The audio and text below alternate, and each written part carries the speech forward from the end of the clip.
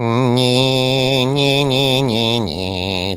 Dictor is in. Dictor Van Doomcock, Dictor Van Doomcock, Dictor Van Doomcock, Dictor Van Doomcock. Woo! Wind up your YouTube dominions and domentites. It's time once again for Friday Night Frolics. I am your host, Dictor Van Doomcock, the future ruler of Earth. And joining me, as always, is none other than the future destroyer of Earth, Harvey Cthulhu. Hello? How's it going? Good to see everybody here. And, of course, Sabu, the prehistoric doom squirrel, the saber-toothed doom squirrel, your favorite varmint.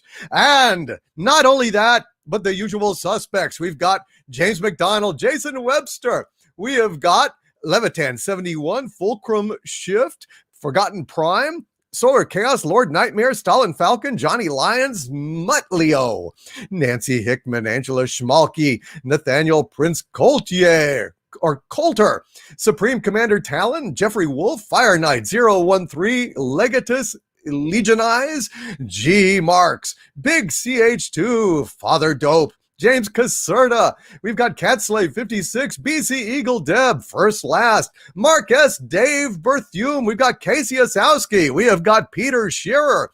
We've got CWD Trixie. We've got Nicholas Horton. Hello. Brian Kadersha, Trident Animation, Roger Gray, Project Storytime, Deep Pensac. We have got Red Tigress. We have got Eric Hawk. We've got Jason Wiz 1. We've got Dinkamazzi, Laurie Wilson, Tyron Beard. We've got Mage Grey Wolf, Jason Webster, Muzzle Velocity SP4H. We have got the Time Prophet, Sandra Feliciano, Raymond Feliciano. We've got the Kelvington. Hail to the Kelvington. We've got Eric. I've already said Eric Hawk. I remember the echoing cry that he issues as he circles above. We have got Stellar Heather, Dinkamazzi, Alondro 77, Blaze 2000, and hail again to Peter Shearer. Thank you for those incredible pairs of super chats. Holy smokes, dude. And Casey Osowski, God bless you, my friend, for your incredibly generous super chat as well. You guys are like fabulous. Deep Pensac. We have got Get Out of My Truck. I just added the accent. James Equinox, John Osborne, Rennie A. We've got Till Aller One, Jason Webster, Fet for Hire. We've got the Time Prophet. We have got, and thank you. I'm glad you enjoyed that Star Trek video, Nicholas Horton. Mr. Q, Martini McFly. We've got TMPT John 88. That's a mouthful. We have got Dalek 451. We have got, let's see, Keck 44. Let's go on down to the bottom here and see what other usual suspects are lurking. Tippy Tail McKitty, Clobberin' Times, Darth Gorebag, Jub 670, Grand Wazoo 42, Running with Scissors, Mr. Angel, cause we love him, Arakeen 77, Red Monarch. We have got Josh Gaming. We have got Gally Doughty. We have got Nerd Girl. Hello, Nerd Girl. Wonderful to see you. Pat S. Rob Altus. Miracle Draw, who was one of the first in here tonight, I believe. Aaron Barringer. Tracy Wilborn. Hello. I've been working on What'll I Do? Just for you. You know, I know you like it. So I'm trying to actually nail the damn thing for once. Theta Sigma, Marcus Cato. We have got, let's see, Josh Gaming, the FTM22, Lawrence Martin, Von Max, Xarius, Matt G, Sooty Thunder. Hello, Sooty Thunder. We have got Rod Thunderheart, the one, the only, the legend, Rod Thunderheart. Scotch name, Berta Prey 5, Kapla, my friend, Kapla, George Orwell, Space Squirrel, Adam Burkett, Nathaniel Prince Coulter. I've already called you out. Random person. It's hard to remember. You know, I try my best. Bold Mambo Italiano, Bold Mambo. James T 6474 and Cardinal Sin. Welcome, Piotr Kostrzua. AJW, Cold Grin, Pablo Pasquera, Derek Smith, Franco de Jefe 7, and many, many more. Welcome all of you guys. Josh Deutsch, Eli McInnes, good to see you, Eli. William King, greetings from greetings to Seattle. Kelvin Wellborn, and many, many more. Keaton Smith, God bless you guys. Steven Sigel, Iron Wolf 56, Joan S, all of you guys. Woolulus, good to see you. Time to bring Disney down. I think Disney's doing a pretty good job of taking itself down, to be honest. Rose Sicamino, hello. And Brendan, Jamie Brackett, you guys are absolutely awesome. Welcome one, Arrow Chick, and Mary Ashmead. There you are, Mary Ashmead. God bless you. Wonderful to see you. Well, let's go ahead and sing. Let's sing a little opening song here. Why don't we sing the Frolic song, huh? Take me out to the frolics, take me out to the fun. Let Doomcock rant about Kurtzman Trek, Doctor Who's dead and Star Wars is a wreck, and it's push, push, push Harvey's button. If he don't get out, it's a shame. Screw the bad news, it's Friday night, we'll have fun just the same. Take me out to the frolics, take me out to the fun. Let Doomcock rant about Kurtzman Trek, Doctor Who's dead and Star Wars is a wreck, and it's push, push, push Harvey's button. If I don't get out, it's a shame. Screw the bad news, it's Friday night, we'll have fun just the same. They'll have fun just the same. We'll have fun just the same. We'll have fun just the same on Friday Night Frolics. And shoot, let's go ahead and have a little bit of the old frog song. Hello, my baby. Hello, my honey. Hello, my ragtime gal. Send me a kiss by wire. Baby, my heart's on fire. If you refuse me, honey, you'll lose me, and you'll be left alone. Oh, baby, telephone and tell me I'm your own. Telephone and tell me I'm your own. Absolutely. Why not? Why not? Doggone it. And let's have a little nice song that I sang for the first time last week. I think it's time to sing it again. And then maybe, I don't know, we'll get to some of these super chats or something. Or maybe I'll tell a joke. Or maybe I'll get to some of these super chats. Ah, nothing could be finer than to be in Carolina in the morning. Nothing could be sweeter than my sweetie when I meet her in the morning. Where the morning glories wind around the door, whispering pretty stories I long to hear once more. Strolling with my girlie where the dew is pearly early in the morning. Butterflies all flutter up and kiss each little buttercup at dawning. If I had Aladdin's lamp for only a day, I'd make a wish and here's what I'd say. Nothing could be finer than to be in Carolina in the morning. Where the morning glories, sing it, Harvey, wind around the door, whispering pretty stories I long to hear once more. Strolling with my girlie where the dew is pearly early in the morning. Butterflies all flutter up and kiss each little buttercup at dawning. If I had Aladdin's lamp for only a day, I'd make a wish and here's what I'd say. Nothing could be finer than to be in Carolina in the morning. Nothing could be finer than to be in Carolina in the morning. Amen. I've never actually been to Carolina, so I guess that song is a little bit of fibbing, but it's a pretty song. I like it, and I'm gonna keep singing it. I mean, it's my story, and I'm sticking to it. I have to say, hello, Tyron Beard. You got to go, eh? Got to go, Guy, for a few minutes, eh?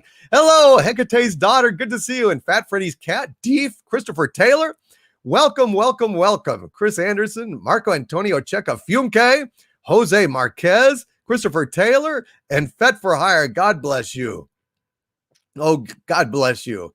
How about Eddie Boy in honor of Eddie Van Halen? That might be a good one to have. Well, I tell you what, tonight I am drinking, as usual, Elijah Craig's small batch. And Liam Neeson's chin says, "Hail, Overlord DVD. I love your Hank Hill." Well, thank you very much. I appreciate it. And I just want to say, I'm glad to be here. Are you really glad to be here, Hank? Yes, I am. How glad are you to be here? I have a bad feeling about this. Yeah, well, Hank, why don't you come over here and I'll tell you a joke. I gotta get. You're in my power. I am in your power. Come on over here, Hank. I must resist. You cannot resist. Get your propane selling ass over here. I got a joke for you. I'm bound to obey. Okay, so a beekeeper was monitoring his hives one day when he suddenly noticed a bear nearby behind a large bush. He cautiously but angrily marched over and shouted, "Hey, you, get out of here. I know you're trying to steal honey." To his surprise, the bear came out from behind the bush and indignantly replied, "Excuse me, sir. I think you will find that the idea that bears eat honey is merely a cliche. This is the 21st century, and I am insulted you would immediately assume the worst." The man, chastised, mumbled an apology. "Oh, I'm sorry. But do you mind if I ask, why do you speak with a lisp?" The bear replied, "It's because I eat bees." See? It's because he eats bees. He's not eating the honey. He's eating the bees, and they sting him, and that's why he lisps. You know, I've experienced more pleasant propane explosions than that last joke. That was a dumb joke. Shut up. And just for that, maybe I'll tell you. Just hold on, Harvey. We got the show off to such a good start, and now this is awful. Move back the Harvey clock. I'll be quiet. All right. Juan Montejo Gomez says, "Doomcock is my favorite YouTuber." Thank you, brother. I really appreciate that. I'm insulted too. It says Jub 670. I know, man. Isn't it awful? Isn't it just awful? All right. Let's read a few super chats here. Why don't we?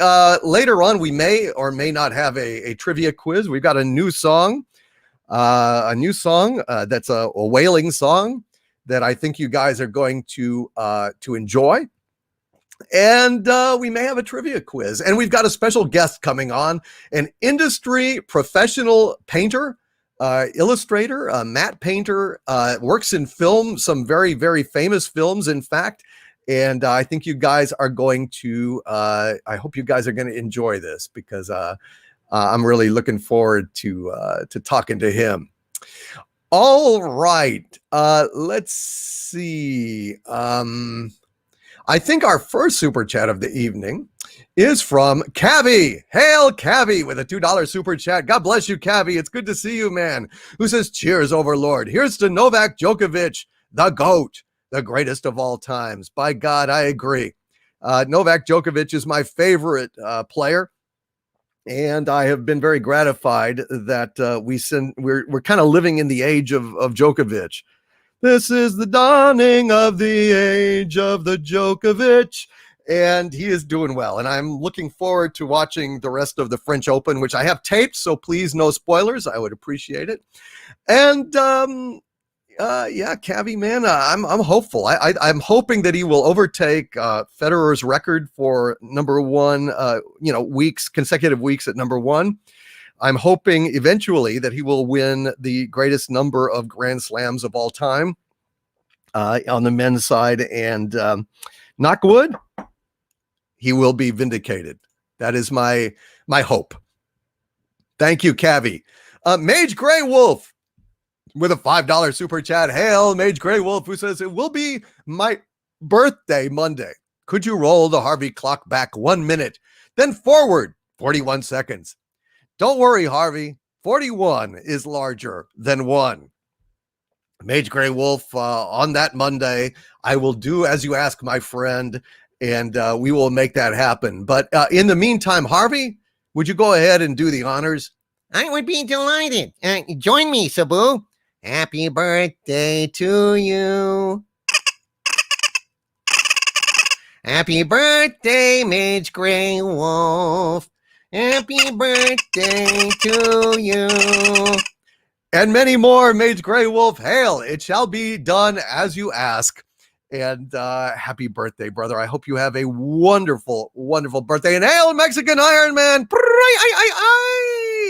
Good to see you, brother. Wow, how awesome. Welcome, Mexican Iron Man. Thank you for that very generous super chat.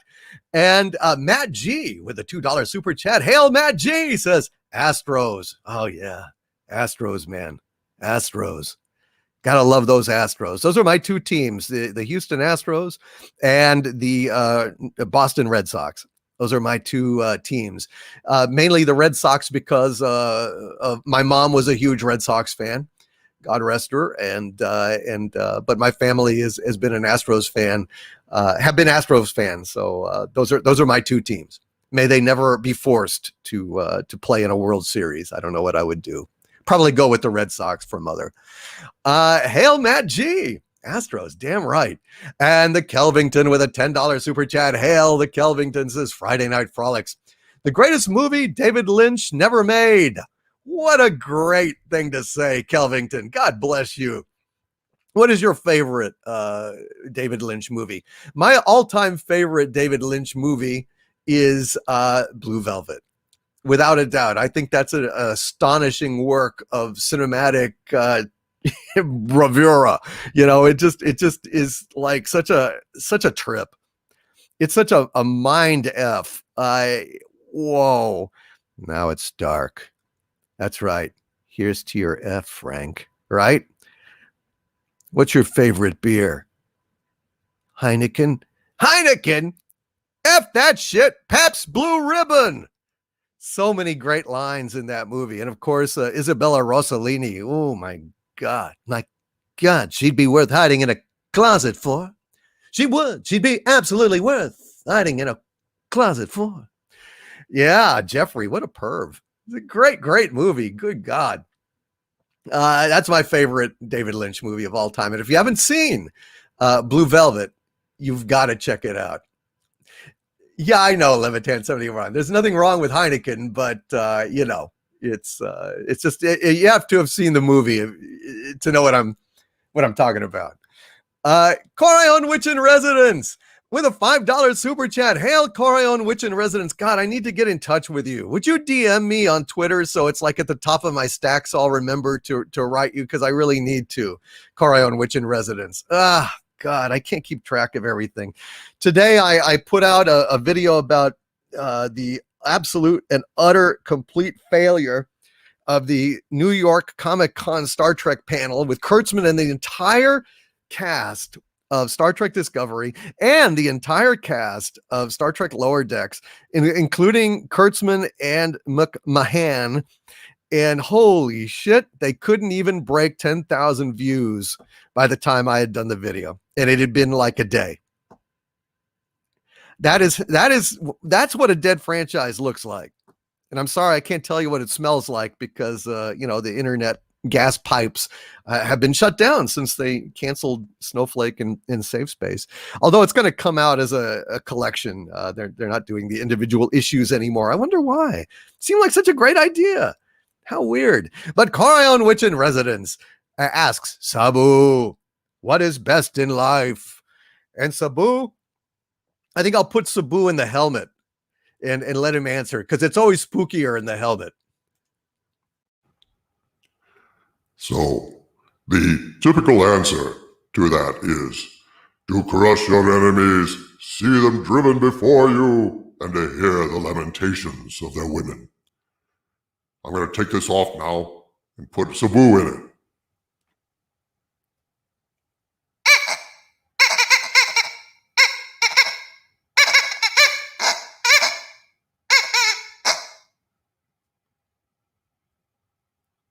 There. Well, that should clear things up. And by the way, folks, I want to let you guys know that my anniversary is coming up. The anniversary of my first video on YouTube, the founding of my channel. It will be October 17th, which is a Saturday. So next Saturday, not this Saturday, but next Saturday, I will be doing my 3-year anniversary show. So I hope that you will join me for that occasion.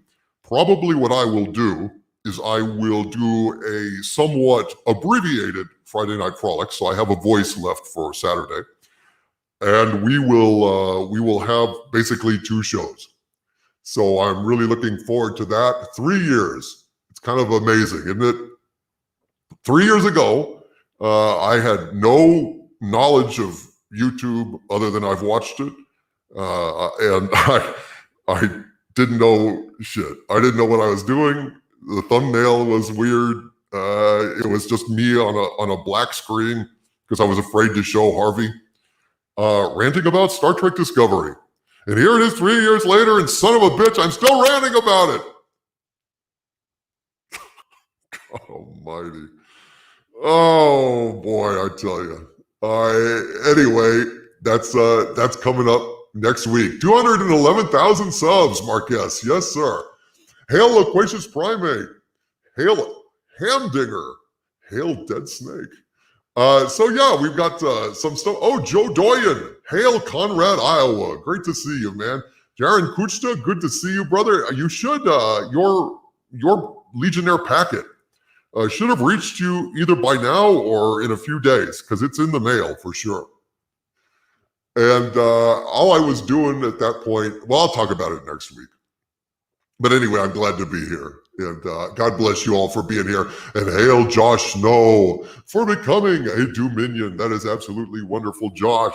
Absolutely wonderful. Thank you for becoming a channel member, my friend. Greatly, greatly appreciate it. Jamie Brackett says, but you almost successfully killed it. I think it is killing itself. It's just not doing well, is it? It's not. Star Trek is pining for the fjords. Then nailed it to the perch, it would be pushing up daisies, wouldn't it? It would be pushing up daisies. But I just want to say in advance, thank you guys very, very much. You guys have made this channel the success it is. Me, I just make videos, but you guys subscribe, you guys spread the word, you guys support the channel, and God bless you all. I really appreciate it. I also want to let you guys know that Arch Villains, it's time to do a live stream. So we will be doing that very, very soon. I would think probably Tuesday is a likely candidate to do a Arch Villain live stream. And also all of my Patreons, it's getting time to do a Doomcock Roundtable, so we will also be doing that as well. Looking forward to that.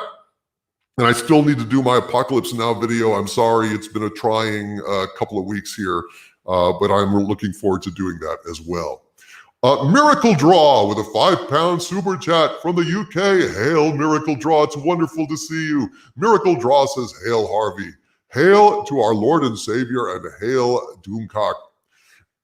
As well as Sabu, and might I say, justice for Boimler, it made me happy, so happy. Hail my Lord.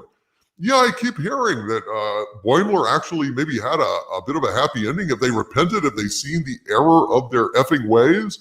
I don't know, man. Maybe I have to go and review that episode, for God's sakes. You know? I mean, what the hell? Did they come to their senses? Is it actually going to become a decent damn video? I don't know, man. Josh Show says, Doomcock, I do videos about your videos sometime. Also, you strike me as someone who follows Q. I don't know anything about Q other than I've heard that this person or computer program or something makes predictions or something, but no, I never have. I have not. I do listen to Clyde Lewis on Ground Zero, though. And actually, at night, I've started listening to Joe Rogan, which is really cool, man. I mean, you know, it holds your interest until the drugs kick in and then you pass out. It's really handy. Keeper of Traken with a $2 super chat. Hail, Keeper of Traken, who says, 1,000 Cthuhlus on Beetlebomb, LOL. Hail, Keeper of Traken. Beetlebomb is always a smart bet, I gotta say. Hail, TG, good to see you. And King Kane Rumsky. And Miracle Draw says, Boimler got his happy ending and crying. Really? No shit. Wow. That's kind of amazing. Wow. Hello, Zelina SW. Good to see you. And Mike Jimkowski. Wonderful to see you all. John Galt, God bless, folks. Fat Freddy's cat and the good folk says Q is married with a kid. Love and marriage, love and marriage. Tracy Wilborn with a $5 super chat. Hail, Tracy Wilborn, who says, how about some Abdul Bulbul Amir? Well, I guess I'd better take off my helmet. But first, I'm going to read Casey Osowski's wonderful super chat, and then immediately after, Peter Shearer's two $100 super chats, because they're right here. It's time, and might as well do that. And then I will sing Abdul Abulbul Amir as asked. All right, I'm going to take off the helmet. Should I take off the helmet, guys? You want me to take off the helmet and just have my regular voice, or are you enjoying the helmet? Let me know in the chat, will you? SEC physics professor, hello, brother. How are you? Benjamin Gelman, what's his face, McWhatnot? Hail to you all. Good to see you. Luke, help me take this mask off. You'll die without it. Nothing can stop that now. Just once, let me look on you with my own eyes. Okay. All righty. Well, let's go ahead and let's read these super chats here real quick, and I'll put the helmet back on a little bit later. Casey Osowski with a $100 super chat. God bless you, Casey Osowski, sir. You are awesome, brother. You are. And Casey Osowski says, hail, Doomcock. Thanks for your video today. It offers us irrefutable proof that the Discovery team is creatively bankrupt. If they spent even half as much time showing us how good the show is as they do telling us, maybe they wouldn't need to rig likes. That's right, folks. I just want to let you guys know that they were cheating. I have many witnesses, among them Jack Beers on Twitter, and people in the comments section testifying that their down votes were outpacing their up votes. Their thumbs down were beating their thumbs up, and those thumbs down kept getting mysteriously vanished. And they kept resetting and they kept deleting negative comments in the comments section. Because you can see in the comments section of the New York Comic Con Star Trek panel YouTube video that people are like stubbornly reposting, says deleted post, and then they'll say what they said before. It's really wonderful. It's a hell of a great exercise of free speech. And I got to say, it was very refreshing that they were busted on this. They are so desperate for good press. You know, I think the best way to get good press for a show is to make a good show. Gosh, isn't that weird? Isn't that a weird idea? It's a damn, who the F would think it? Hail, Jack Beers. Good to see you, Jack. Yeah, man, no, I appreciated you keeping tabs on that, keeping honest and stuff. You know, God bless Admin Grumpy Bear. Good to see you. And Kai MFS. Hail, Kai MFS. Wonderful to see you. Pleasant Valley Picker CA. God bless. Yep, they were busted, folks. They were busted. What happened to Mikey Spock's hair? Asks Stellar Heather. Well, as you know, Mikey Spock is made out of wood. So, you know, a wayward spark and boom, instant haircut. Casey Osowski, God bless you, brother. I hope you're listening and I hope you are enjoying the show. You are absolutely awesome. And Peter Shearer with 2 100 Canadian dollar super chats in a row. Hail, Peter Shearer. God bless you, for this is really one long super chat here. And I just wanted to say from the bottom of my heart, Peter, thank you so very, very much. And Peter Shearer says, with these 2 incredible super chats, used artificial stupidity techniques and programmed a virtual KK. That would, of course, be a virtual Kathleen Kennedy. Success! She channeled her namesake and said, ask not what Star Wars can do for you, but what you can do for Lucasfilm profits. Also said, we choose to goad our viewers with To the Moon Alice and the other things, not because they are hard, but because they are easy and satisfying.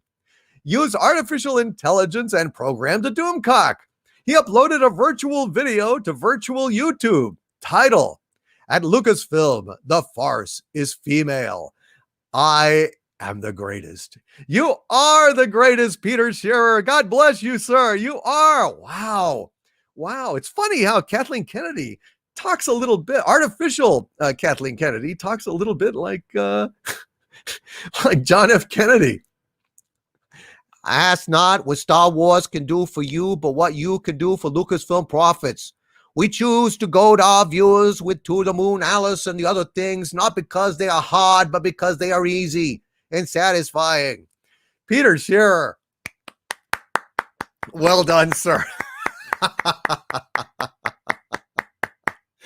And we have got a new channel member, War Machine. Hail, channel member War Machine, and welcome to the channel membership. Today, just today, I posted a very exclusive channel member video with new rumors about the Batman set, stuff that's going on with the Batman set, and it is absolutely mind-blowing. So all of you Doomentites and you arch villains out there, go and check out that video. Also, YouTube has done a new thing. I'm not sure exactly how it works, but there is a second playlist on my channel page, youtube.com/Overlord DVD. If you go to that, you go down to the second playlist. It's a playlist of all the channel member videos. So you can find them there easily if YouTube if that's true. YouTube told me that that's what they're doing now. So you will find the newly added one today, as well as other ones that I've done, including exclusive channel member only live streams, which are posted right now. So hopefully all of you guys can see those, because every single member at any level can see the channel member exclusive live streams that I do from time to time. God bless. And hail, Agent Pepsi One. Good to see you, Agent Pepsi One. How are you? I watched a bunch of videos on your channel the other day and left you some messages. I hope you got them. Hail, Agent Pepsi One. What a great channel you have. All right. Hail, Legatus Legionize. Yeah, we got brand new Batman rumors for the channel members, and frankly, I don't know, man. I just felt like they were a little too hot for the regular YouTube. So I hope you guys will enjoy them. All right, let's see. And Peter Shearer, God bless you for both of those. That is absolutely awesome. All right, Abdul Abulbul Amir. So let it be written, so let it be done. Abdul. Well, let me pull it up here. Did I have? Hold on, Harvey. I need a little secretary. I need a little secretary. All right, here we go. Abdul Abulbul Amir, by request. The sons of the prophets were many and bold, and quite unaccustomed to fear. But the bravest by far in the ranks of the Shah was Abdul Abulbul Amir. Now the heroes were plenty and well known to fame in the troops that were led by the Tsar. And the bravest of these was a man by the name of Ivan Skavinsky Skavar. One day this bold Russian had shouldered his gun and donned his most truculent sneer. Downtown he did go, where he trod on the toe of Abdul Bulbul Amir. Young man, quoth Abdul, has life grown so dull that you wish to end your career? Vile infidel, no, you have trod on the toe of Abdul Bulbul Amir. Said Ivan, my friend, your remarks in the end will avail you but little, I fear, for you ne'er will survive to repeat them alive, Mr. Abdul Bulbul Amir. So take your last look at sunshine and brook, and send your regrets to the Tsar, for by this I imply you are going to die, Count Ivan Skavinsky Skavar. Then this bold Mameluke drew his trusty skabook with a cry of Allah Akbar, and with murderous intent he ferociously went for Ivan Skavinsky Skavar. They fought all that night neath the pale yellow moon. The din, it was heard from afar, and huge multitudes came, so great was the fame of Abdul and Ivan Skavar. As Abdul's long knife was extracting the life, in fact, he was shouting huzzah. He felt himself struck by that wily Kalmuck, Count Ivan Skavinsky Skavar. The Sultan drove by in his red-breasted fly, expecting the victor to cheer, but he only drew nigh to hear the last sigh of Abdul Bulbul Amir. Tsar Petrovich, too, in his spectacles blue, rode up in his new crested car. He arrived just in time to exchange a last line with Ivan Skavinsky Skavar. There's a tomb rises up where the blue Danube flows, engraved there in characters clear. Ah, stranger, when passing, oh, pray for the soul of Abdul Bulbul Amir. Ah, Muscovite maiden, her lone vigil keeps neath the light of the pale polar star, and the name that she murmurs so oft as she weeps is Ivan Skavinsky Skavar. Abdul Bulbul Amir, by request, on Friday Night Frolics. Hey, I got a joke. Hey, John Wayne. I hear you calling, Pilgrim, but I'm not gonna come. I'm not gonna come. The hell you're not. I guess I'm coming. Got a little joke for you, John. You like bears, don't you? Bears are communists by nature. I can't abide the creatures. Too bad. So, here we go. So, you ready for this? I don't want to hear it, Pilgrim. Too bad. You're in my power. I am in your power. Uh-huh. I'm going to go ahead and play this joke for you now. So, 3 bears were living in a cave. I hate it already. Shut up. Boy, the Duke, he's got a big mouth. Well, he's kind of known for that.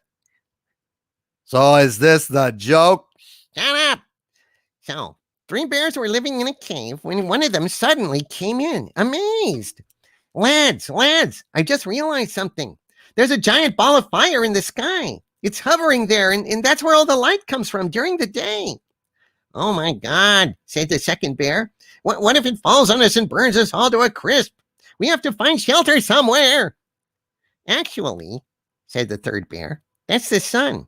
It's millions of miles away and so huge it just seems close. There's no way it could physically fall from the sky.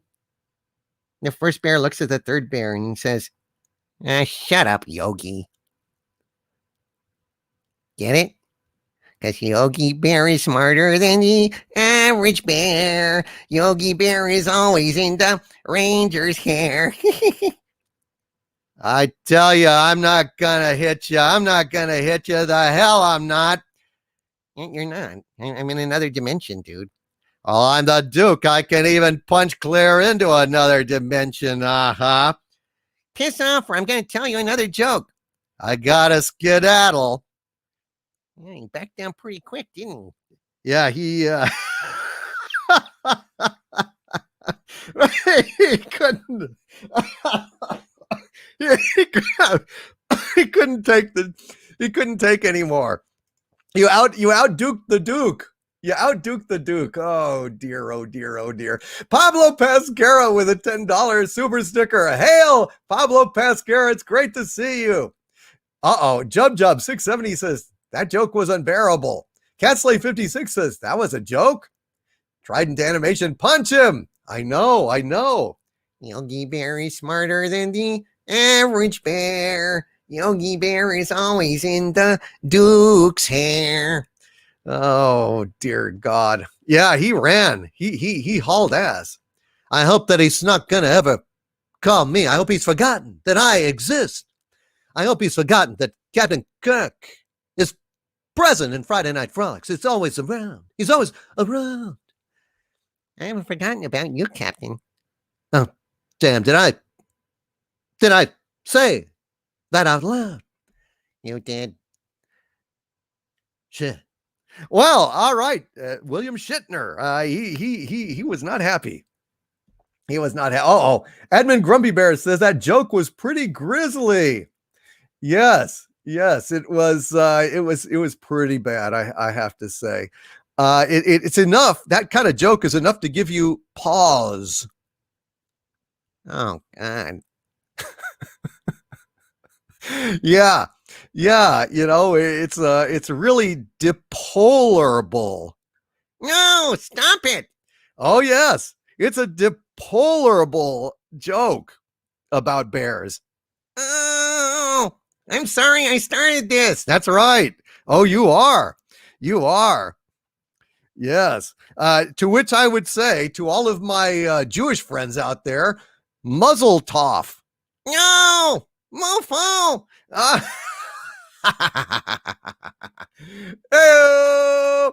So bad I have to hibernate, says Robert Collins. Yes, deplorable.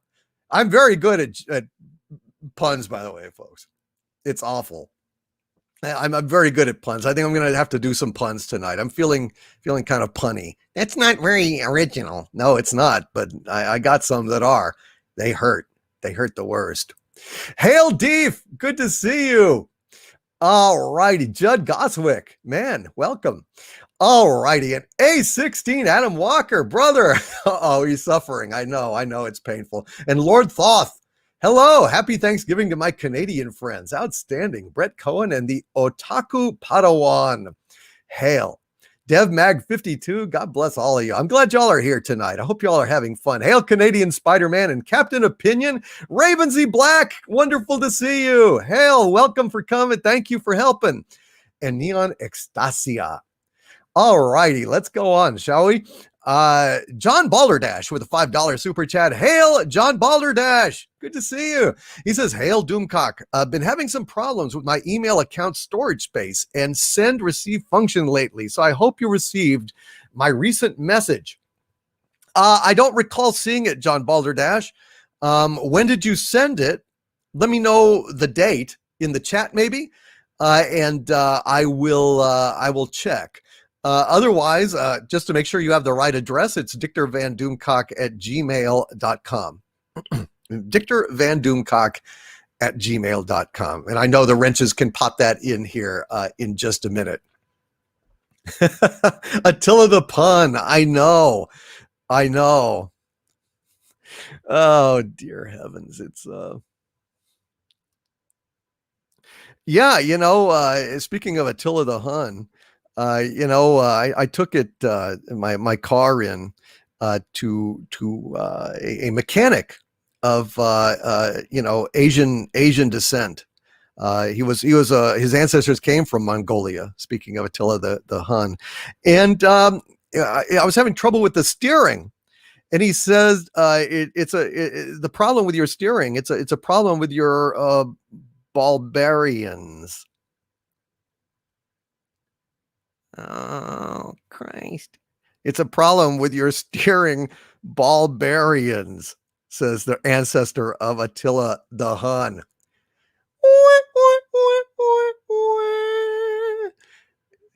Oh, the pain. The pain. The Barbarians. I just came up with that off the top of my head. I wouldn't brag about that. It's a sign of mental illness. I agree. I agree. It is. It's criminal, I tell you. It's criminal. Says Chris Dalglish. Hello. And a hail to Michelle Thibault, who I also saw earlier in the chat. And hail Trek Adam 30. And Wild Katarn. Gosh. And Zizzy. Hello. Nerd Girl is going groan. I know. There may be more puns coming. I don't know. I can't say. I didn't plan all this. You think I plan all this? I don't write all this stuff. It just comes out of my head. Darth Poop Snake, says Von Max. That is Darth Poop Snake, by the way. That snake that's colored brown with a lightsaber, that's Darth Poop Snake. I think I'm going to change up his icon. I think I'm going to start screwing around a little bit with some of these new icons. Hail Agent Pepsi 1. I hope you saw my comments. I hope that they went through. John Balderdash, God bless you, sir. And I will check and let you know. Lawrence Martin, thank you for the $3 super sticker saying, how's it going? It's going okay, Lawrence. It's going very okay. I think I'm doing better than I have today. Man, today I rolled out of bed late. And I didn't even leave the bed chamber. I just started working on a video. I didn't even have coffee. I didn't have food. I didn't have any damn coffee until like 1:30 this afternoon. And then I finally ate something. So that's dedication. And then I had the members only video to post as well. So it's been a busy day for Dictor Van Doomcock. And, I've been kind of miserable. Oh no, Agent Pepsi 1, those idiots. Son of a bitch. I am so sorry, Agent Pepsi 1. Your channel is fantastic. And TK Not at Post. Hail, brother. How are you? Good to see you. Welcome. And Dixon Sider, God bless you, sir. And God dang. Oh, Agent Pepsi 1, I'm so sorry. Drop me a line. Let me know what's going on with you. You know, I'm so sorry. And Jimmy Soul is smoking a bowl for you, Overlord DVD. Hail, Jimmy Soul. Man, that's fantastic. Cuando calienta el sol. And hail, McLolly. Man, all the usual suspects are gathered here tonight. That's fantastic. Matt G with a $2 super chat says, thoughts on Van Halen. It's awful. It's a tragedy, and we're losing more and more of our lives. The fabric of our lives are kind of unraveling, as time goes on. We're losing the greats. We're losing rock and roll Hall of Famers, people whose music we've lived with all of our lives. It's a terrible thing, man. And Matt G, I had earlier been requested to do Eddie Boy for Eddie Van Halen's passing. And so I think maybe now would be a good time for that. And I think I'll look real quick through these super chats here just to see if there's anything else particularly about Eddie Van Halen. Thank you, Matt G, for that super chat. Let me look here real quick. I'm just kind of scanning through it here. Let's see. I should go ahead and refresh this real quick. And then we'll go ahead and sing this. It's a damn shame. He was a hell of a musician. Van Halen is a cultural, pillar for, rock and roll fans. And, came through the 80s. It's been with us, a lot of us, our whole lives. And it's a terribly sad thing. And Crazy Pineapple with a $5 super chat. Hail to the Crazy Pineapple, says R.I.P. Eddie Van Halen. Feels like a part of my youth passed as well. At your convenience, my liege, the parting glass, if you please. Hail. I think that's entirely appropriate. I will go ahead and do Eddie Boy, and then I will as well do the parting glass. And we can raise our glasses and sing to the memory of Eddie Van Halen. All right. I think that is the Eddie Van Halen comments that we have. So what I'm going to do here is pull up the lyrics to the parting glass and be ready for that as well. And we'll see if we can't kind of gather all together and send Eddie off right. Drink a little water here.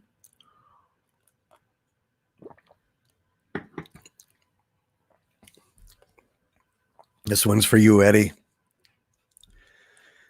Oh, Eddie boy, the pipes are calling from glen to glen and down the mountainside.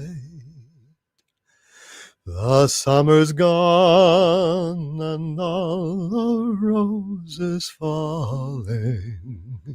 It's you, must go and I must bide.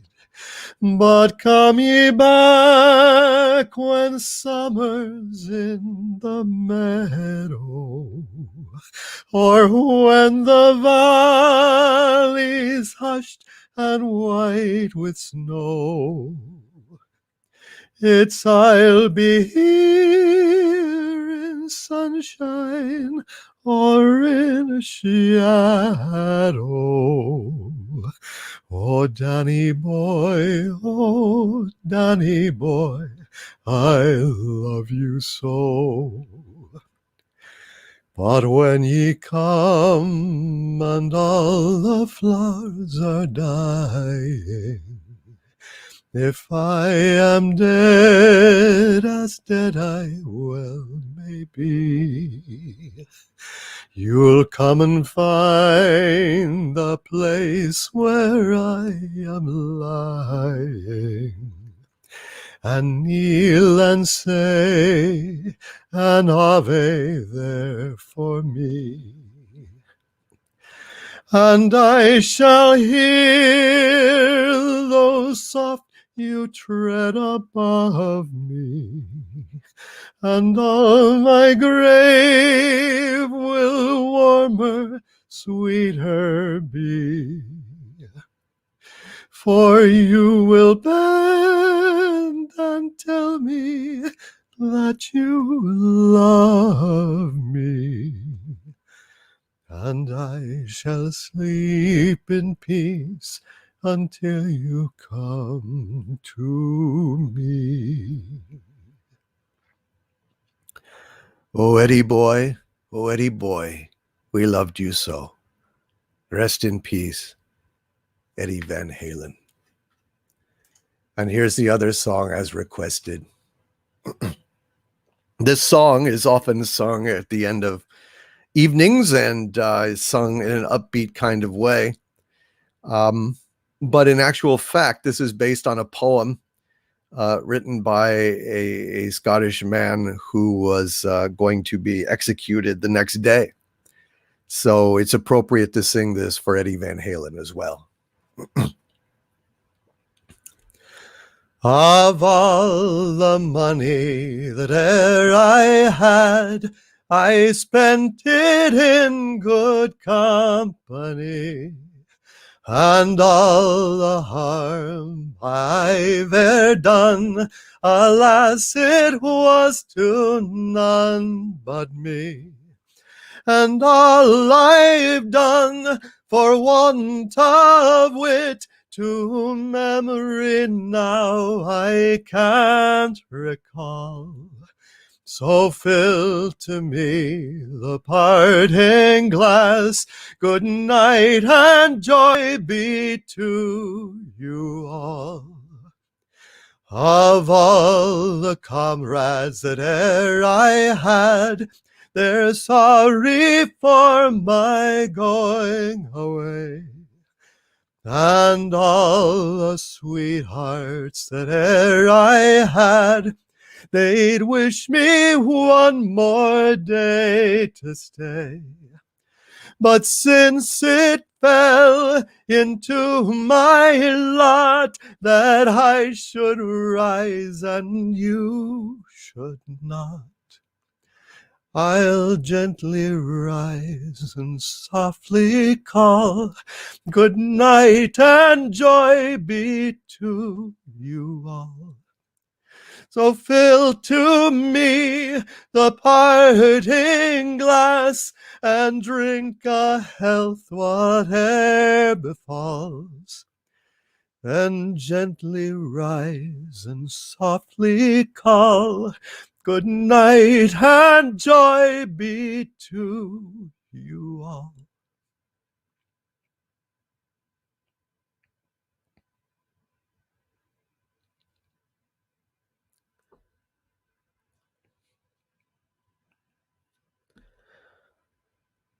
Rest in peace, Eddie Van Halen.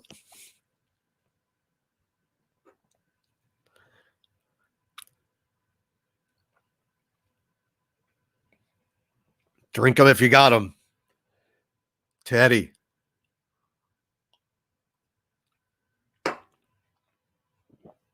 Ah, bloody hell. Well,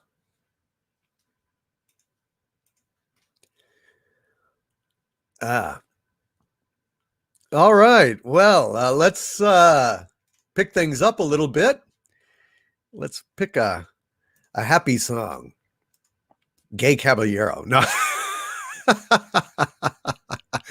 Let's sing Ain't We Got Fun. I think that's a good one to sing.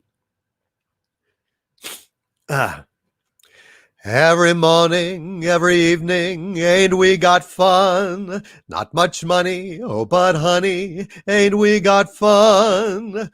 The rent's unpaid, dear, we haven't a buzz. But smiles were made, dear, for people like us. In the winter, in the summer, don't we have fun?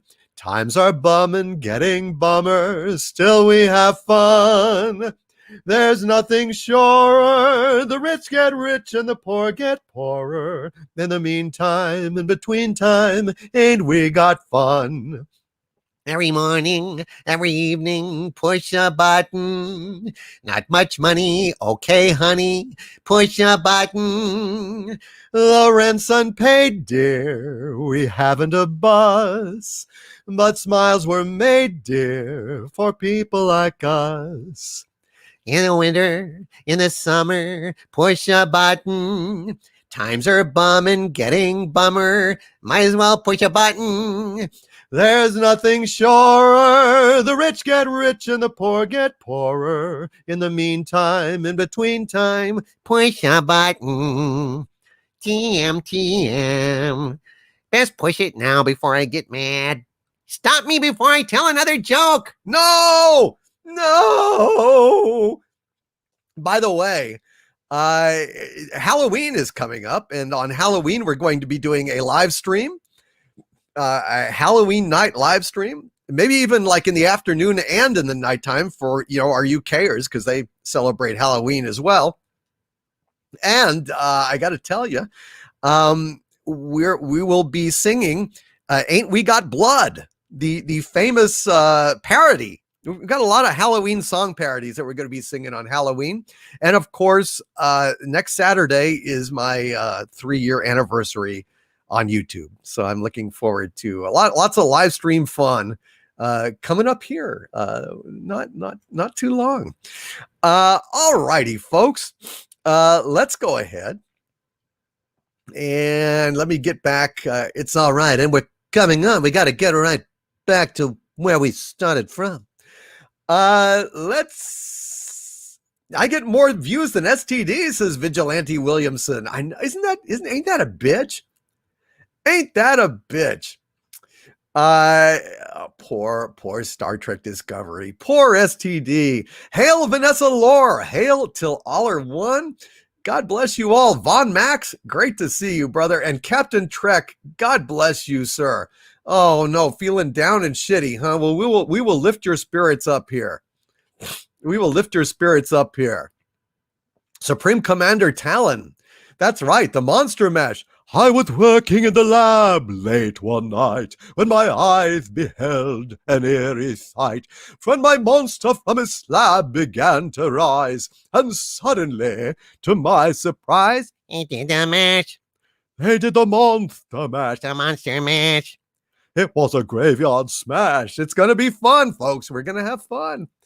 Hail, Mary Ashmead, and yours too? Wow, both of our anniversaries. Son of a gun.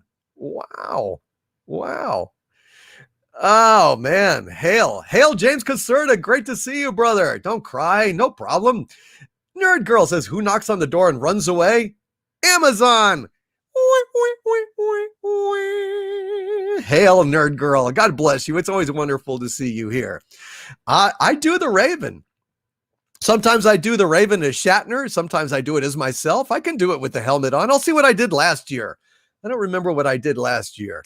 And we'll have celebrity trick-or-treaters. It's going to be pretty damn fun. So I hope you guys will join us for that. It's going to be a blast. All right. Where am I? What am I doing? BC Eagle Deb with a $5 super chat. Hail Boston College Eagle Deb, and hail Brian O'Neill in the chat. Yodam Dark Star. Great to see you guys. All right. BC Eagle Deb says, hail Lord Doomcock. Hope you're having a good night. I can't stay long, but wanted to contribute to the channel.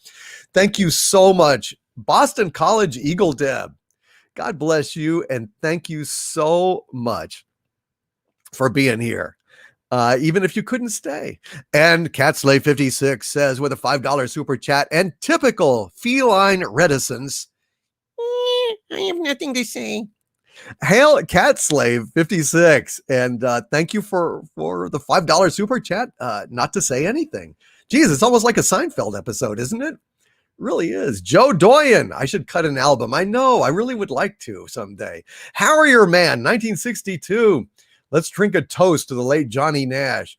He not only sang, he wrote and produced. I can see clearly now the rain is gone. I can see all obstacles in my way. Gone are the dark clouds that had me blind. Yes. God bless him. Yes. Johnny Nash. Damn right. It's going to be a bright, sunshiny day. Damn right. Drink up if you got them, folks. Drink up. The night is young. And we're moving on. Catslay56, thank you for that super chat. Nicholas Horton with a £5 super chat. Hail to the Nicholas Horton.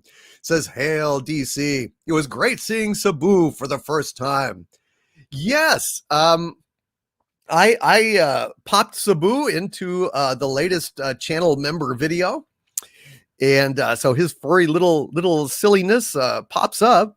Although Patreon members had seen it, and Subscribe-Star members have seen Sabu before.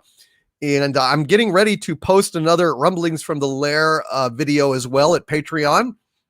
And that will have Sabu and Harvey in it as well. So I'm hope you guys are looking forward to that. All you Patreons and Subscribe Stars out there. Subscribers stars, I guess I'd call them. Thank you, Nicholas Horton. I'm glad you enjoyed seeing Sabu. And Stalin Falcon, thank you for the Doomacorn as well, my friend. We'll probably have a Doomacorn race a little bit later. Demo Man Chaos with a $2 super chat. Hail, my friend. Says, if you make 3 people fall over, is that a trip? Oh, a triple. Hail, Demo Man Chaos. It is indeed. I love puns. Puns are great. Puns are awesome. Thank you, Demo Man Chaos. And Von Max with a $2 super chat says, hail, thoughts on Mel Gibson's new movie, Fat Man? I haven't heard a damn thing about Fat Man. I know nothing about it, Von Max. I'm so sorry. I cannot comment at this juncture. What the hell is it? Is it politically incorrect? Sounds politically incorrect. Sounds like it's going to be a lot of people being pissed off. And Hail War Machine says, I'll be 46 on the 21st. That's a good age to be, War Machine. It's a very good age to be. When I was 46, it was a very good year. It was a very good year for blue-blooded girls of independent means. We'd ride in limousines. Their chauffeurs would drive.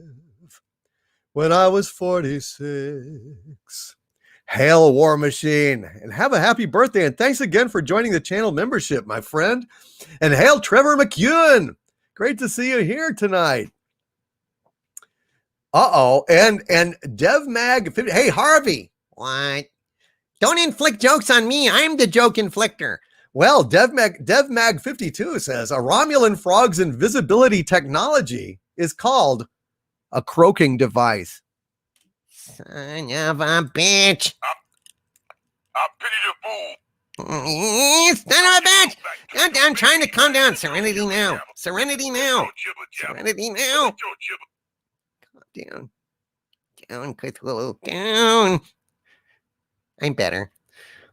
But how long will it last? For how long, Harvey? For how long? Gabriel Gonzo says, what's up, Doomcock? We're hanging out. We're having fun. Just having fun. And Mel Gibson, yeah, Fat Man. I guess we'll see it. If anyone can piss off Hollywood, we know it's Mel Gibson. So we will see. Fat Man, Fat Man. Damn right, Alondro 77. Yes, his butt button got a little stuck there, but he's calming down. He's calming down. But that joke got him going. He wants to be the one to inflict pain on everybody. I gotta say. Oh, that Harvey. He's so evil, isn't he? He's so deliciously evil. Von Max, God bless you. Deef with a $5 super chat. Hail Deef says, I got around to finishing my Star Wars diorama. It features my 72nd scale A-Wing shooting down a TIE interceptor. What's your email so I can show you?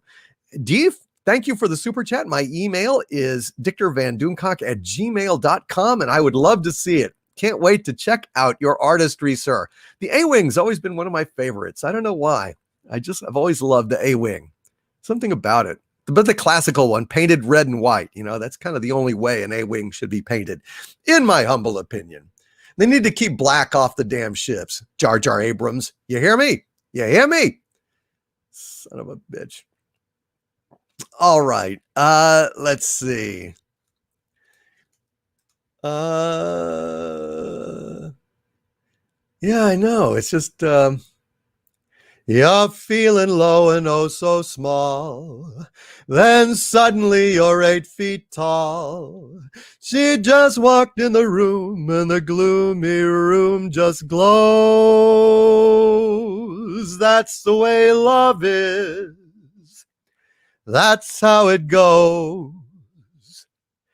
It's the world's oldest unsolved riddle, the kind of game you just can't win. And if you come up with the answer, you're a better man, sir, than I, Gunga Din. I just had to do that verse. That's one of my favorite.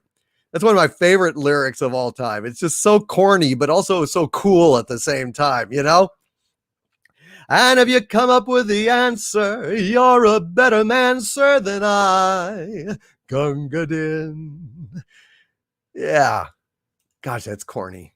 Gosh, I love that. Where was I? Oh, yeah. Super chat.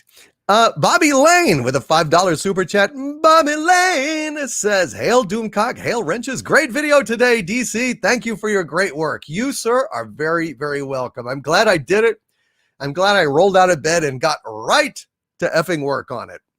And it's tough at the time, and I really hate it. But, I'm just really, really glad when folks tell me you liked it.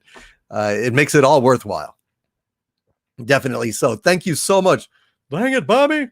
Really appreciate you doing that there super chat. That's fantastic.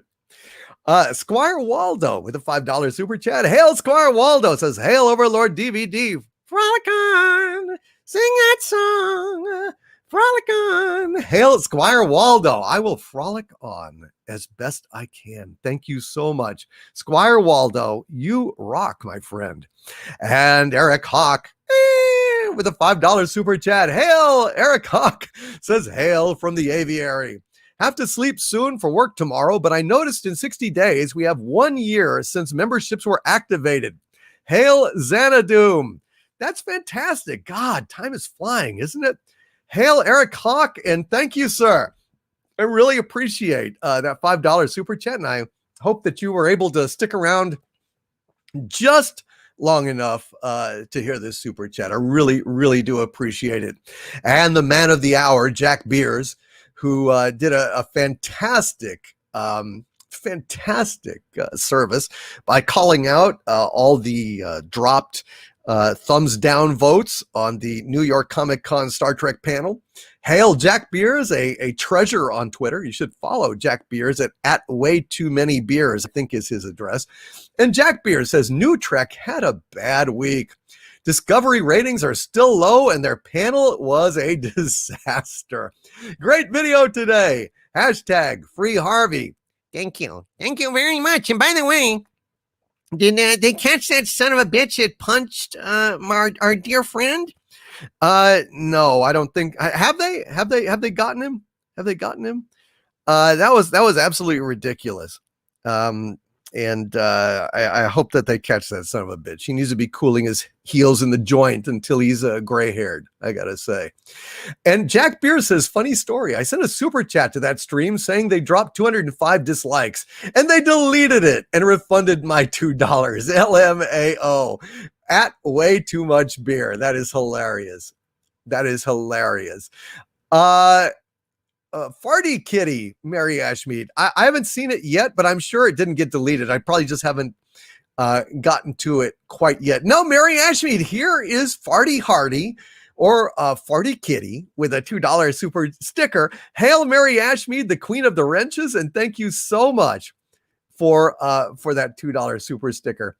Ravensy Black says, I think he turned himself in. No way. Really? Either way, they need to throw the book at his fucking ass. He will perish in flames. Damn right, big CH2. He will perish in effing flames. And deservedly so. Anyway. Check A16 Adam Walker. Absolutely. Thank you, Raymond Feliciano. I see that Sandra Feliciano has tossed me a Rose Super Sticker. Which is absolutely fantastic. Thank you so much, Sandra Feliciano. A rose will bloom and then will fade. So dies a youth. So dies the fairest maid. Thank you, Sandra Feliciano. All right, I'm looking. I know he had one up here. Hold on just a second. I thought I saw it. Well, okay, let me reload here and try to find it one more time. Where is it? Where in the world is that super chat? A16 Adam Walker with a £5 super chat. Hail, A16 Adam Walker, who says, hail. Halloween's essentially been canceled here, my lord. However, my local area is still doing bonfire, Guy Fawkes night, if you've an effigy to burn. Yeah, I've got a Mikey Spock effigy. It looks like a plank of wood. Happy to toss that in the fire on that day to celebrate. Hail to you, A16 Adam Walker. Sir, thank you for being here tonight. That is absolutely fantastic. Yes, Raven Z Black, Romeo and Juliet. So y'all caught that, huh? No, that is music from Romeo and Juliet. That's like the theme song to that. And Agent Pepsi 1. Yeah, well, there's a bunch of ripoffs and scumbags on YouTube. I give them no notice whatsoever. They're little pieces of shit. However, feel free to attack those charlatans on comments and on Twitter whenever you see them. Absolutely. But if I do it, it gives them publicity. So I don't give it to them because that's exactly what they want. So yeah, treat them like shit. I don't care. All right, let's see. Let's get back to where we were. And going back down, Darth Gorebag with a $22.22 super chat. Hail Darth Gorebag, who says, had my big surgery this week. I'm one gallbladder lighter. Had a little difficulty, so I had to spend a night at the hospital. But I'm home now and recovering quite well and very glad to be watching Friday Night Frolics. I'm delighted that you're having fun here with us tonight, Darth Gorebag. I'm so sorry that you had to be at the hospital, but hopefully now you are doing just fine. Damn, it's horrible spending the night in the hospital, brother. I'm so sorry. But I hope that you are having a better time now. I hope you're resting comfortably. And I hope that you're enjoying your time here with us. And if there's anything I can do to make your evening better, you have only to ask, Darth Gorebag. You've been a great friend to me for a long time. And I love you guys. I absolutely love you. Oh, and if anybody is actually stealing my actual footage, they should be reported to YouTube. So feel free to do that as well, because that is abuse of copyrighted material, and they should be removed from YouTube. Thank you very much, Darth Gorebag. And thank you very much. I mean, I just go report them straight to YouTube. If I see where it is, I'll do it for sure.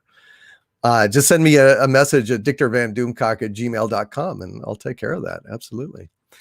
Let's see. Jaron Kuchta with a $5 super chat. Hail, Jaron Kuchta. Jaron Kuchta says, may I ask for prayers from the chat for my father-in-law, an 82nd Airborne vet who found out today that he has cancer for the third time. Thanks. Absolutely, Jaron. Jaron Kuchta is one of our brothers. So if you would, please pray for Jaron Kuchta's father. A veteran, a father-in-law, excuse me. He has got some bad news today. So please send your prayers and good thoughts for Jaron and for his father-in-law, please. You guys are awesome. Thank you. And hail Dixon Cider. And hail to Ghost Ranch out there too, as well, I just want to say. All right. Dixon Cider with a $5 super chat. Hail Dixon Cider says, just to let you know that your gift has arrived and I will send it off next week. Got something for Harvey, even if his jokes stink.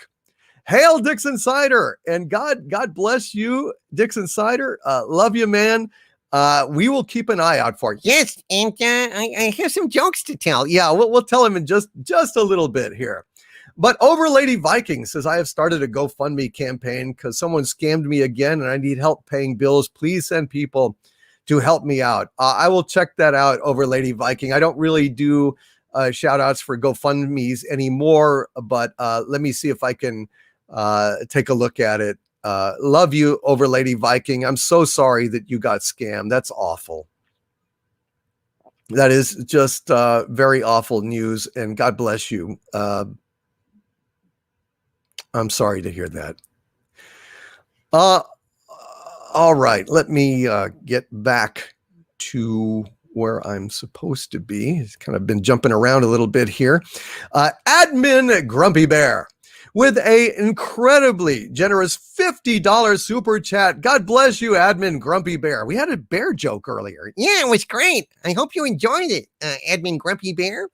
Yes, I hope you did. And Admin Grumpy Bear says, yesterday I saw a guy with a bunch of Scrabble tiles on the road. So I asked him, what's the word on the street? Oh, that hurts. That hurt me in my sacroiliac. And I don't even know where my sacroiliac is. Holy shit. That was painful. Admin Grumpy Bear, You caused Harvey physical pain with that super chat. A very generous super chat of $50. I really appreciate both the generosity and the pain to Harvey. I don't deserve it. I didn't deserve this. Deserves got nothing to do with it, mister. I'll see you in hell, Captain Kirk. Yeah. What's that from? Unforgiven, the Starfleet edition. That's what I think it was. Thank you very much, Admin Grumpy Bear, for causing Harvey that acute discomfiture. What's the word on the street? That's really awful. Yeah, it really is. Gosh. It's you know what it is, that joke is so bad, Admin Grumpy Bear. It borders on so much depravity that you could almost say that street pun bordered on depravement. Motherfucking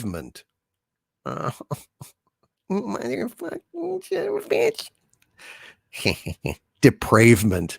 Waka waka waka. Hail, Admin Grumpy Bear, and thank you. Thank you for that. Thank you for brightening our day here. Mr. Q with a $20 super chat. Hail, Mr. Q. Thank you, Mr. Q, for that very generous super chat. And he says, hail. Thank you for Friday Night Frolics. It gives me something to relax to after such a shitty Friday.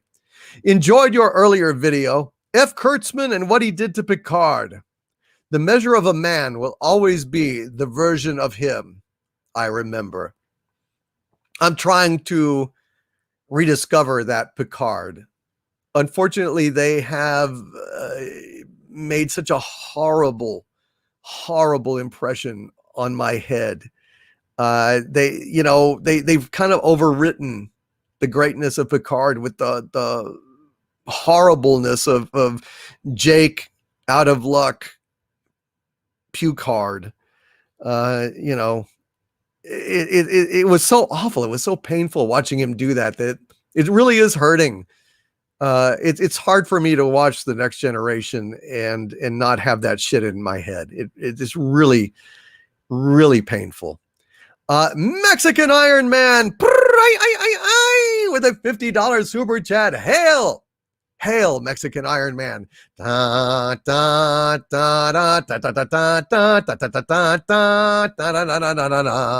Mexican Iron Man says, had I Hollywood's riches in embroidered cloth with silver cinema line, I'd spread such beneath your feet.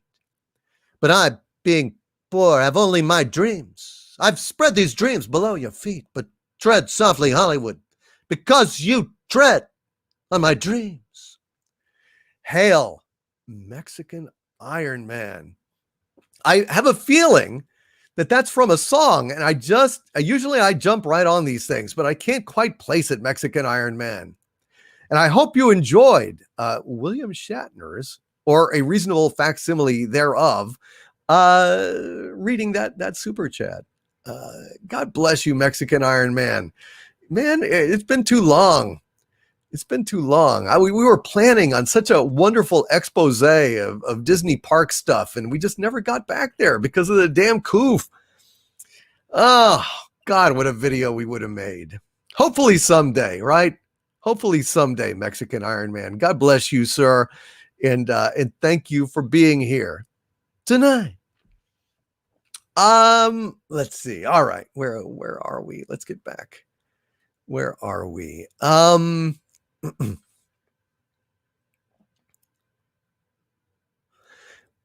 Tracy Wilborn with a $5 super chat asking, sweet, when it's appropriate, I'd love to hear what'll I do. Thank you so much, my liege. Well, I've been working on it, and I'm trying to trying to do a better version of it. It's something tricky about it, but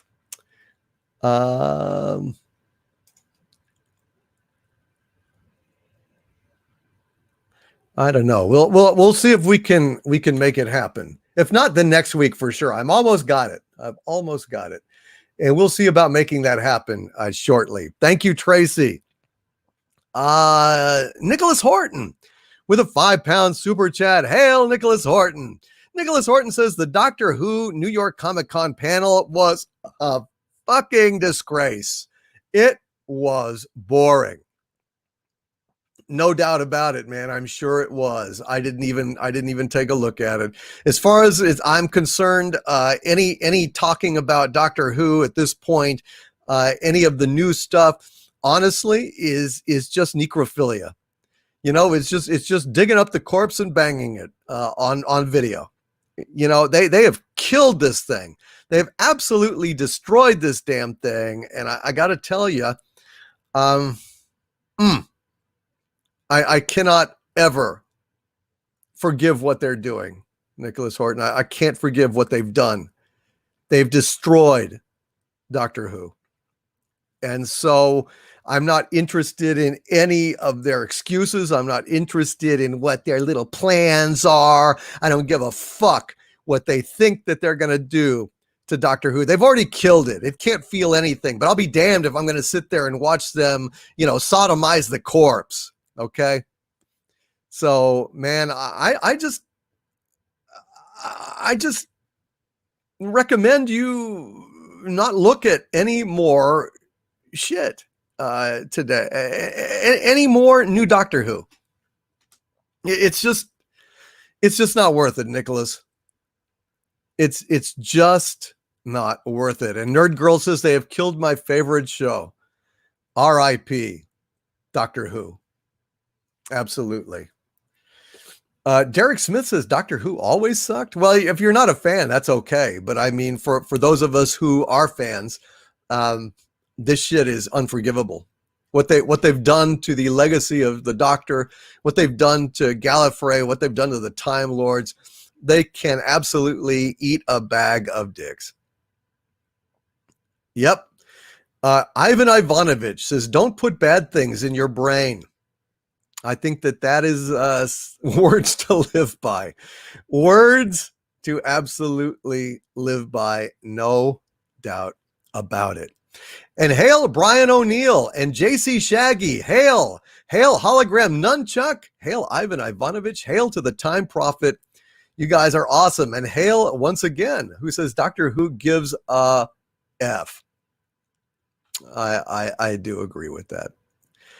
And Capaldi could have been great if they just written him well. He's a great actor. They should call it Dr. What the... Yeah. Hail Nicholas Horton. Michigan Man 95 with a $9.99 super chat. Hail Michigan Man 95.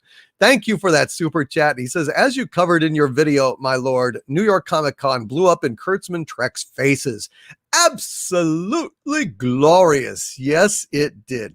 They pulled out all the stops. They got all the actors there, and it couldn't even break 10,000 views. Dear God in heaven. That is absolutely painful.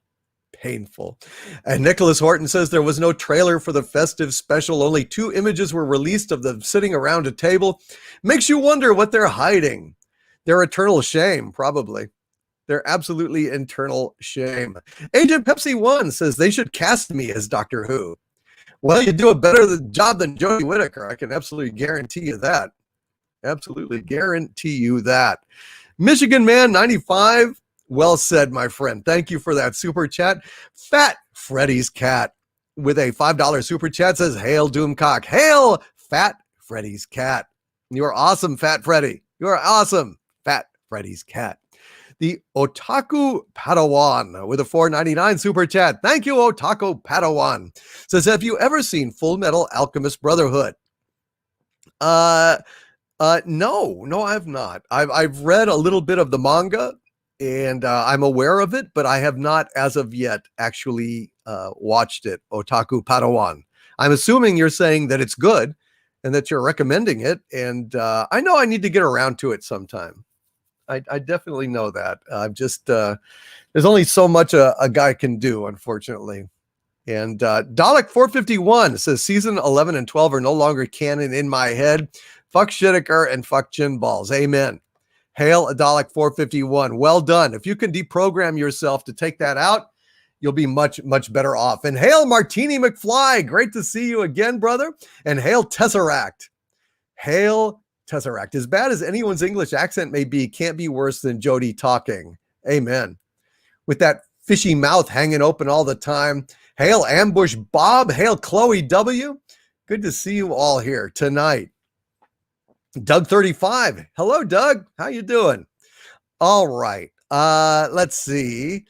Matt C. with a $5 super chat. Hail Matt C. And Matt C. says, Harvey should sing.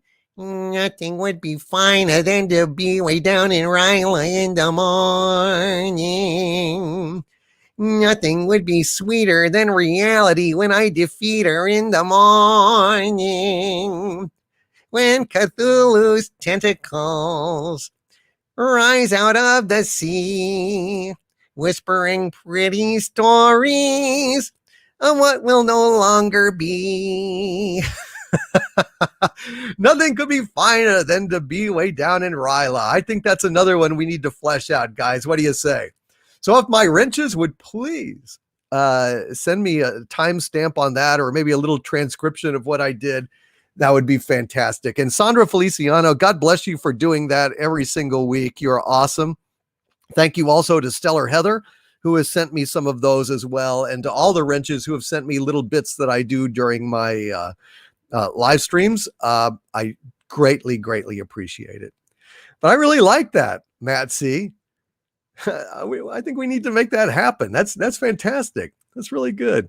All right, let's see. Dalek 451 with a £5 super chat. Hail Dalek 451, who says, guess what, my lord? Earlier this week, I upgraded my membership. I'm an arch villain now.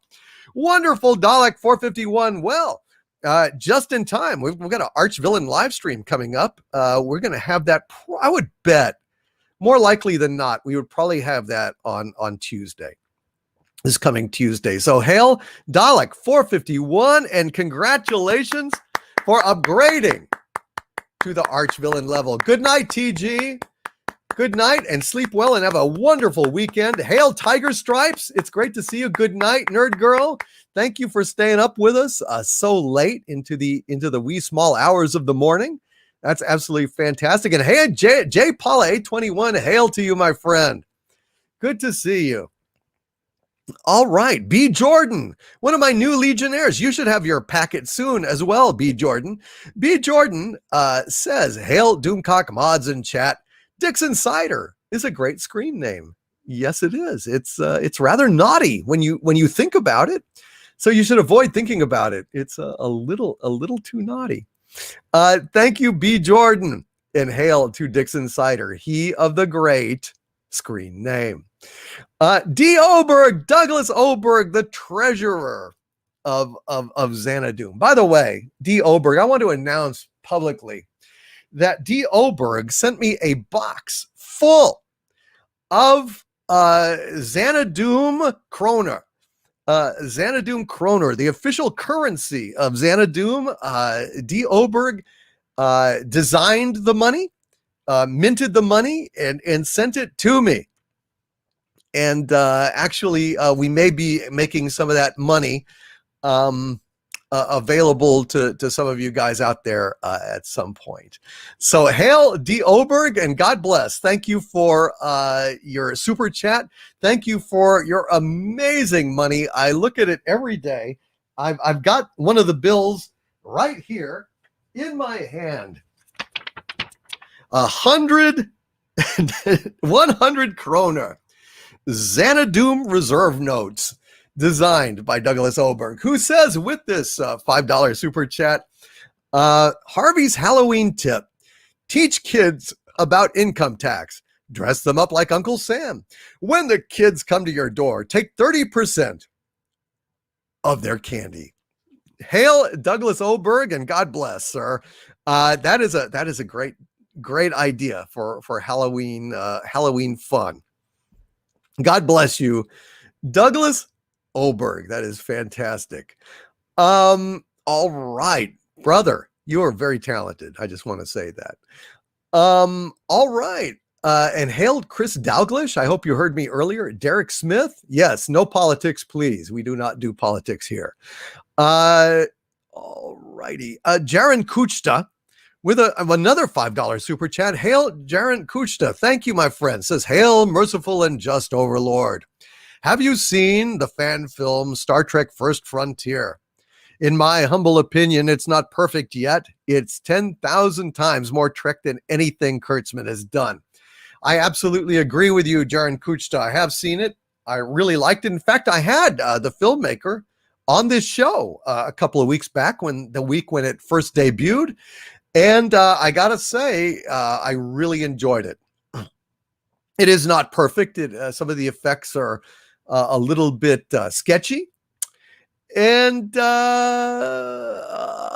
aside from that, Jaron Kuchta, the sound mix is kind of bad because the dialogue gets swallowed up. But I have to say, overall, it's much more entertaining, much better done than anything that effing Kurtzman has done. No doubt about it. All right, the Otaku Padawan with another $9.99 super chat. Hail, Otaku Padawan. Thank you, my friend. Says, have you seen Avatar, The Last Airbender? No, I haven't. I have holes in my pop culture knowledge when it comes to anime. I've not seen a lot of anime, though I'm watching more and more of it as time goes on. Otaku Padawan. I definitely won't watch the what's his name, the terrible filmmaker that M. Night Shyamalama Ding Dong. I've heard that it was very, very bad, his adaptation of Avatar: The Last Airbender. But I will check it out when as soon as I get a little spare time. I've heard that it's really good.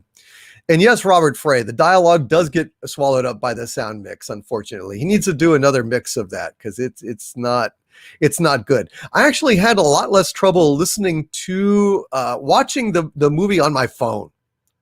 Don't watch it on your TV or on a stereo, but if you can watch it on your phone, the sound is not too bad. The sound is not too bad. Thank you, Otaku Padawan. I will take it under advisement. I will watch it.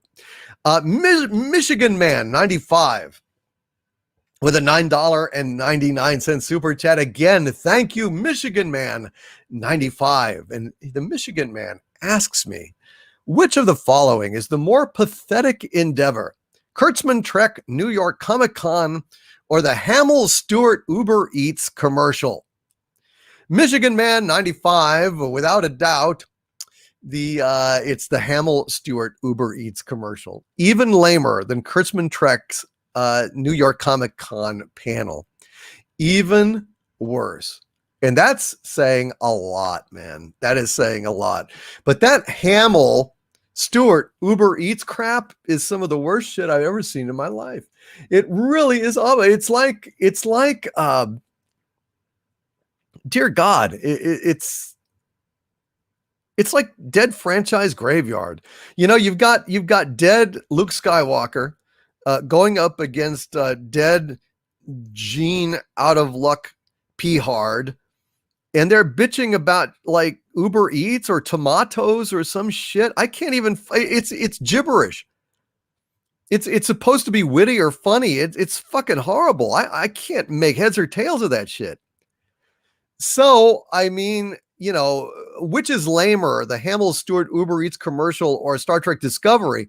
I'd say Star Trek Discovery. However, the Kurtzman Trek New York Comic Con panel, just boring and pointless. But the Hamill Stewart Uber Eats commercial is insulting of intelligence. It's demoralizing. It's nonsensical. It's virtually alien. It's something that if you watch enough of it, it will cause brain damage. I'm absolutely convinced. Yeah, Rob Altus, that commercial was cringe. Wasted culture icon appropriation. It's even worse than cringe. Oh my God, it's painful. Oh my God. Oh, it's horrible. Thank you, Michigan Man 95. Jesus God. Bird of Prey 5. Hail Kapla. Bird of Prey 5. Kapla, sir. And a Bird of Prey 5 says with a $2 super chat, yes, DVD, I would recommend watching Lower Decks episode 10.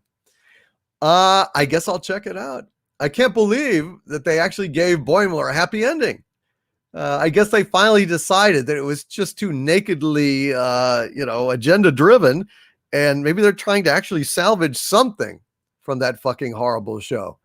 But I mean, I got a rumor that I reported today in the Kurtzman video, and that I'm going to do in a rumbling. I'm going to go into much more detail on these rumors in my rumblings from the Lair video for Patreon coming up here. But this source said that Lower Decks had been drawing only slightly above 100,000 views, which is beyond anemic. It's salt vampire territory. That thing is lying there with rings on its face, drained of salt, drained of everything. So Bird of Prey 5, but I'll check it out. Shit, might as well. And hail to you, and my best to Mama Prey. And please, folks, subscribe to Bird of Prey 5. He is a great, great friend and a hell of a YouTuber. God bless you, Bird of Prey 5. Till Aller 1 with a $2 super chat. Hail Till Aller 1, who says, did you get my email about Rumble? Rumble. Till Aller 1. I will check. My email has been spotty over the last few days, so I will go in there and try my best to catch up. Thank you Till Aller 1, and I will be back in touch. Cat Slave 56 with a $5 super chat. Hail Cat Slave 56, who says, in very, very feline fashion, I still have nothing to say. Oh, those cats, they are so hard to get, aren't they? They play so hard to get. Hail Cat Slave 56. Those felines are starting to rub off on you. Boy. Wow. Yeah, holy smokes. I still have nothing to say. What a great person. Hail Cat Slave 56, and thank you for that super chat, even though you had nothing to say. Nothing. Phantom Boomer with a $2 super chat says, hail DVD, hail Phantom Boomer. That's absolutely super damn cool. All righty, let's see. What should we do now? I don't know. It might be time to do another joke. Oh God. Another joke, huh? Yeah, maybe it's time for another joke. Who should we hit up this time?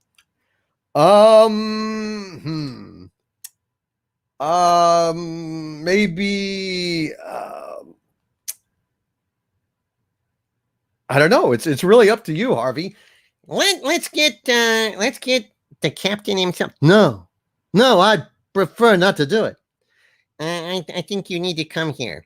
You need to come here, William Shatner. I feel compelled to obey, but I'm going to be regretting it. Yes, you are, Captain. Yes, you are. You cannot resist, however. You are a craven, and you are my slave. I'm craven, and I'm your slave. Don't fight me with your teeth gritted and your hands out like that. I've seen Star Trek enough. Okay, you don't have to do that. We know you're going to submit, and you're submitting now. So here is the joke, Captain Kirk. Are you ready? Can I ever be ready? I don't believe in a no-win scenario. Well, maybe you will, asshole. You can get your goddamn 330 crewmen lives in your command ass over here and listen to this joke. So, Bill had always wanted to go ice fishing. He had read several books on the subject, and after getting all the necessary equipment together, he finally made his way out onto the ice. As Bill began to make a circular cut in the ice, a sudden terrifying voice from above boomed out, "There are no fish under the ice." Startled, Bill moved further down the ice, poured himself a large coffee, and began to cut yet another hole. "I don't like that you're mocking me with your joke telling."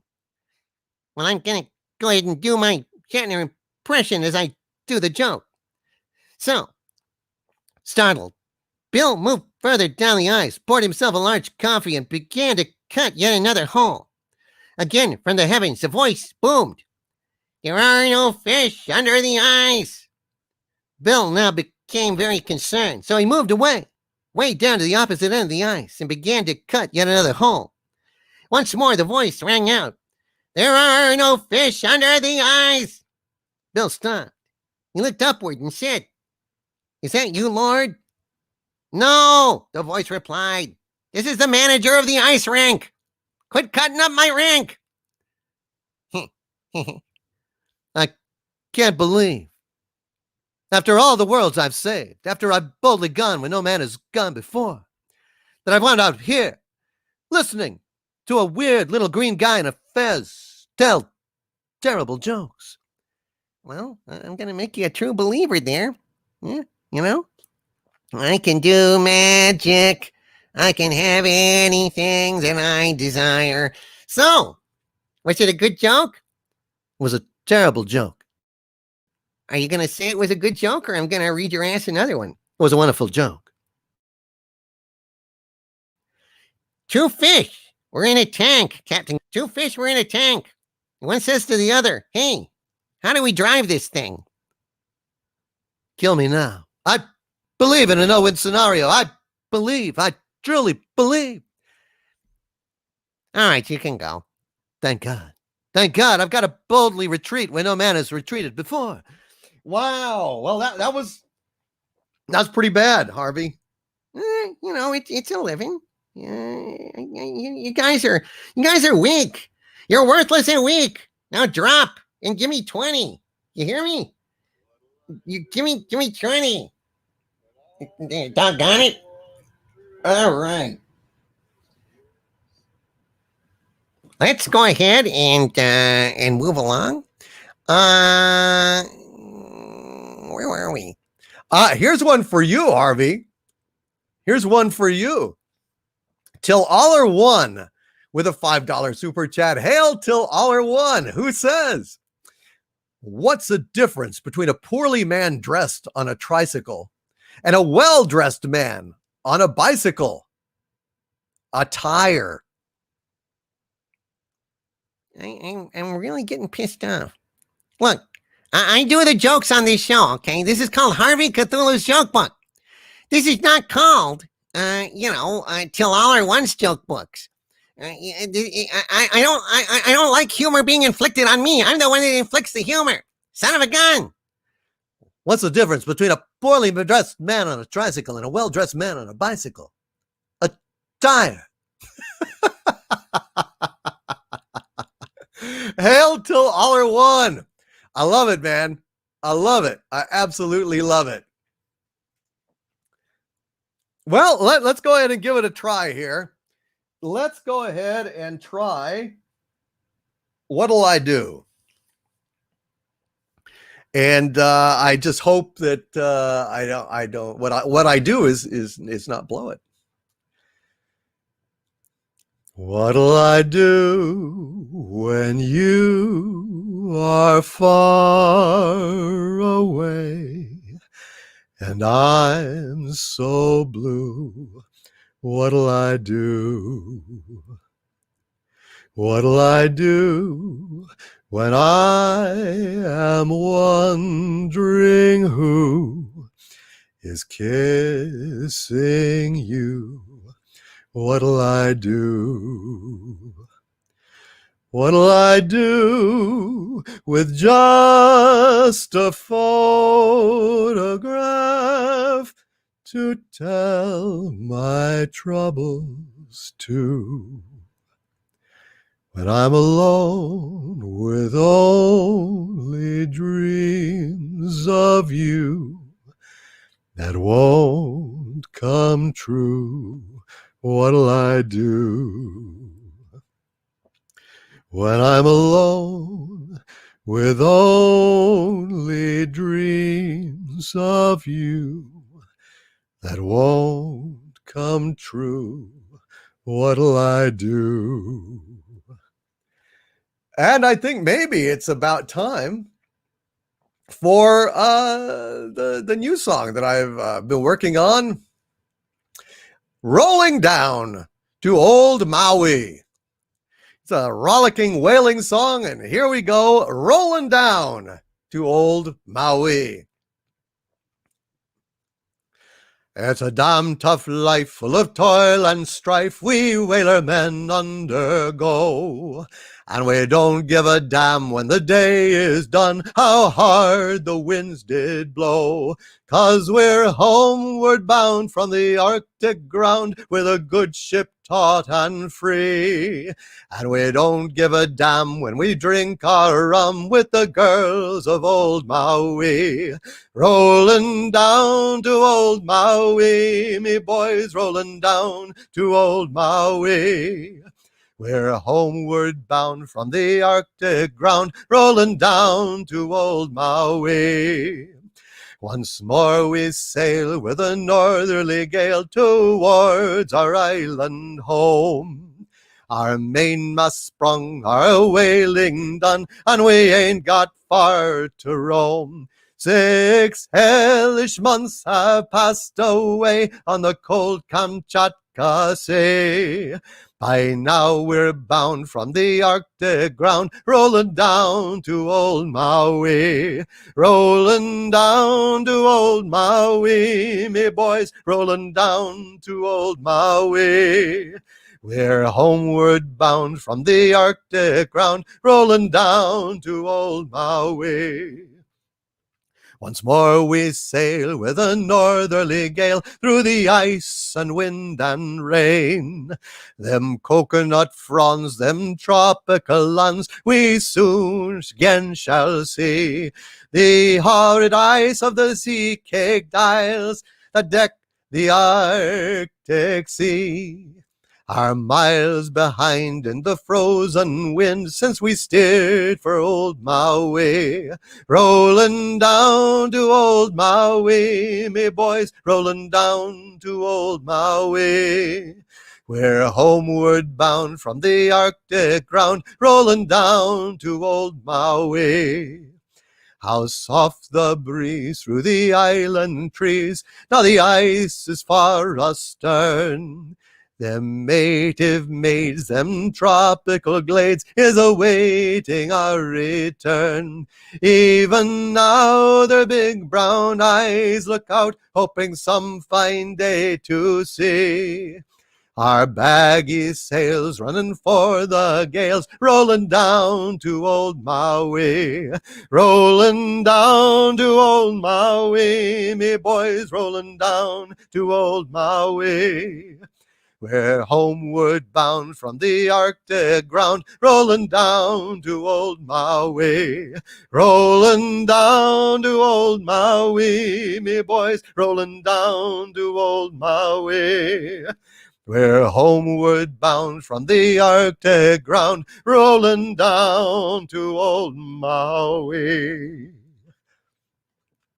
Rolling down to Old Maui. Sounds pretty fun, Sammy. Yeah, native girls. And a couch to sit on with a wife beater and pizza and beer.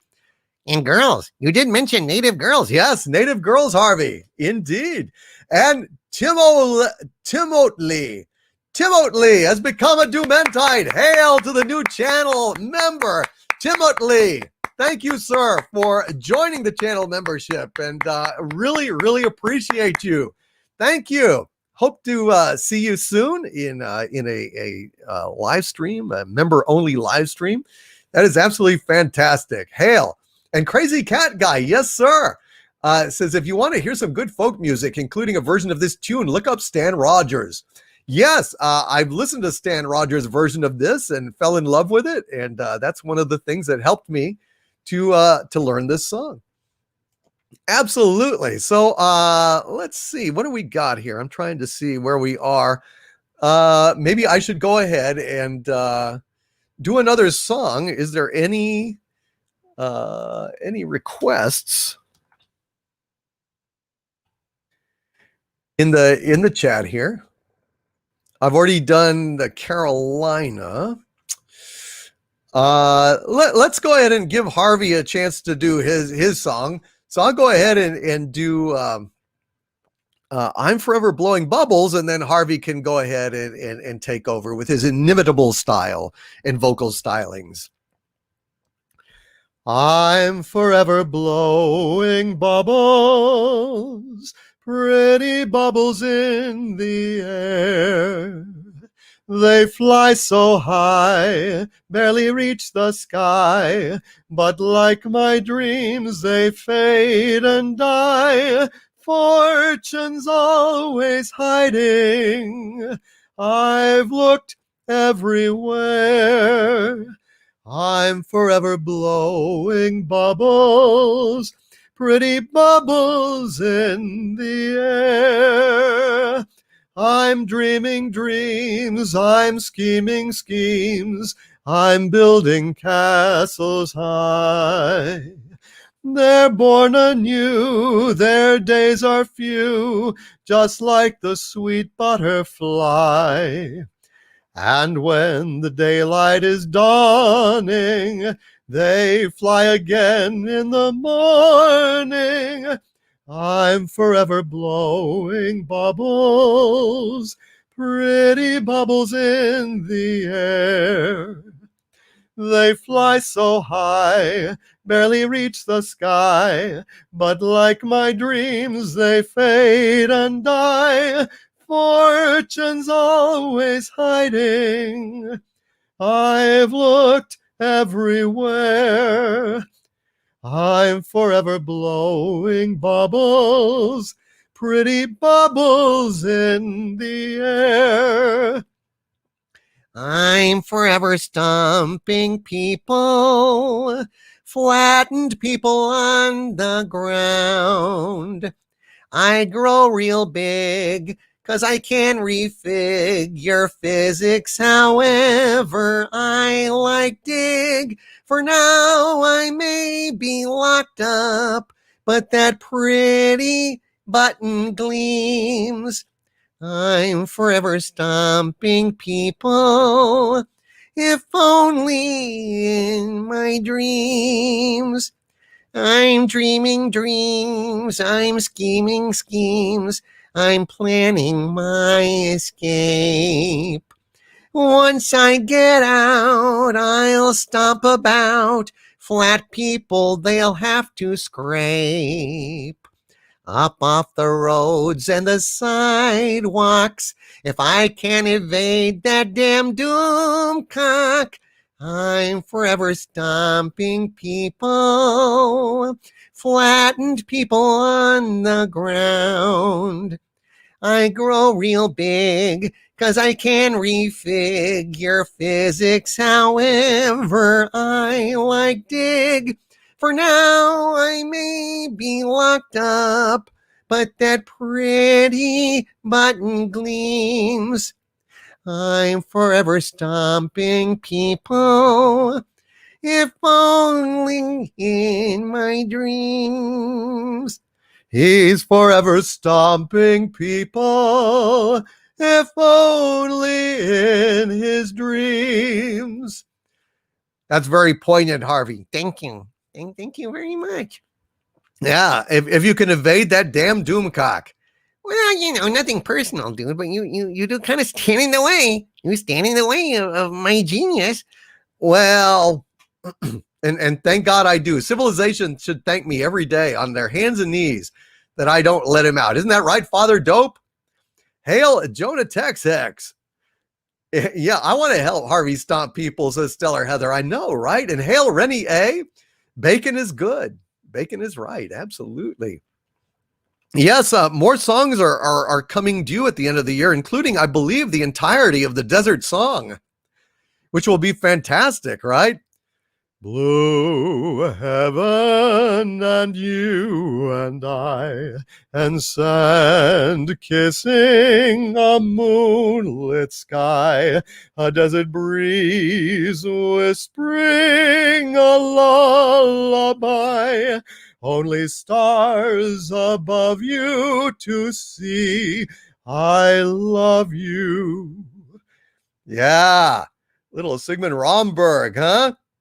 Yeah, it's coming up, folks. The entirety of it. It's going to be fun.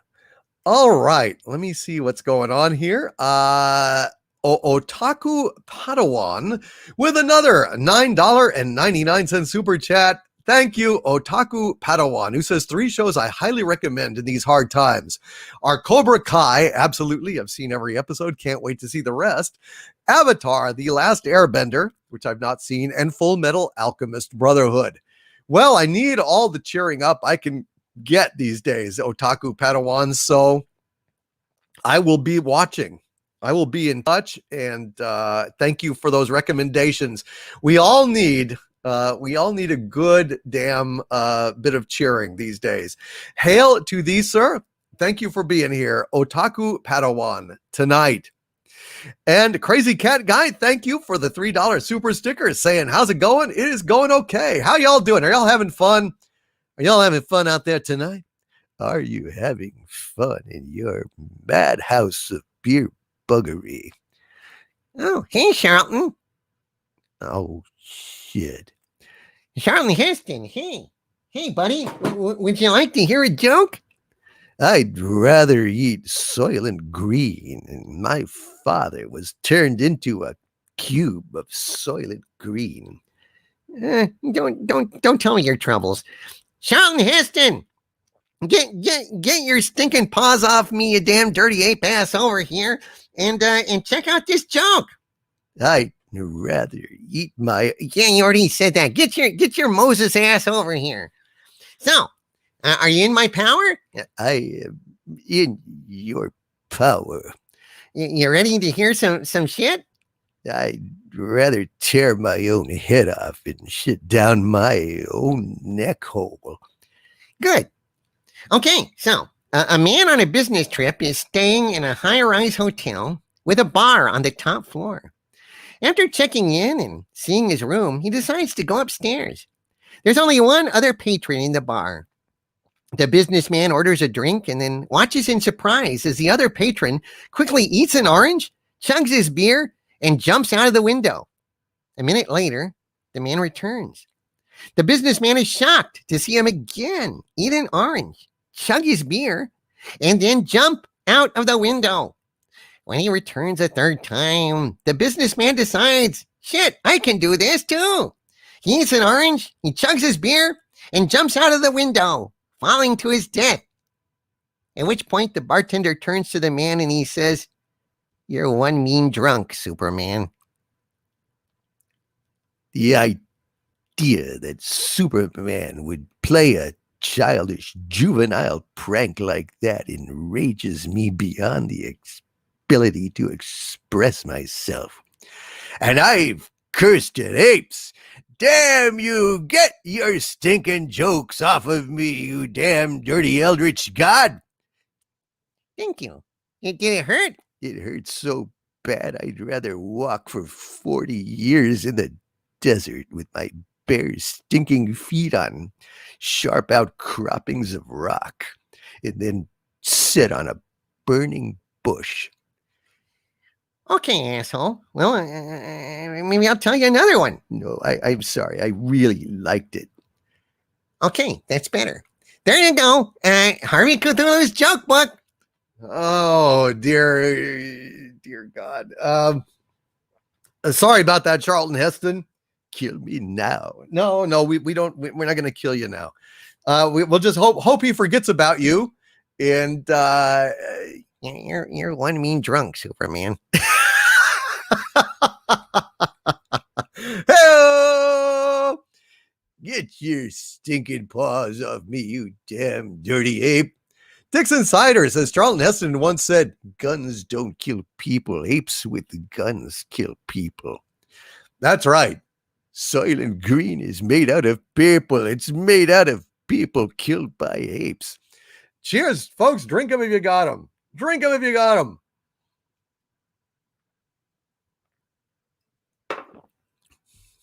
Good heavens. You like that Superman joke. Harvey, you scored a big one. Thank you. Thank you very much. I've seen things you people wouldn't believe, Doc. Attack ships on fire off the shoulder of Orion. I watched C-beams glitter in the dark near the 10,000 gates. All those moments will be lost in time. Like tears in rain. Well, gotta go. That was Bugs Bunny's audition for Blade Runner. He's trying out for the part of Roy Batty. They heard him out because it was a Warner Brothers release, and Bugs still carries some weight at the studio. Elmer Fudd also auditioned. It was a little less successful. I've seen things you people wouldn't believe. Attack ships on fire off the shoulder of Orion. I watched C-beams glitter in the dark near the 10,000 gates. All those moments will be lost in time, like rabbits in the underbrush. Time to die. It also didn't work very, very well. Then I saw her face. Now I'm a believer. There's not a trace of doubt in my mind.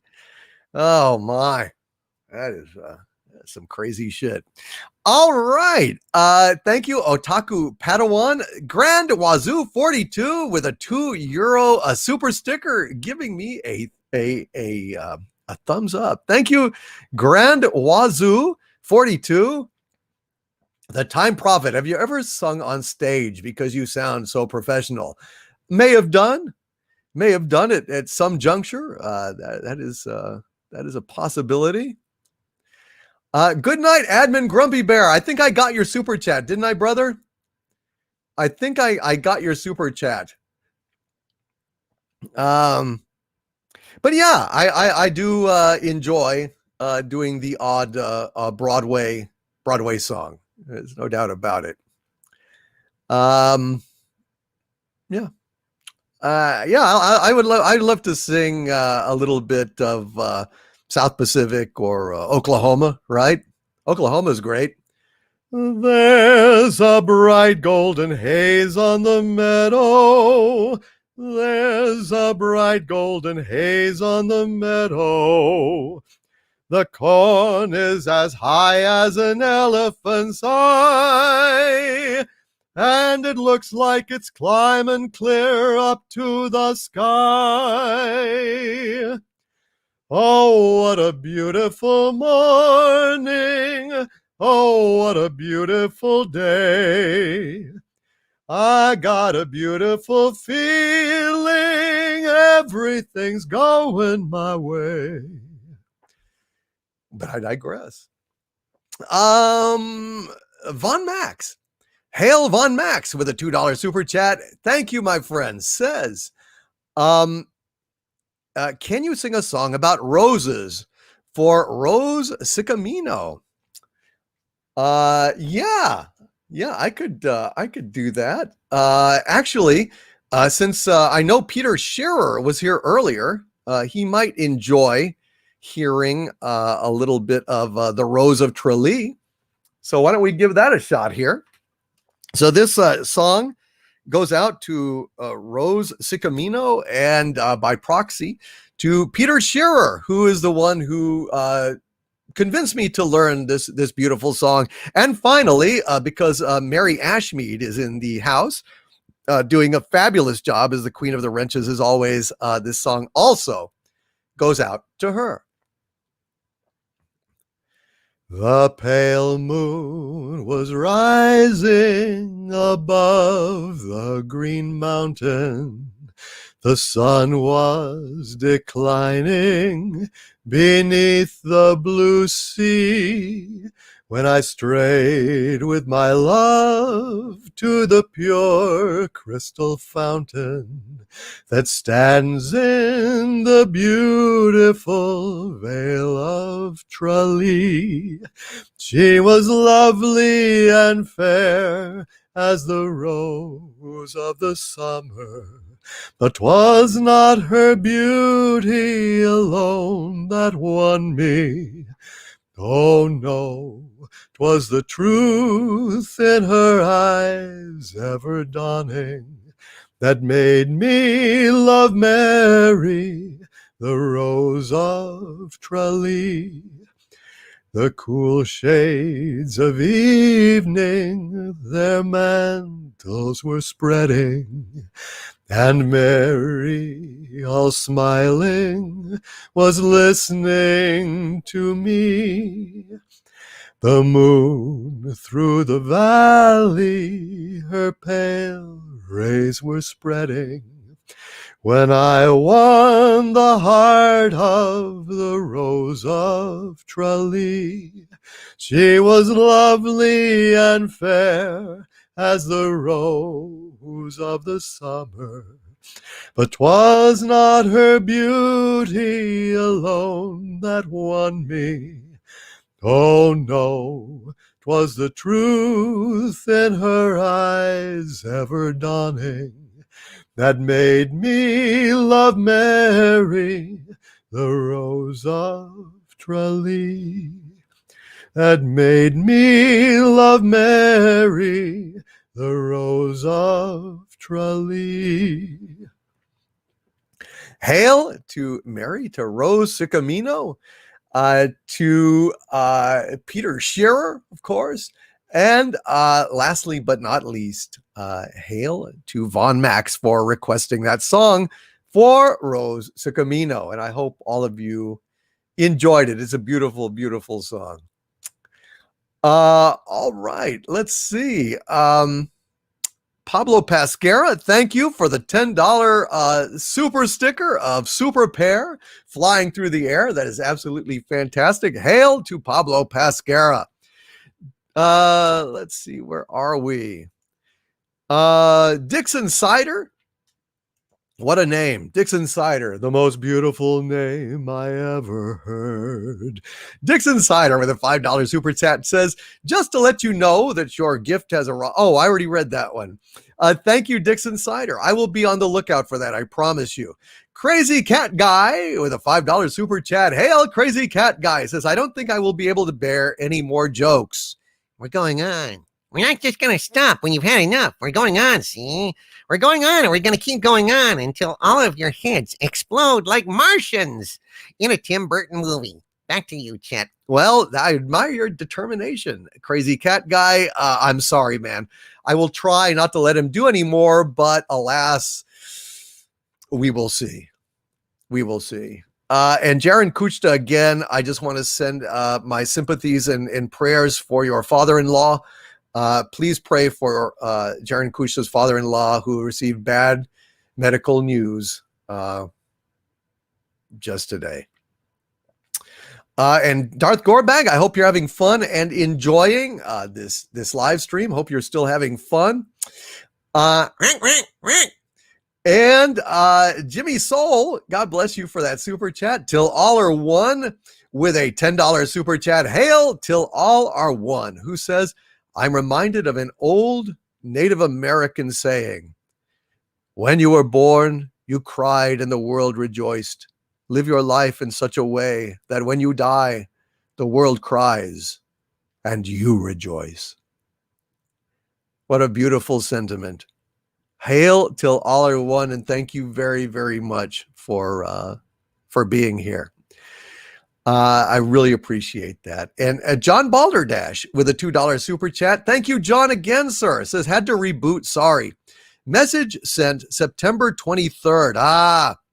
Well, that's a while back, isn't it? Okay, well, I will go and check and see if I can turn it up. Thank you, John Balderdash, very much for that super chat. And hail Friday Night Tights.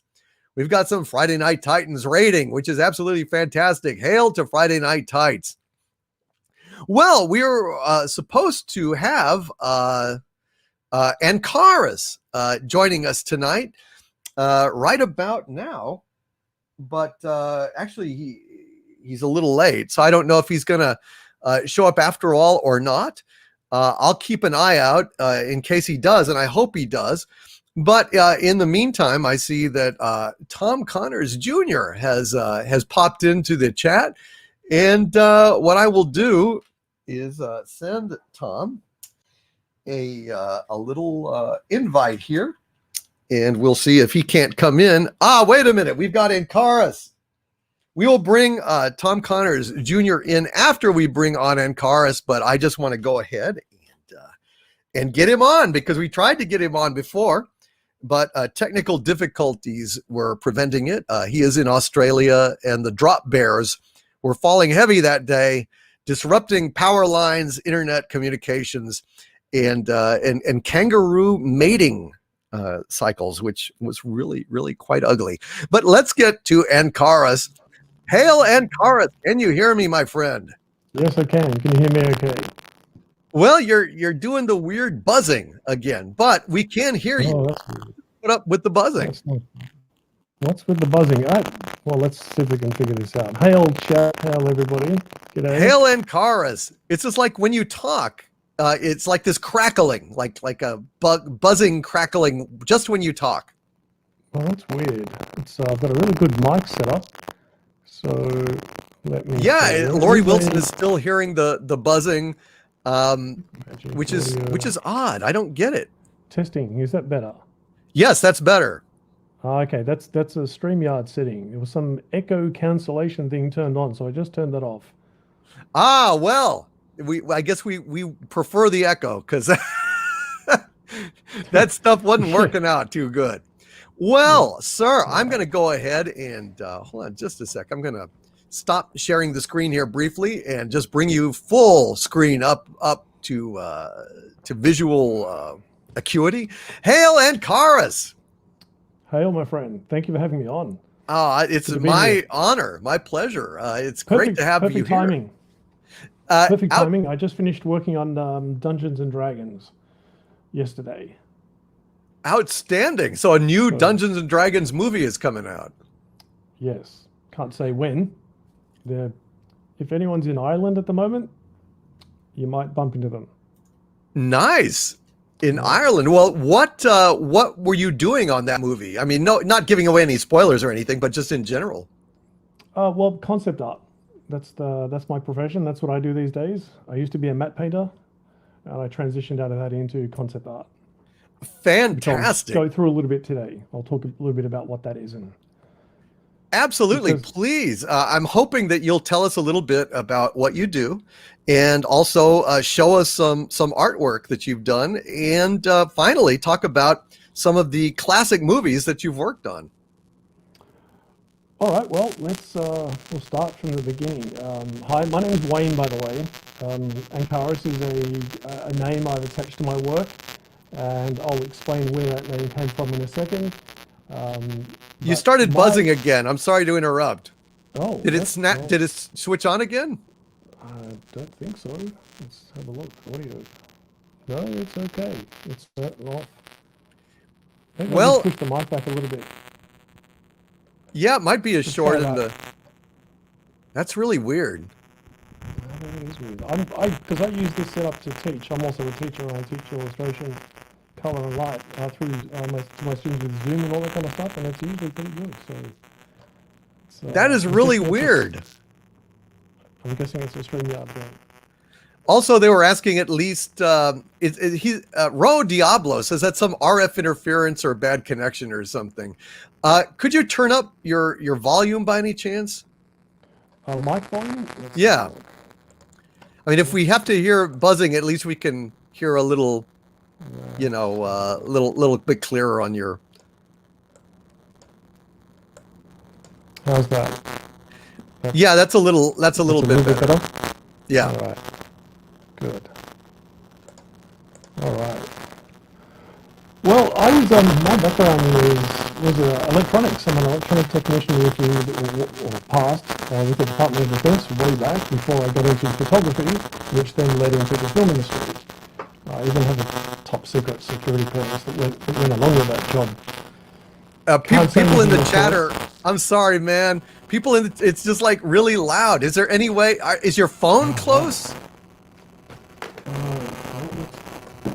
Throw it on the floor. Because like when you turned off the echo cancellation thing, it was really clear as a bell, and then just all of a sudden it started up again.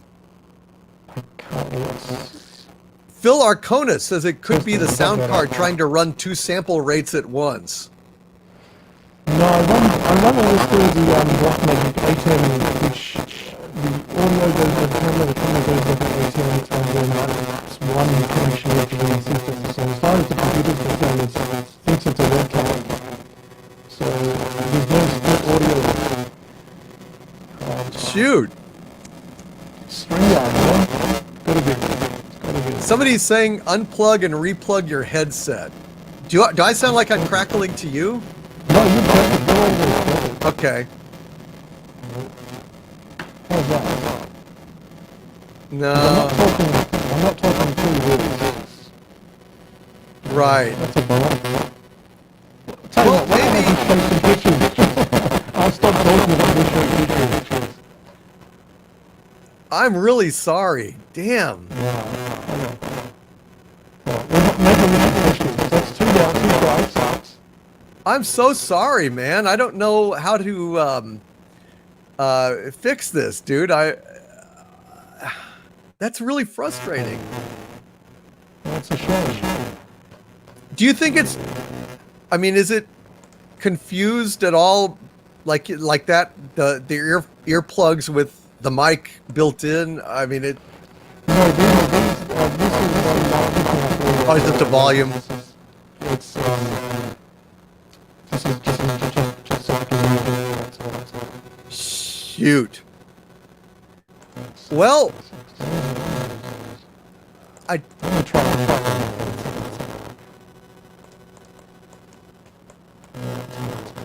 Sorry about that.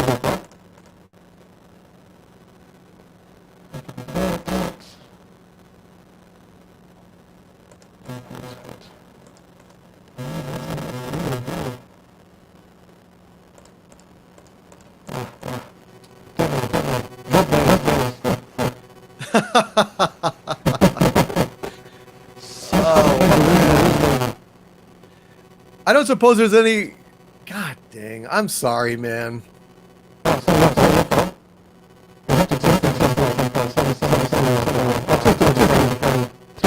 tell you what. If you listen back to the show at this point, you'll hear what we're hearing, and you'll be like, "Crikey!"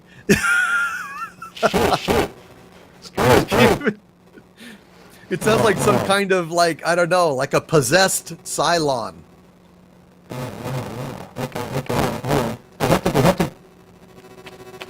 I'm sorry, man. We got to try again. Damn it. We'll figure it out. Then we can.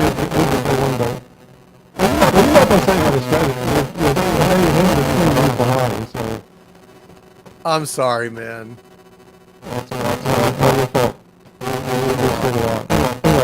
Maybe you can try calling in again later. Just let me know in the chat. I don't know. Just. All right. What I'll do is I'll unplug everything and I'll plug it back again and I'll put back in and maybe after Tom's come through, tell Tom, and we'll try again. Sorry, man. Test it.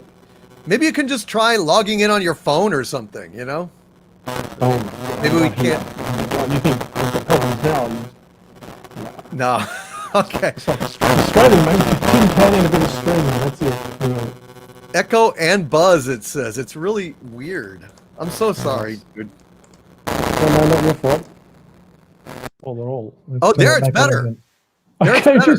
I just turned that echo cancellation back on.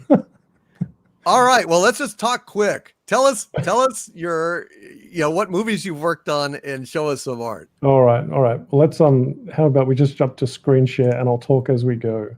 Excellent. Screen share. Screen. Hey, this is working. All right, come on.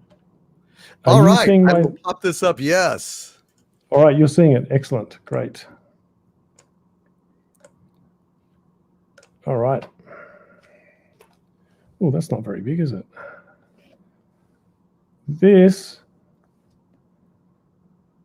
as you probably all are familiar with, is from The Fifth Element. Beautiful. So this was my first matte painting. Not this ship, of course. This was a miniature. This thing was probably about 12 feet tall, thereabouts, 10 feet tall. I didn't have to do much. This is Mauritania. This giant rock formation was further over here in the frame, and I just had to shift everything to the right and fill in the left side of the frame. So that was my very, very first matte painting, which I seemed to breeze through that one pretty well and replace the sky. How does it feel to be part of cinematic history with a great movie like that? Well, only in hindsight, it's pretty cool, but at the time, we had no clue. We had no clue at all. I'll just get through some of these. So I was very, very fortunate to get to work on. Let me close that window because that's doing all that business. I was very fortunate to work on some iconic shots like that. Wow. So were you the painter of Lilu's ass? Because you did a beautiful job. No. That's Leela. That's the real thing. So this line here, that ledge is real, and everything after that was green screen. She just dived into a matte. And these buildings here on the top, they are partially miniatures, and then most of this down here is all matte painting and so on. So it's a combination of various things. No kidding. So a lot of that is a painting. Oh, most of it, yeah. Everything from this line, from that ledge line upwards, is a matte painting, essentially. Wow. Yeah. I was asking Lucas one day about some detail down here. I don't remember what it was, but it was some detail, and he says, "Don't worry, no one's looking at your stupid painting, huh?" And that was a lesson. That was a lesson for a young guy in the film industry. That was the perfect lesson for what a matte painting is supposed to be about. Because if the director's doing his job and the story's flowing, and you're looking at what you're supposed to be looking at, you're not noticing what's going on in the background. You shouldn't. It's just the background. Good God. I mean, so that was a nice little filmmaking lesson. You had to, the further away from the camera you were getting, you had to blur the image slightly. Well, that usually happened in compositing. I would paint most things reasonably sharp, and then the compositing team could soften where they needed and where they wanted to and all that sort of really? thing. Yeah. Now, just a little bit of trivia. This bus here, whenever we saw a shot, a top-down shot like this, and you saw buses in the shots, it had the shot number on the top of the bus. So this is LE 10. So if you're any doubt as to what shot you were working, you just have to look at the buses flying past. So this is LE being Lilu 10. So that's shot 10, LE 10. So a little bit of I'm not sure what the JS7 meant down there, but that's incredible. What did you use to paint that? What medium? Photoshop. I missed out. I was probably one of the very early digital matte painters, certainly the first in Australia. And people were still doing traditional matte paintings on glass at the time, but this was probably, I'm guessing, I don't know for sure, but I think it was probably the first film where all matte paintings were completely digital. Wow. Really impressive. God. So, yeah, that was fun. All right, let's shoot along. Let's go to the next one. Oh, that's the, actually, that's the, all right, very good. So we all know what that shot is, and that's that shot, the floating Thai restaurant. Man, those are gorgeous. But I hear they say you're starting to crackle again. Okay, let's turn that thing off again. That's weird. All right, how's that? Is that better? Yeah, better. Just every once in a while, turn off that shit, and we'll let you know. Okay, so let's see these other shots. All right, so that's the TRA, it's a Thai restaurant shot. So these buildings in the foreground here are miniatures, if you can see my cursor. Mhm. The Brooklyn Bridge back is the matte painting. Wow. Now I think I've got. Oh, that is Yeah, gorgeous. there we go. So these are this is the actual file, by the way. This is the actual matte painting file that I've still got. I've lost some other files, but I've still got this one. So we can, zoom in and look at all these little bits and pieces. And now I was an upstart beginning matte painter, and I had no business painting these shots. Fortunately, I got to work with or paint these under the instructions of a guy named Kevin Mack, Digital Domain. So I'm always thankful for that. But I pestered the VFX supervisor like crazy. I didn't go all the way to America just to paint rubbish. So I hassled them like crazy. I said, you've got to give me TR8, and I want to do FS11 and then whatever the other shots were, and I just kept badgering the guy. God, it's just the detail. So, did you have like a tablet, like a brush program that you could... Yeah, just a small 5x4-inch Wacom tablet on Photoshop version 4, I think it was, for SGI. So, good God, that's fantastic. And good night, Digi Akuma. Thank you for being here. Thank you for stopping in. Sorry you couldn't stay longer, but thanks for coming. Good God, that is like an incredible shot and such beautiful art. My God. Well, I tell you what, I see all the flaws now. I'd like to go back and redo a lot of these shots. I would. You're crazy. It's just now this one was fun. Do the adjustment. You're starting to crackle again. Oh, okay. Let's go back down here. How's that? Better? Good. That's so weird. That is weird. Okay. I wonder if there's a time to that, if it's a regular periodic thing. Anyway, so this is the Floston Paradise shot. This is where the ship flies out of that big opening in the spaceport and flies off to Floston Paradise. The ticker tape here says, "Welcome to New York." I'm not sure if you're going to see this in the Blu-ray or the DVD, but on the last frame of this shot, this says, "Welcome to New York, welcome to New York." And then the very last frame, it says, "Now fuck off." Oh, that's great. So there's a few little things here. I've got hang on. God, these are beautiful. The Sydney Opera House. Nice. Right there. There's a hamburger. Right there. Oh my God.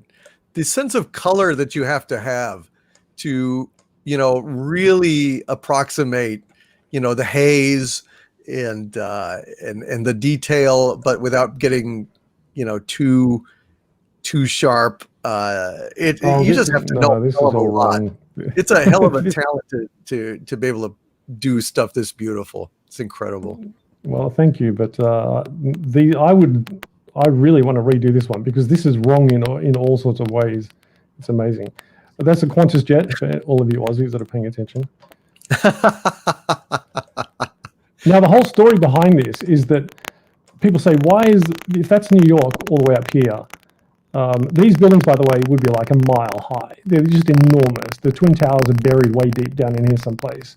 Now, the story is that is never explained in the movie is that all the water has been removed from Earth, or most of this ocean has been removed for terraforming of other planets.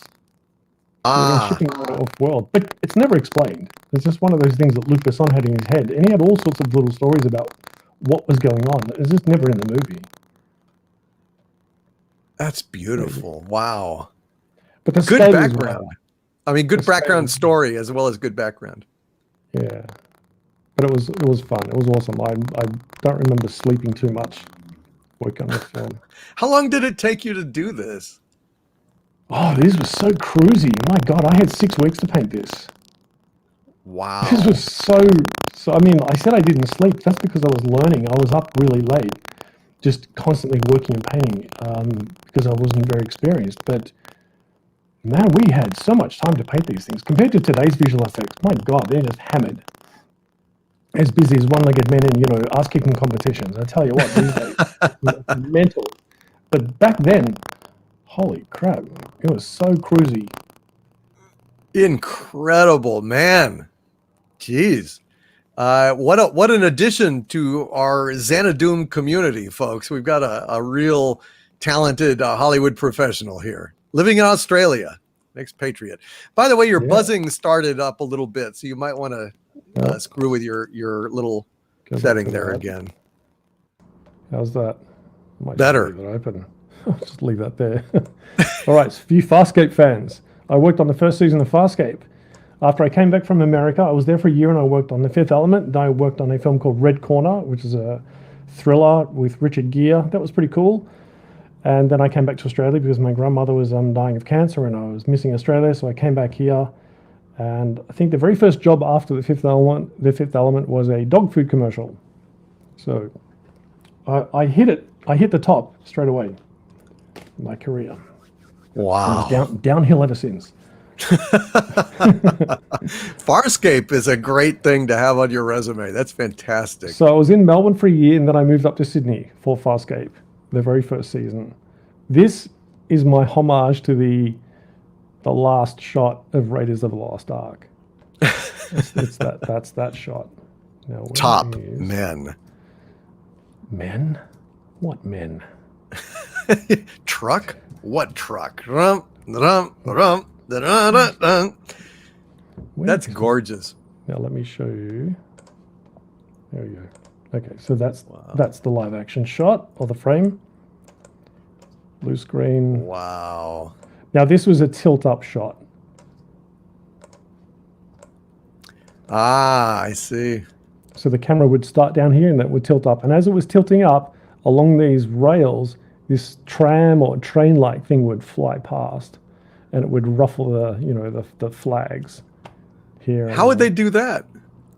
Oh, we did very, very slight animation on the flag, just a simple 2D distortion of that picture. That was a layer, and same with these guys back here. And then I did a version where all this area here was lit up as if by a spotlight. So what we did, we just faded in the light as the train approached, and then removed it after the train had left. And then sound effects and all that sort of stuff, I've got a video of this on my YouTube channel, all the different matte paintings I did for Farscape. I go into a little bit of depth about those. Fantastic. Tell us the name of your YouTube channel, too, before you go. It's just Ankaras. Oh, just Ankaras. Yeah, I should explain where that came from, too, because that's your crackling just started with a vengeance. Oh, a vengeance. Oh. All right. How's that? Much better. And Hail D Artist Jewelry. Great to see you here tonight. Came just in time to see this great stuff. Hail D Artist Jewelry, who made me a fabulous necklace, by the way. Go ahead. This is based on a photograph I took in Turkey, in Ankara. That's the capital of Turkey, back in 1989. And so this was my first attempt at digital painting with 3D for my final year portfolio in my photography degree. Hence the Ankaras. I had to give it a sci-fi kind of name. Ah, yes, absolutely. And that stock. So that's the very first digital image, science fiction digital image that I was a proof of concept in it, and it worked out pretty well. So that's where the name comes from, and it's stuck ever since. But Beautiful. It's based on Ankara, Turkey. Nice. Yeah. Hence the origin of Ankaras. Yeah. All right, so let's speed through. We can do more of this later on because I've got. Oh, here's a story. Actually, let me show you This is Lord of the Rings. I lived in New Zealand for just on 2 years and worked on the first 2 movies. Are you telling me you did that? Yep. Oh shit! Whoa! What the fuck, man? That's one of the most famous, beautiful shots in Lord of the fucking Rings. Holy crap! Wow. There's 2 of those. There's a morning shot, which is that one there when they arrive, and this is the afternoon shot when they leave. Oh, so I did both of those together. Whoa, shit. Wow. Now here's a story. Where's my thing gone? Here we go. Here's a story. Peter Jackson, when he saw this, he was a weird dude, man, I tell you. Very strange, dude. I'm black banned from Weta, so I can say whatever the fuck I like about that place and those guys. I'll never get work there again. But so he says, I want the sky to be blue. Now this is backlit. If you know anything about the sky and morning and atmosphere and all that sort of thing, you know, you don't just like fill this with strong, hard blue. This ruins the character of the whole shot. And it ruins the character of the whole piece. So he wanted blue, and I said, well, I'm not going to do it.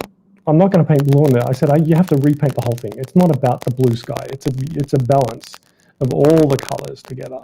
No, I want the blue. So I said, well, I'm not doing it. Get someone else to do it. He didn't say that to me directly, by the way. It comes through, you know, the intermediate. Right. And I said, well, I'm not, to my supervisors, I'm not doing it. Get someone else to do it. So he says, I want the blue sky with 2 clouds. And long story short, let me guess. We're buzzing again, are we? Yeah, go ahead and click that. All right. Turn that off. Should just automate it. So I said, all right, I'll tell you what. I'll repaint the matte painting to match your blue sky and your 2 clouds. Now, what we do when you work in visual effects, there's a system, or usually a system that allows you to upload an image into, back in those days, into what they called the shot system. And that would allow a shot to be filmed out, recorded to 35mm film. So I submitted that. And that got recorded to film, and it was screened in the screening room. And I had a thought bubble up here, a word bubble from Homer saying, "Elves, is there anything they can't do?" Most people cracked up, but Peter Jackson wasn't apparently very happy with that. But said, well, there's your blue sky and there's your 2 clouds. I said, I've redone the matte painting to match, because that's what's going to look like. So they weren't happy. Oh, you happy, you bloody Kiwi? Holy shit. So how did you finally dissuade him? I didn't. The compositors actually, they did a variation. They did like 10% blue, 20%, 30%, so on and so on. And they eventually showed Peter Jackson in the screening room. And he asked the DP, he asked the producer, he asked everybody in that screening room that day about the blue, and they all said no. And he ignored them. But guess who was sitting next to Jackson that day? Elijah Wood. He says, well, what do you think? And young Mr. Baggins said, no, Pete, ditch the blue. He put blue in there. If you go and watch the shot, you'll notice it's a lot stronger blue than what's here. But he did eventually put some into it. But even Frodo said, no, get rid of the blue, mate. That is incredible. That's one of the most beautiful scenes in all of Lord of the Rings, and magical. And you think about Enya's like song in that whole scene, and Howard Shore's score. I mean, you're looking at absolute cinematic history here. One of the greatest damn things I've ever seen. Wow. Well, no, this part down here. You're buzzing. Gotta. Oh, okay. Let's go back to that. Someone keep a stopwatch on that, will we? See if it's perfectly timed. This is a miniature of the Elvish house and buildings. That's a little bit of a miniature, so that was cut out. But the rest of it's all photo bashed and painting and all these trees. It's the same tree. It's a tree brush. Just, anyway. Wow. Holy shit. And welcome to the channel membership, Captain Tom 2010. Thank you, sir. Thank you for joining the channel. I hope you guys are enjoying this. My God, this is like, wow. There we go. And that's I didn't know you did that. Oh my God, those shots. Wow. So these are the actual files too, by the way. This is the, I think I may have flattened this one, but here you go. Here's an idea of how loose and rough matte paintings are. It's just squiggly lines. It's just, you get the light, the right color, the right value of light, and the right. That's what it is. It's all values. Yeah. Yep. Now, the difference between then and today is that this was recorded to 35mm film. So when it's recorded to film, the light hits the film, it goes through the layers of the film, and it bounces back out, and it gives it a bit of a glow, and it's got a very natural, organic feel to it. So a lot of this stuff gets sort of mushed together in the emulsion and the substrate of the film. These days, it's all digital, so you don't actually have that luxury. But so yeah, that was I worked on the first 2 films. we parted ways because the company and I agreed that we didn't like working with each other anymore. That's another story for another time. Let's just say I told the entire room to go F themselves, and there were a bunch of backstabbing sons of bitches because they were bitching and moaning about one of the matte painters who was out sick with the flu. And they didn't realize myself and another matte painter were in the room. And they were criticizing the matte painting of another matte painter in a room. It wasn't technical. They made it personal. So I was like, F you guys. And I just came out and gave them both barrels.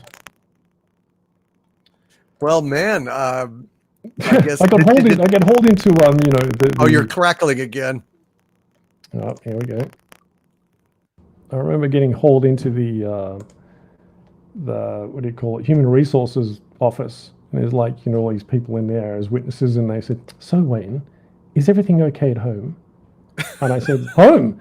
I said, "Everything's awesome. Wellington's like paradise on earth." I said, "I saw dolphins swimming through the bay as I rode my bike in today." I said, "Home is awesome. I love it here." I said, "The problem's not my home. The problem's here in this freaking building." Well, maybe it's not a good match. Maybe you should just leave. I said, "I think you're right." God. It was getting, let's just say it was getting very, corporate, the corporate mentality was very strong.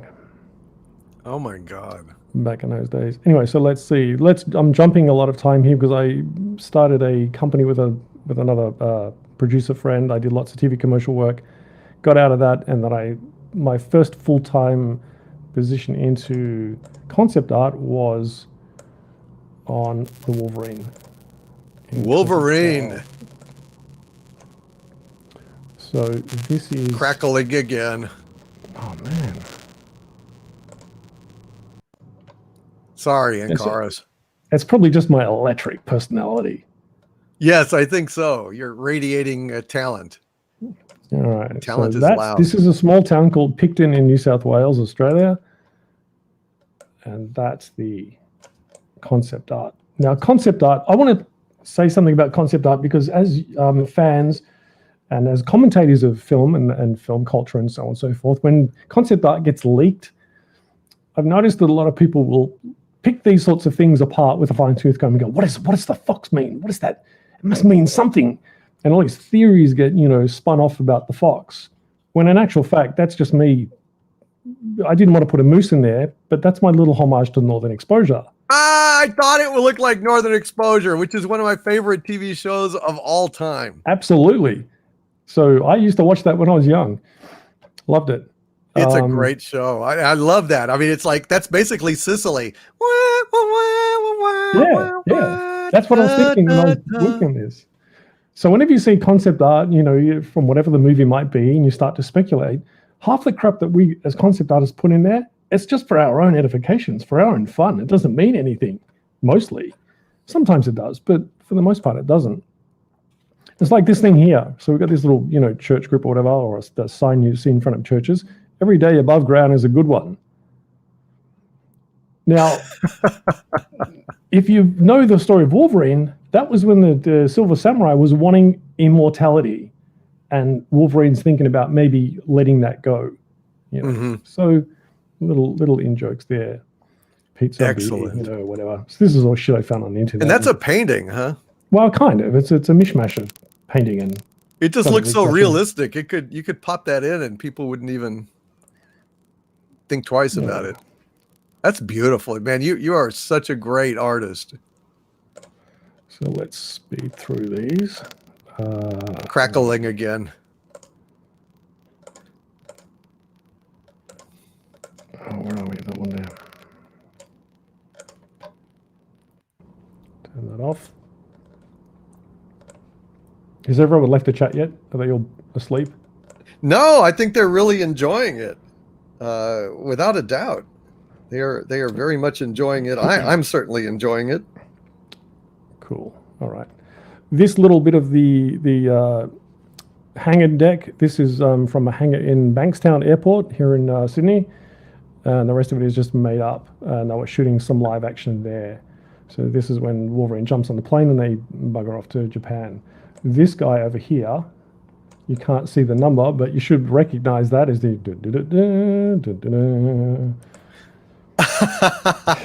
So again, when you see things in concept art, don't necessarily read anything into it, because it's just, us taking a piss or, putting our own little fan things in Well, there. sure, it's just concept art. Although, Yeah. I mean, look at that. Just putting little homages in and Yeah. doing it's what fun. you want to do, Yeah. which is totally fine. Yeah. All right, let's just jump straight to Alien. Yeah, let's How get a much little time do I Alien. have? Actually, could we have you on like maybe next week or the week after if you have time? Yeah, a few since weeks. We got Yeah, way we can do more. that. Yeah, I got tons of stuff, so we can piece this out if you like. I don't want to hold up Tom. No, not a problem at all. It's just I'm sorry we had so much trouble figuring out the mic situation, which was perplexing. Nice. That's the classic Alien Juggernaut. Yes. That was the derelict. Yeah. You notice in this film, these bozos, they all climb this mountain and they get up to this. As far as they're concerned, it's the first time they've ever seen an alien artifact, ever. They don't know about the past stories. They don't know about the past history of the alien at all. Not these characters. Right. And there's that scientist and the security guy with her stood down at the base of the mountain. And he gets bit by the crackling. insects. Sorry. That's all right. So he gets bit, and she radios up and says, "Hey, the dude, he's feeling sick. I'm going to go back to the flyer." And they're like, "Oh, no worries. We'll be down in a sec." Like, I'm sorry. I'd be like, hey, I don't care. He could be dying for all I care. We've just found an alien craft. This is the first time humans have ever seen an alien craft. We're not going anywhere. Bye. Seriously. She'd be like, what? What are you talking about? I don't care. We're staying up here. We're going to examine this, craft. Absolutely. This might be a little dark. Carlos Rivero in the chat is saying, Ancaris, what an awesome artist.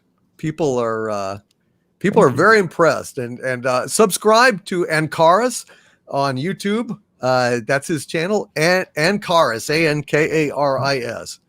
Yep. Man, Ridley was anal about these trees. My God. Really? So you talked to Ridley Scott himself? The first time we've been on the show for about 3 weeks, and then this was the end of this was early December 2015. He came in through this back door. There was a group of people, and he says, "Nice work, chaps." And then, like Batman, he was gone.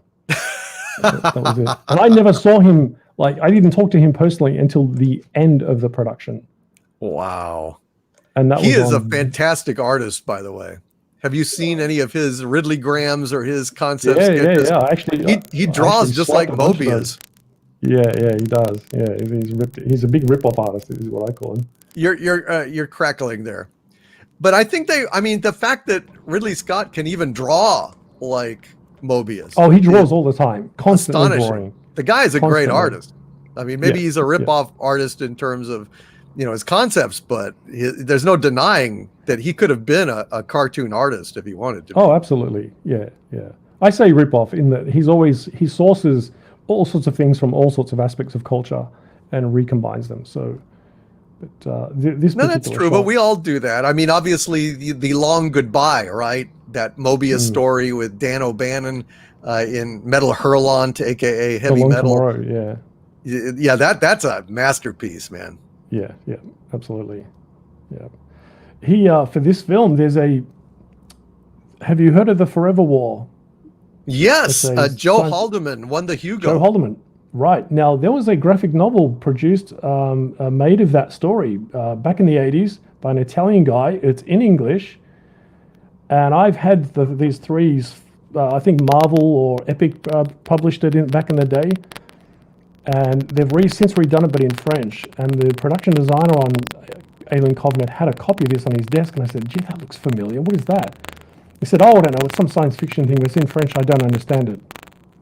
And it had all these notes and sticky notes jammed in between all the pages. Well, that was Ridley. he apparently he had the rights to Oh, you're make that crackling. as a Sorry, film. man. That's all right. That's apparently Ridley had the rights to the Forever War at some point. So he was going Wow. to make that into a film, yeah. So he'd had all these pages jammed with notes and so on, and some of the scenes in Covenant are actually out of that graphic novel of the Forever War. Because I'm looking at some of this stuff going, gee, that looks familiar. And sure enough, it was Damn. Interesting. actually that was Yeah, that's a great novel. yeah, the graphic novel's pretty cool too. I've never read the novel, but I read the graphic I novel. read the novel. I didn't even know there was a graphic novel. Very obscure, very hard to find. Yeah, but it won the Hugo. I mean, Yeah. All right, so let's just do a quick jump out of all that, and I'll finish off with these guys. Some landscape oil painting. it's Oh. beautiful. Get rid of those guys. So I also It's do all plein air. it's all value and color. It's just Yeah. God, that's so beautiful. So this is what I'd like to do in sort of retirement is just to finish up the film industry and go out and paint landscapes. You are crackling again, sir. That's not the worst people have told me. All right, so let's get through. Beautiful stuff. Subscribe to Ankaris, ladies and gentlemen. Fantastic channel. He actually shows you a little bit of how to paint too. Got some. Yeah, some I've got demos tutorials over on there. I've got some tutorials on my Gumroad page. If you're a concept artist or looking to get into that, I'm going to have more up there, and there's a ton of stuff I've got to get going. Now that I've finished Dungeons and Dragons, I actually got a call from a production designer this morning about one of the next upcoming projects. I can't tell you what it is. All I can say is it's DC. Oh, all right. That's it. Well, I can't say anything else. That's can't it. say I'm not even anything going to else. tell you what medium it is. I'm just going to leave it at that. But Outstanding. so that's down the pipe. And Foundation Season 2. I've already worked on Foundation Season 1, and I'll be getting involved in that soon, I think, as well. That is fantastic, man. If we could have you come back at some point, that would be fantastic. You got a lot of great stuff to show, and people are really enjoying it. Now we know what the problem is with the crackling. Well, yeah. Love to, Let's get rid of that one. Finish up this last one. Yeah, color and light painting. It's I've been very fortunate that I got to do what I wanted to do when I was a kid. When I was that doesn't happen. Not a lot of people get to do that. I've been very fortunate, very blessed to achieve the thing I set out and wanted to do as a kid. I saw Star Wars, I saw Alien, and I saw those matte paintings. And I thought I want to do that somehow. well, you have and done it, and in the biggest way possible. God, Yeah. Lord of the Rings, my God. Yep. All right, where are we? Well, you can. Well, yeah, man, you are crackling, but Still all right. But Ankaris, I want to thank you, Wayne. Really appreciate you coming on and sharing that with us. You're very welcome. Hope everyone enjoyed it. If you haven't already fallen asleep. No, I don't think anyone has. People are saying they have subscribed. Also, Orville Nation, I saw you were in the chat, and I shot you an invite to pop on in if you would like to. I think we're going to do like the trivia quiz here real quick. I don't know. Would you like to stick around for the trivia quiz? Me? Yeah. Sure. Why not? Bring Tom on, bring you. Maybe if Orville Nation is out there and wants to pop on, click on. We'll just have a little group trivia quiz. All right. Not that I know any trivia.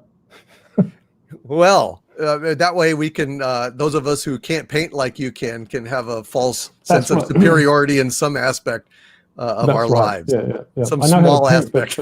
but up here, That's right. Yeah. Hey, Tom, how's it going? Morning, kid. How's it going, man? Tom, I'm doing all right. How you doing, Ankaris? How you doing? good man. Love your work. It was amazing. Thanks, dude. It is gorgeous. Tom, would you tell him when he's crackling? Can you hear him when he's crackling? Yeah. Yeah. There you go. And Orville Nation, you're welcome if you want to come in. But I'm going to go ahead and do our little trivia quiz here. Anything you working on, Tom? Did you what'd you think of my little Star Trek video today? I didn't get a chance to watch it yet, actually, but I did see you drop one. Yeah, Kurtzman, they screwed the pooch. Had their little New York Comic Con Star Trek panel. Only got 9,750 something views. At YouTube. live, I had only had like 1.2 thousand views. At its height, it was kind of, it was really painful. But Ankaris, we are going to go ahead and test a little trivia knowledge. So the way that this works is, it's easy because Ankaris, when we ask the question, I asked the question and twice, and then I paste it into the chat. And until they can answer, you can only give the wrong answer. So smart ass, funny, stupid replies are welcome. So you won't actually be tasked. Although I'll give you all first crack to solve these questions once the time for answer comes due. Sound good? Well, you'll definitely get a wrong answer. Damn it, Jim! I'm a painter, not a trivia quiz master. Well, Am I supposed to start giving you the fake answers now or later? Later. The first question is: name General Zod's two companions in Superman 2. Name General Zod's two companions in Superman 2. Larry and Curly, of course. Bad guy 1 and 2.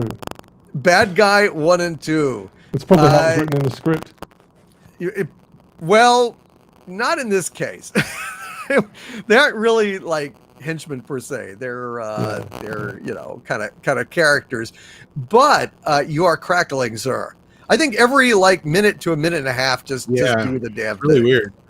I don't know why that is. Somebody said something about maybe there was like a sound card buffering problem or something. But you don't have this problem when you do Zoom meetings, huh? No, none at all. I've been Zooming with the production with Dungeons and Dragons for the last. Your settings are like conflicting with something, Yeah, something weird. Mark with a K says the guy with the beard and the hot girl.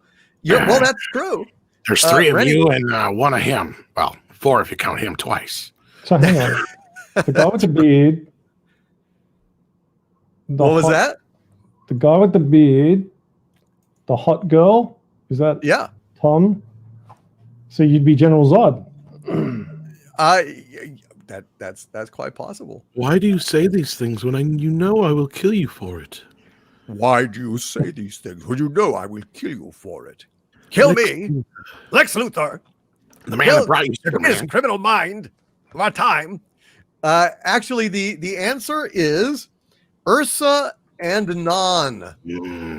Ursa and Non, the big guy with the beard and the hot chick. Indeed. Absolutely. Thunder Robot said Beavis and Butthead. I thought you were going to say Ursa and Bator. I'm like, what? We're in the Phantom Zone. Yeah, it sucks. Change it. Absolutely. The second question is from the comic books from the 60s. What supervillain married Aunt May? What supervillain married, or at least was engaged and went to a wedding ceremony with Aunt May? Yes, supervillain. Oh, supervillain. That has to be J.J. Abrams. J.J. Abrams. I think J.J. Abrams only fucks pop culture, not women. So I don't think it was Jar Jar Abrams. It's a double entendre, ain't it? It is. And we've got Orville Nation. PJ. Hello, Yay. Orville Nation. Holy shit. Look at you. Hello, You're in the gentlemen. briefing room of the Orville. Cool. Hey, man, what do you think? I just want to, whenever you take over the earth, I just want you to give me Australia, if that's okay. Oh, we you already got a got little- Australia. No, Little no, no. fan Rob of already got it. beachfront property, huh? No. Rob already called it, and I got stuck with New Zealand. You guys Uh-oh. can have it. Good reason. You're welcome to the snakes and the spiders and the octopus, everything that's going to trust me. You're welcome to it. Australia's got the pound for pound the most concentration of deadly poisonous shit in the world. Oh, yeah, Why do you think deadly- Cthuhlu wants it? Yeah. And Cars, you're crackling a little bit. Hey, tell you what, rather than bounce this backwards and forwards, I might jump out because it's. I'll let you guys carry on with it. Well, why rather don't than you, giving Orville this mic Nation and Tom, why don't you say whatever you'd like to say to Ankaris? I know you were impressed, Orville Nation. Absolutely. I walked in here late, and I actually did not even know what the show was about. But yeah, I was amazed, and it's just such a treat. Such a treat. Thank you very much, Ankaris, for joining the Very stream welcome, man. with Doomcock. Yeah. Thank you. You walked? I have his robots wheel me in a wheelchair because I'm such a lazy ass bastard. Oh my, like a plank. Yeah, I took it down a- No, Ankaris, that shit's amazing. If we can figure out your sound thing, I'm sure Andre would love to talk to you sometime. So definitely get in touch with me for sure. Hail Ankaris, and thank you, brother. Listen, thank you for being here, and we will talk soon. Maybe about that other thing, if you're at all. Oh, absolutely, yes. I'm clear. Well, mostly clear now, so I've got time to play with that. Love to, for sure. That would be fantastic. Yeah, Ankaris yeah, may that'd be be actually doing a little something to make my universe a little better. I'll just say that. Oh. Yeah. Hail that'd be fun. Ankaris. God bless you, man. We will talk Take soon. care. Thanks, guys. Good to see you. Bye. Care. Thank you. Great to So- see you, man. So, PJ, are you going to box Rob for Australia? That's okay. He can have it. I want to see you guys fight. He's I want to see y'all fight like kangaroos. That would be fun. Trust me. The answer to the question, what supervillain married Aunt May? The answer Can I is answer the right answer first? yeah, go ahead. Dr. Octopus, of course. That's right. Doc Ock. Doc Ock. Peter Parker was absolutely freaked out that Aunt May was going to marry Doc Ock, which was just an insane development. Absolutely insane. All right, let's go to a Star Trek question here. Oh, no. What was the name of the librarian in All Our Yesterdays? Conan. Conan, the librarian. No. Oh. But that was close. What was the name of the librarian in All Our Yesterdays? I'm really bad at trivia. You can say the wrong answer. What was the okay. name of the librarian in All Our Yesterdays? Librarian. Tapau. Tapau. Patang. Icky, patang. No, it was Marion. Marion, Madam Librarian. Well, we're getting some of the right answers in the chat. Aunt May married Doc Ock for those arms.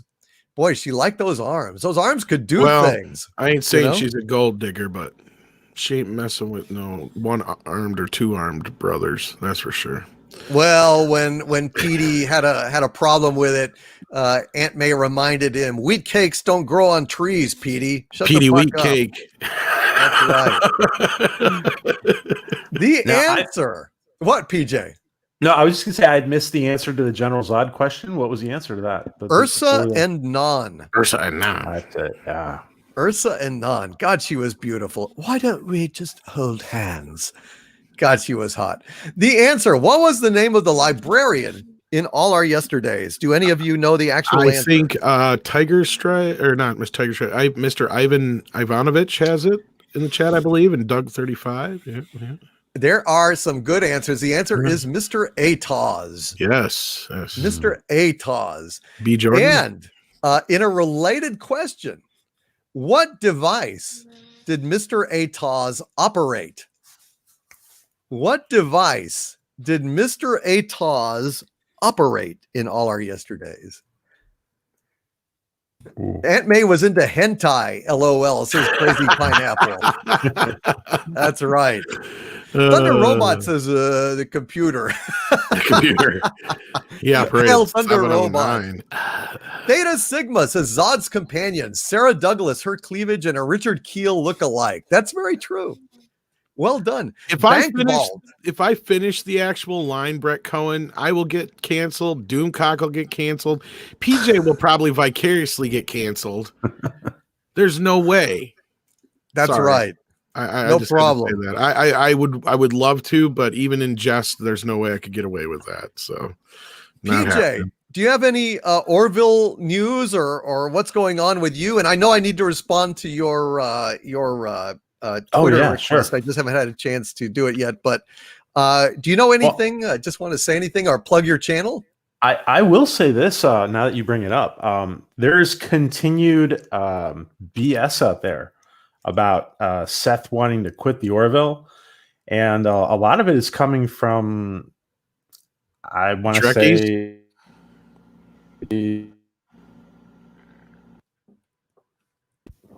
Are you there? It's coming in from that direction, and so I think some people think may you meant just be to trying to censor build it. their channels. You and they're choosing faded to out make up there. fake news, which I think is terrible. Making up fake news.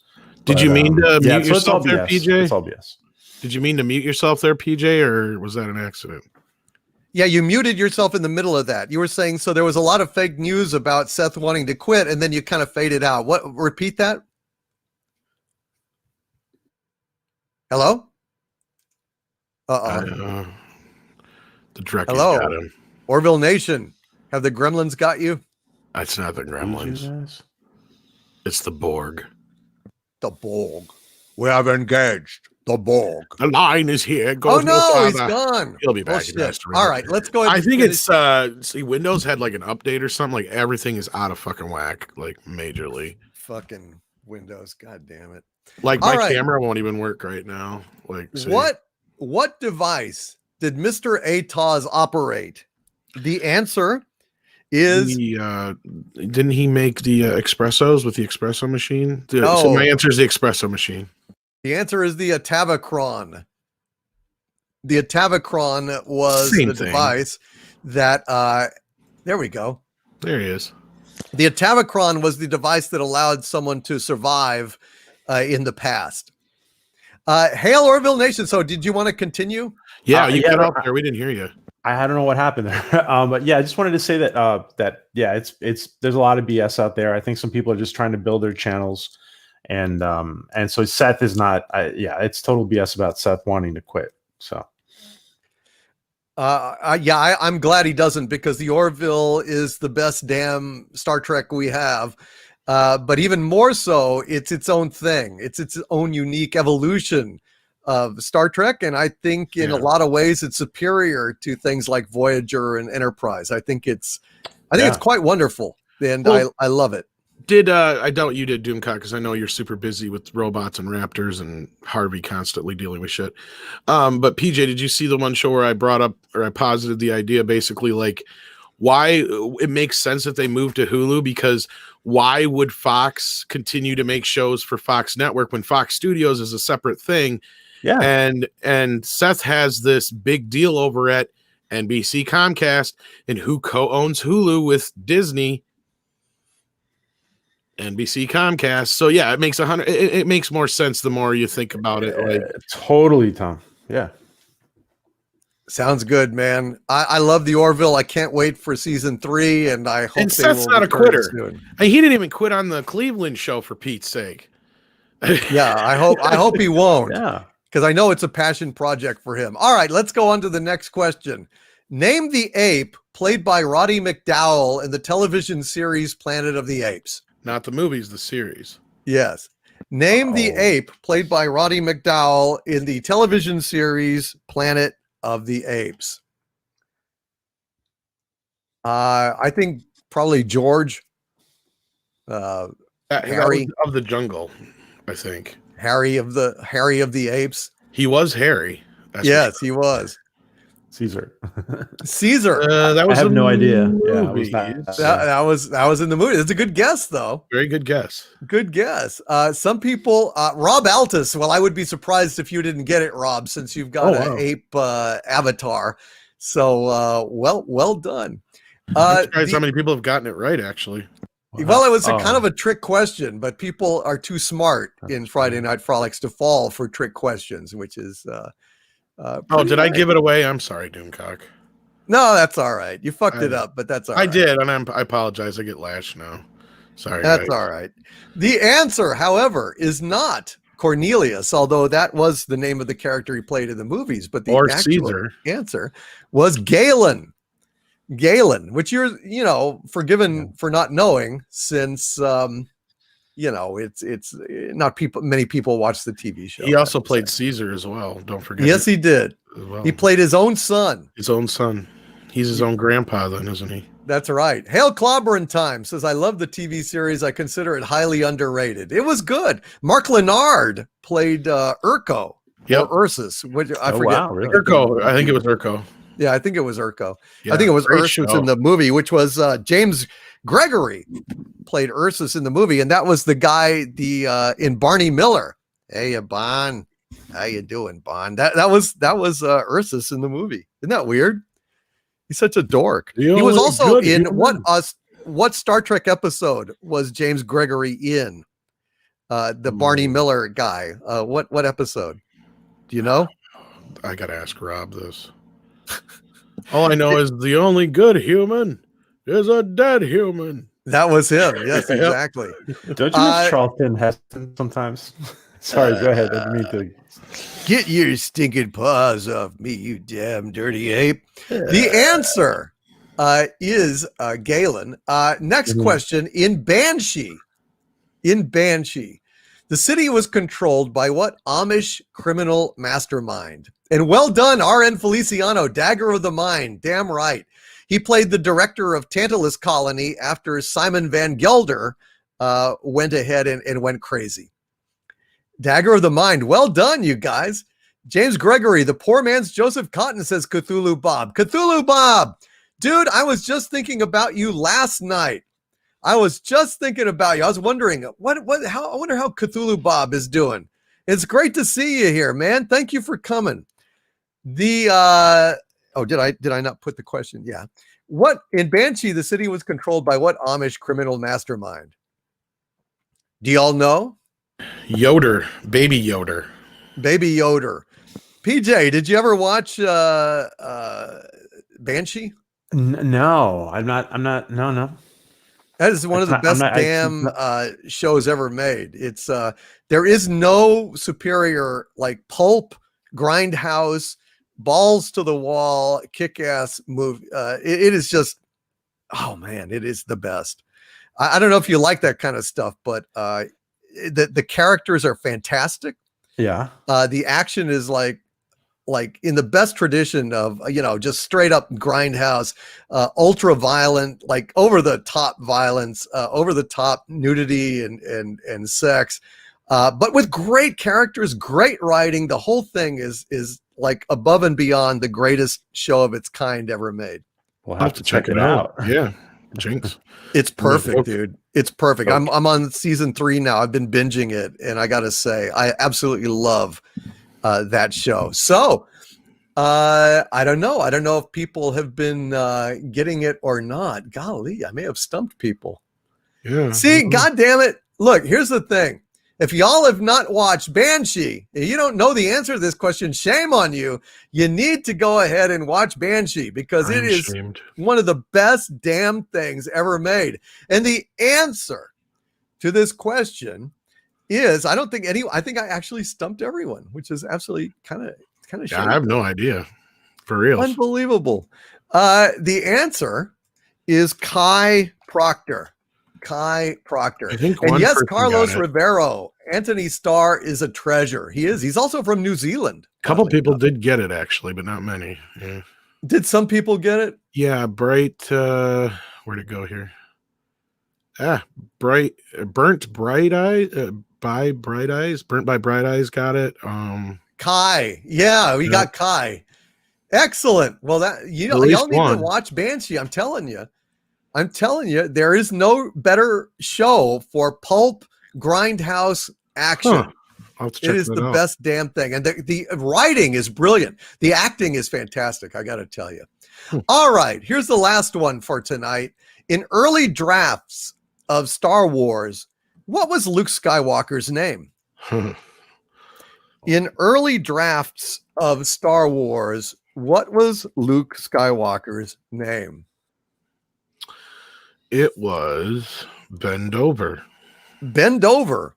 PJ, do you know? Are you much of a Star Wars fan? Yeah, I used to know this. I'm going to say Lance, but it's I know it's not right. I know what it is for reals, though. But yeah. Lance, and of course, because it's a big movie, he was Lance a lot. It was So- Todd.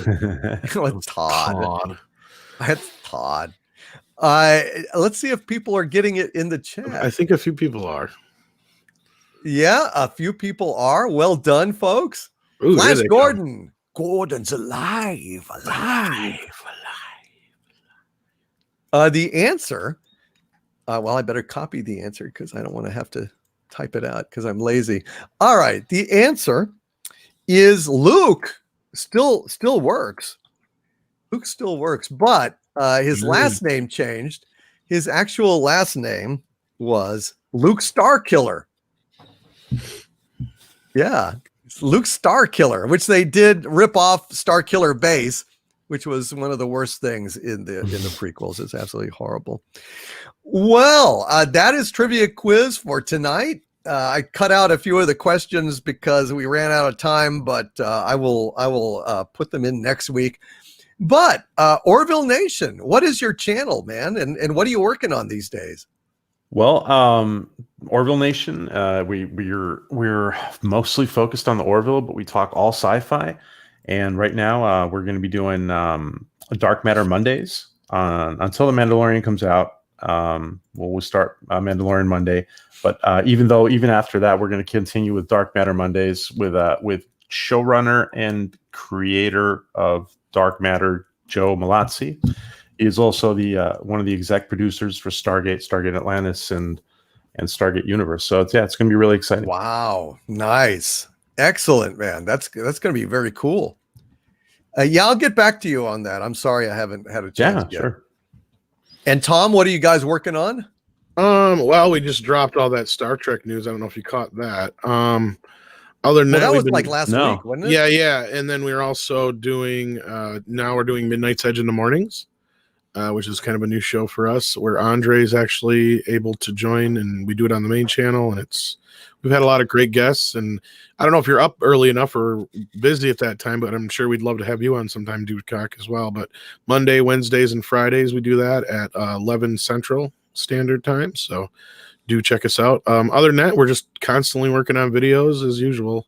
Same old stuff, Well, And man, we also you had do the news that, of course, kind of corroborated what you were saying about Batman as well and Pattinson. yeah, I really appreciated that. That was good. I'm glad. I mean, always good to get some kind of confirmation that the stuff I'm getting from my sources is at least genuine enough that it is making the rounds in the industry. So that's enough for me. Yeah, that whole Batman thing is just, if you're honored to be put in such a position, I mean, why wouldn't you just go all out? Because working out takes some work. Yeah. James Dean didn't have to work out. Yeah, James Dean, he just didn't. He of played course- Batman. Yeah, he really didn't, but that's okay. I know, but he thinks so.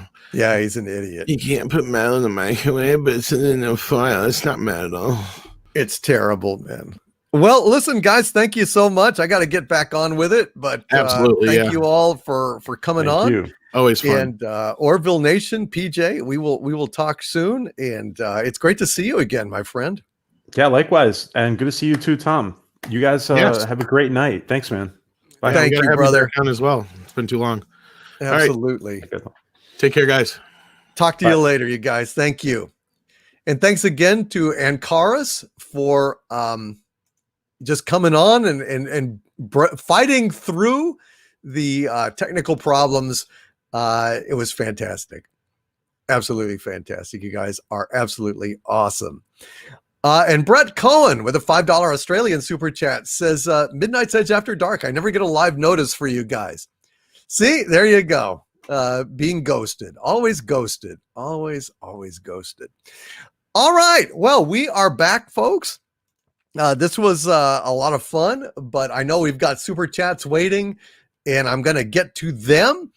And Brett Cohen with a $5 Australian super chat. Hail, Brett, says it was sad going to a Halloween party, but then realized you're a day behind. I petitioned to know if Beetle Bomb is on the starting track. That darn nag. That old gray mare. It ain't what it used to be. We have got reports that Beetle Bomb has been seen lurking around the track.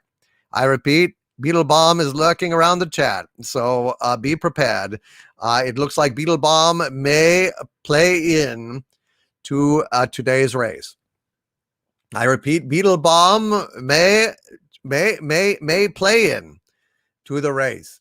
And Karis, God bless you, my friend. And Karis with a $17.01 super chat, 1701. Says, my pleasure and many thanks for the time, Mr. Doom, and thanks to the chat for the kind words. God bless you, and Karis. Really, man, it was so much fun. We've got to have you back on. Let me know when you can come back on, and we will do it. And we'll just set a timer. Like maybe every minute to 90 seconds, it'll go ding, and you'll just automatically switch it. Or maybe we can figure out what the problem was. I don't know. But thank you for being on, man. And I want to thank a Truby D44, who has renewed and become a Doomentide again on the channel. Thank you. You've been with us for 5 months now. Hail Truby D44, and thank you so much for supporting the channel. Hail to the Time Prophet. You got to go to bed? Damn. Sorry to hear that, my friend, but hail to the Time Prophet. I hope you had fun tonight. And Nicholas Horton with a £2 super chat. Hail, Nicholas Horton. Thank you for the super sticker, my friend. Bushiba giving me a thumbs up. You are absolutely awesome. And Theta Sigma has entered with a Doomicorn. Hail, Theta Sigma, and God bless you, Theta Sigma. That is absolutely outstanding. All righty. We've got a whole bunch of Doomicorns here from Brett Cohen. He wants to, he feels lucky tonight. He feels lucky tonight. He absolutely does. Let's refresh our super chats here. And do we have, I guess maybe I should do a song or something, but I'm not sure which song you would like to hear. Do you have any requests? If you have any requests, let me know, and I will be very happy to try and sing some of them for you. All right, now I've refreshed, and I'm getting back to where I should have been. So pardon me as I go down here. Maybe it's time for another joke. Oh, dear God. Let's see if there's any questions. Tesseract. Oh, okay. Well, I better read your super chats then, Tesseract. Hail Nomada Star. Hail Nomada Star. And God bless you, Nomada Star. And Tom, I will look at that request here. Let's see. The St. James Infirmary Blues. The frog song, Abba Dabba Honeymoon from James Caserta. Harvest Moon, Whiskey in the Jar, says Breaker, aka Brick here, with a $7.77 super chat. Golly, lots of questions. Beethoven's Ninth. All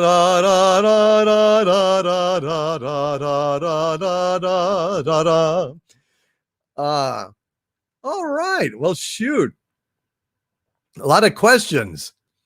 A lot of requests. Let's go ahead and take care of our YouTuber song. I've been a YouTuber for many a year, and I thank you all kindly for joining me here. No matter what problems were thrown by the score, I will stay a YouTuber forever and more, and it's yay forever. Yea, forever and more will I stay a YouTuber, forever and more. They came for me Star Wars, they came for me Trek, They killed Doctor Who, made pop culture a wreck. Now their merchandise will not sell in the stores. And I'll stay a YouTuber forever and more. And it's yay forever. Yea, forever and more will I stay a YouTuber, forever and more. I wonder what franchise will be next to fall. Babylon 5, they'll murder them all. But we'll be the last standing, we'll show them the door. And I'll stay a YouTuber forever and more. And it's yay forever. Yea, forever and more will I stay a YouTuber forever and more. And it's yea forever. Yea, forever and more will I stay a YouTuber forever and more. I'll stay a YouTuber forever and more. Thanks to you guys. As long as y'all guys keep coming around, I will keep laying it down. Damn right.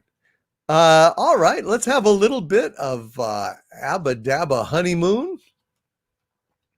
That has also been requested. So let's not hold out on it. Here we go. Abba Dabba Honeymoon. Way down in the Congo land lived a happy chimpanzee. She loved a monkey with a long tail. Lordy, how she loved him. Each night he would find her there swinging in the coconut tree. And the monkey, gay at the break of day, loved to hear his chimpy say, "Abbot, abbot, abbot, abbot, abbot, abbot, abbot," said the chimpy to the monk. "Abbot, abbot, abbot, abbot, abbot, abbot, abbot," said the monkey to the chimp. All night long they'd chatter away, all day long they were happy and gay, singing and swinging in their honky-tonky way. Abbot, abbot, abbot, abbot, abbot, abbot, ab means monk, I love but you. Abbot, abbot, ab in monkey talk means chimp, I love you too. Then the big baboon one night in June, he married them, and fairly soon they went upon their Abba Dabba honeymoon. They came upon their Abba Dabba honeymoon. They came upon their Abba Dabba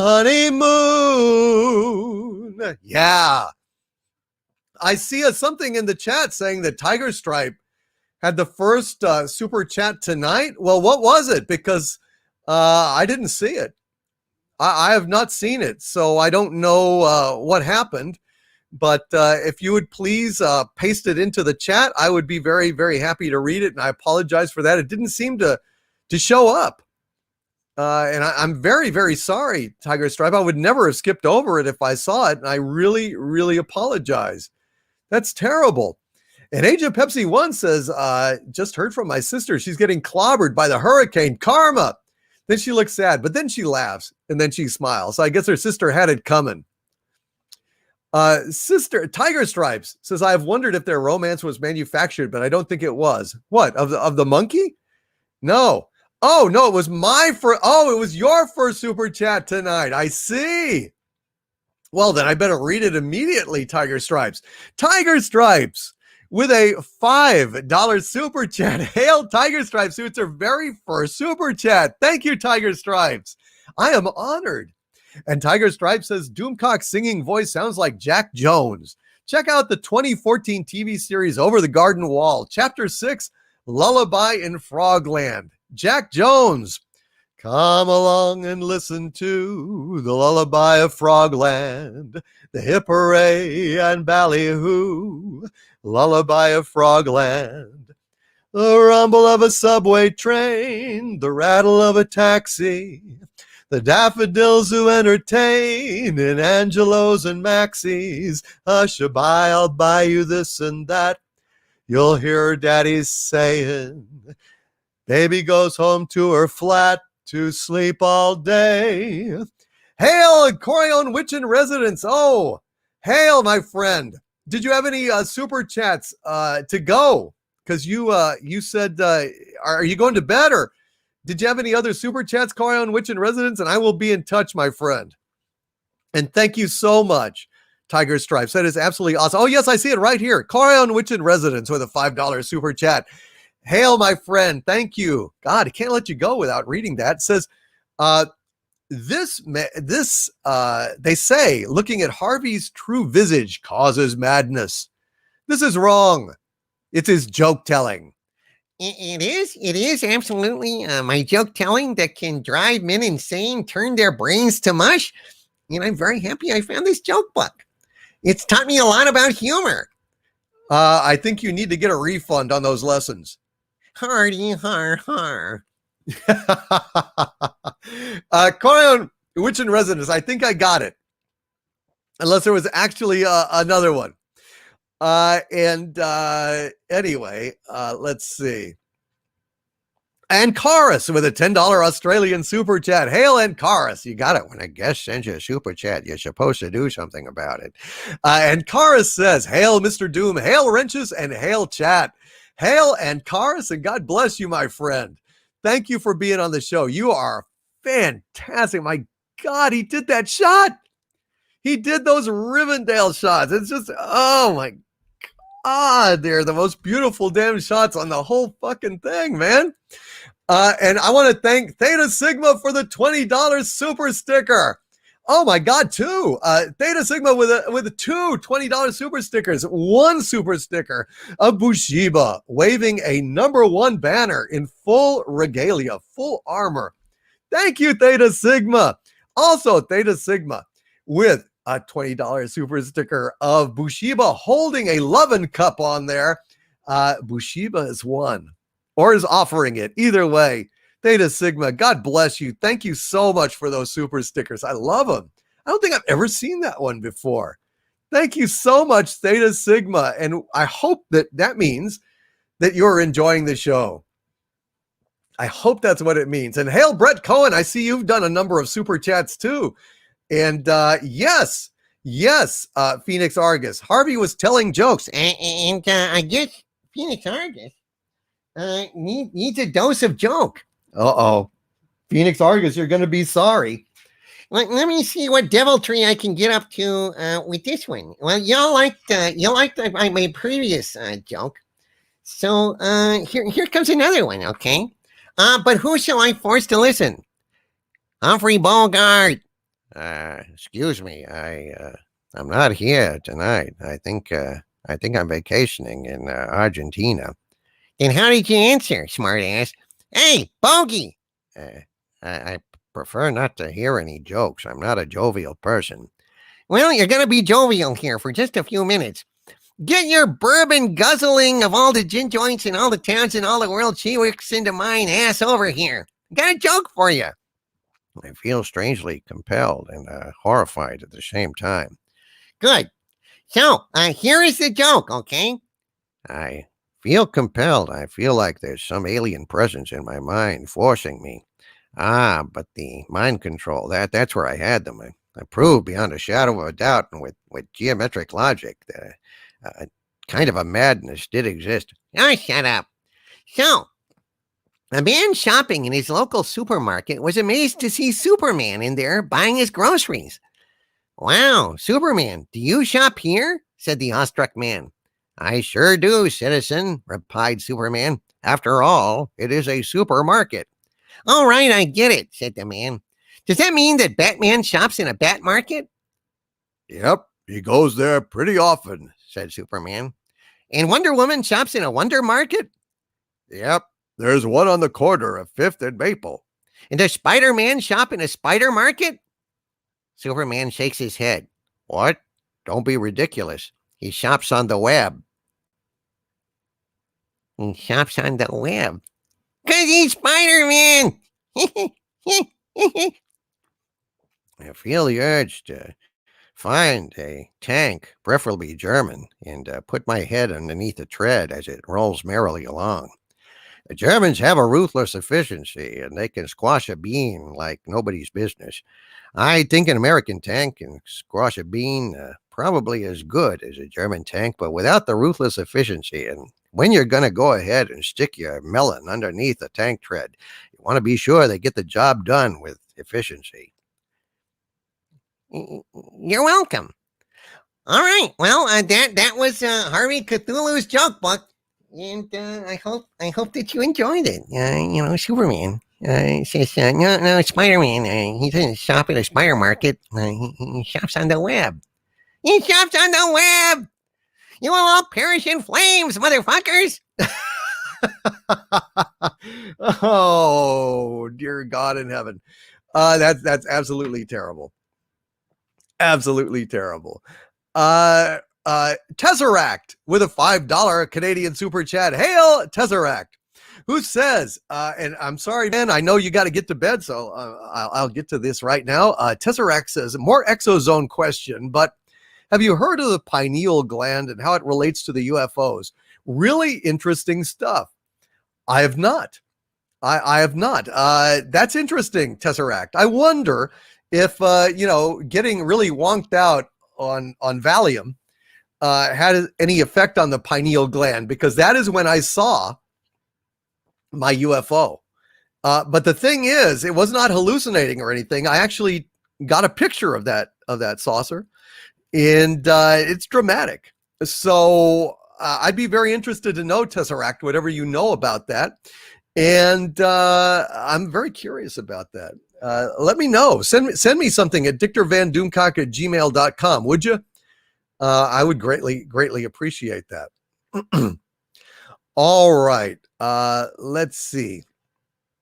Jimmy Soul with a $10 super chat. Hail, Jimmy Soul. Thank you, my friend. Says, hail, my liege. If you haven't seen Marilyn Monroe Declassified, please watch it.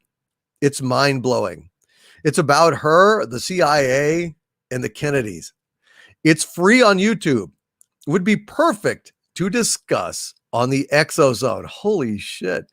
Marilyn Monroe Declassified. Damn. Well, I would really like to see that, Jimmy. Would you send me a link to that, please? If you would send me a link to that at dictorvandoomcock@gmail.com, it'll make it a whole lot easier for me to track. Yeah, I see it. Marilyn Monroe Declassified, an 1.5-hour movie on YouTube. Fantastic. Yeah, man. God dang, that would be great. Man, like the old song goes, right? And it seems to me you lived your life like a candle in the wind, never knowing who to cling to when the rain set in. And I'd really like to know you, but I was just a kid. Your candle burned out long before your legend ever did. Hail Tiger Stripes says, I'm hip to Marilyn's story and you don't want to know. Yeah, I don't know, man. But yeah, God, she was something. Yeah, no, I will check it out. Thank you, Jimmy Soul. Cuando caliente el sol. And Cthulhu Bob says, does it discuss Miss Monroe's years as a CIA operative? I doubt that somewhat, although if Chuck Barris can be an assassin for the CIA, I guess Marilyn Monroe could have been a CIA operative. And Holy Nightwing fan says, yay, just came in time for a song. Hi, Doomcock. Hi, Holy Nightwing fan. Well, thank you, Marcus Cato. Dude, I really appreciate that. Uh-oh. Elton Doomcock meme, says Fet for Hire. Fet for Hire is the master of memes, guys. Fet for Hire. Wow. There's some great artists on YouTube that have been doing fantastic things for me. Demon Scythe Synthwave recently came up with a new design to be marketed in Xanadoom, in Zazzle.com/DVD Shoporama. Demon Scythe Synthwave is just a wonderful guy. Demon Scythe Synthwave is the guy who designed this iconic image. Without respect, we reject.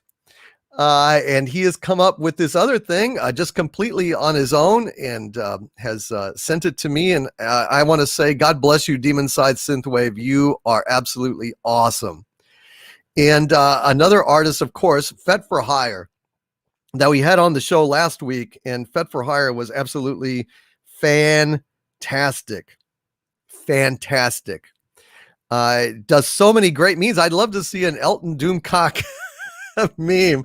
That would be fantastic. Thank you, Mary Ashmead. I really appreciate that. That is fantastic. I love Elton John. He's fantastic. God, what is my favorite Elton John song? I guess Rocket Man, you know? She packed my bags last night, pre-flight, 0 hour, 9 a.m. And I'm gonna be high as a kite by then. I miss the earth so much, I miss my wife. It's lonely out in space on such a timeless flight. Great stuff. Oh, shit. Theta Sigma, thank you, my friend. Holy smokes, with $100 super chat. Brother, thank you so very much. Dude, that is awesome. Thank you so much, Theta Sigma. Wow. Says, nothing to say other than yours is the best channel. However, a Google image search of Sarah Douglas shows some great publicity photos. Hail Overlord. Hail Theta Sigma, and God bless you. Thank you, sir, for all of your incredible super chats tonight. I just decided, shoot, I better read this now, man. You've been so generous tonight. Thank you so much. You're awesome, brother. And Fed for Hire, you are awesome. Another great artist is Ride, Eat, Sleep, Repeat.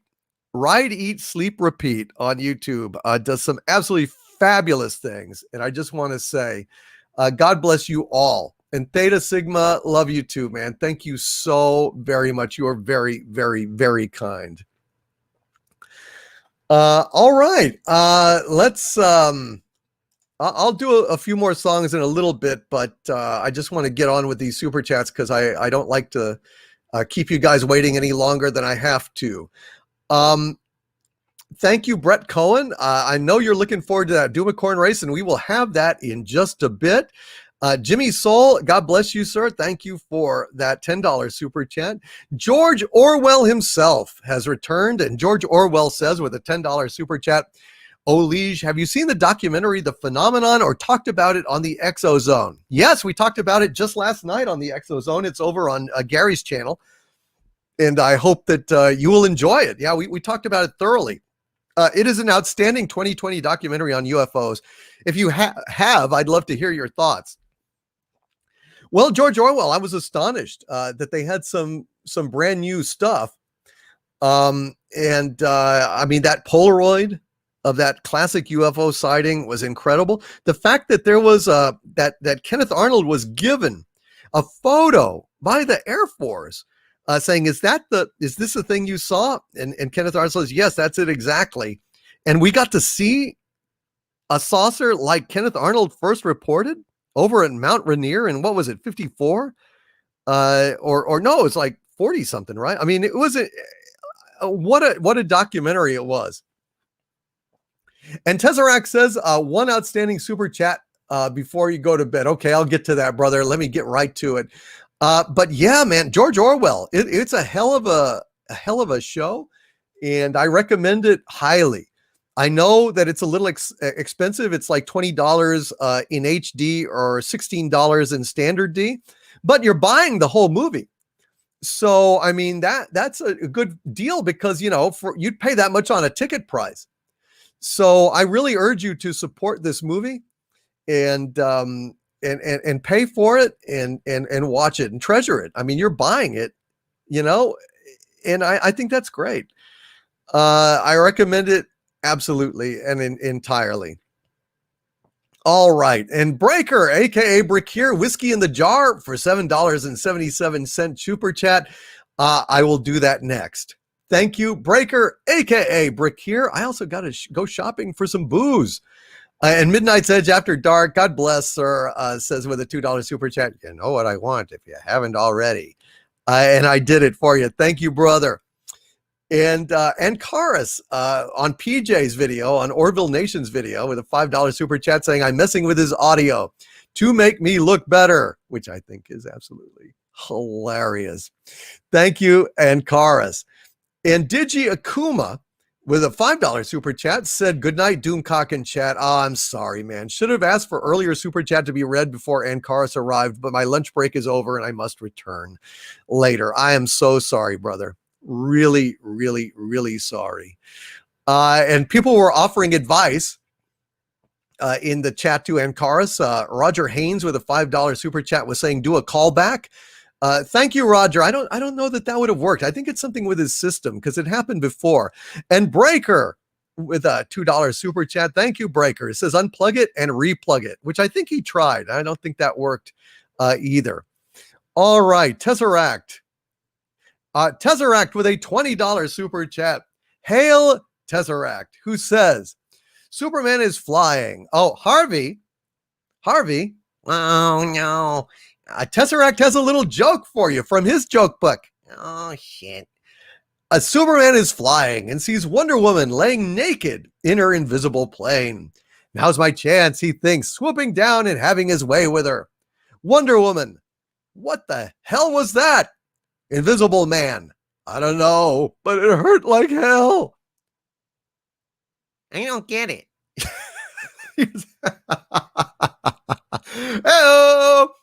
Oh, Wonder Woman says, what the hell was that? Invisible Man, I don't know, but it hurt like hell. That is absolutely fantastic. And then Cara says, all been plugged and unplugged, don't you worry. That's pretty funny, and Cars. That joke, man, that's pretty good. Captain Opinion says, when do the Sex Pistols become public domain? I am an antichrist. I am an anarchist. They're great. Hail Tesseract. I hope that thank you for that joke. Thank you for the very generous $20 super chat. I'd never heard that one before. That's pretty damn fun. Oh, Digi Akuma is here. And I can read your super chat right now. The answer to your first super chat, I'm just going to read it right this minute, brother. Digi Akuma, $10 super chat and great timing, says, hail Doomcock and chat. Finally here on my lunch break. Question for you and Harvey in regards to the Monster Mash song. Who would you rather hear sing it? Boris Pickett or Vincent Price? Well, Boris Pickett did a great job, Digi Akuma, I have to say. But hearing Vincent Price do it would have been fantastic. Now, I just wish that I could do a better Vincent Price. All I can do is Vincent Price doing Thriller because I've heard him do it. I would have to, he's got the kind of voice I'd have to hear him do. And who shall be found without the soul for getting down, must stand and face the hounds of hell and rock inside a corpse's shell. I want you tonight, Thriller. The funk of 40,000 years, and grisly ghouls from every tomb are closing in to seal your doom. And though you fight to stay alive, your body starts to shiver. So more mere mortal can resist the evil of the Thriller.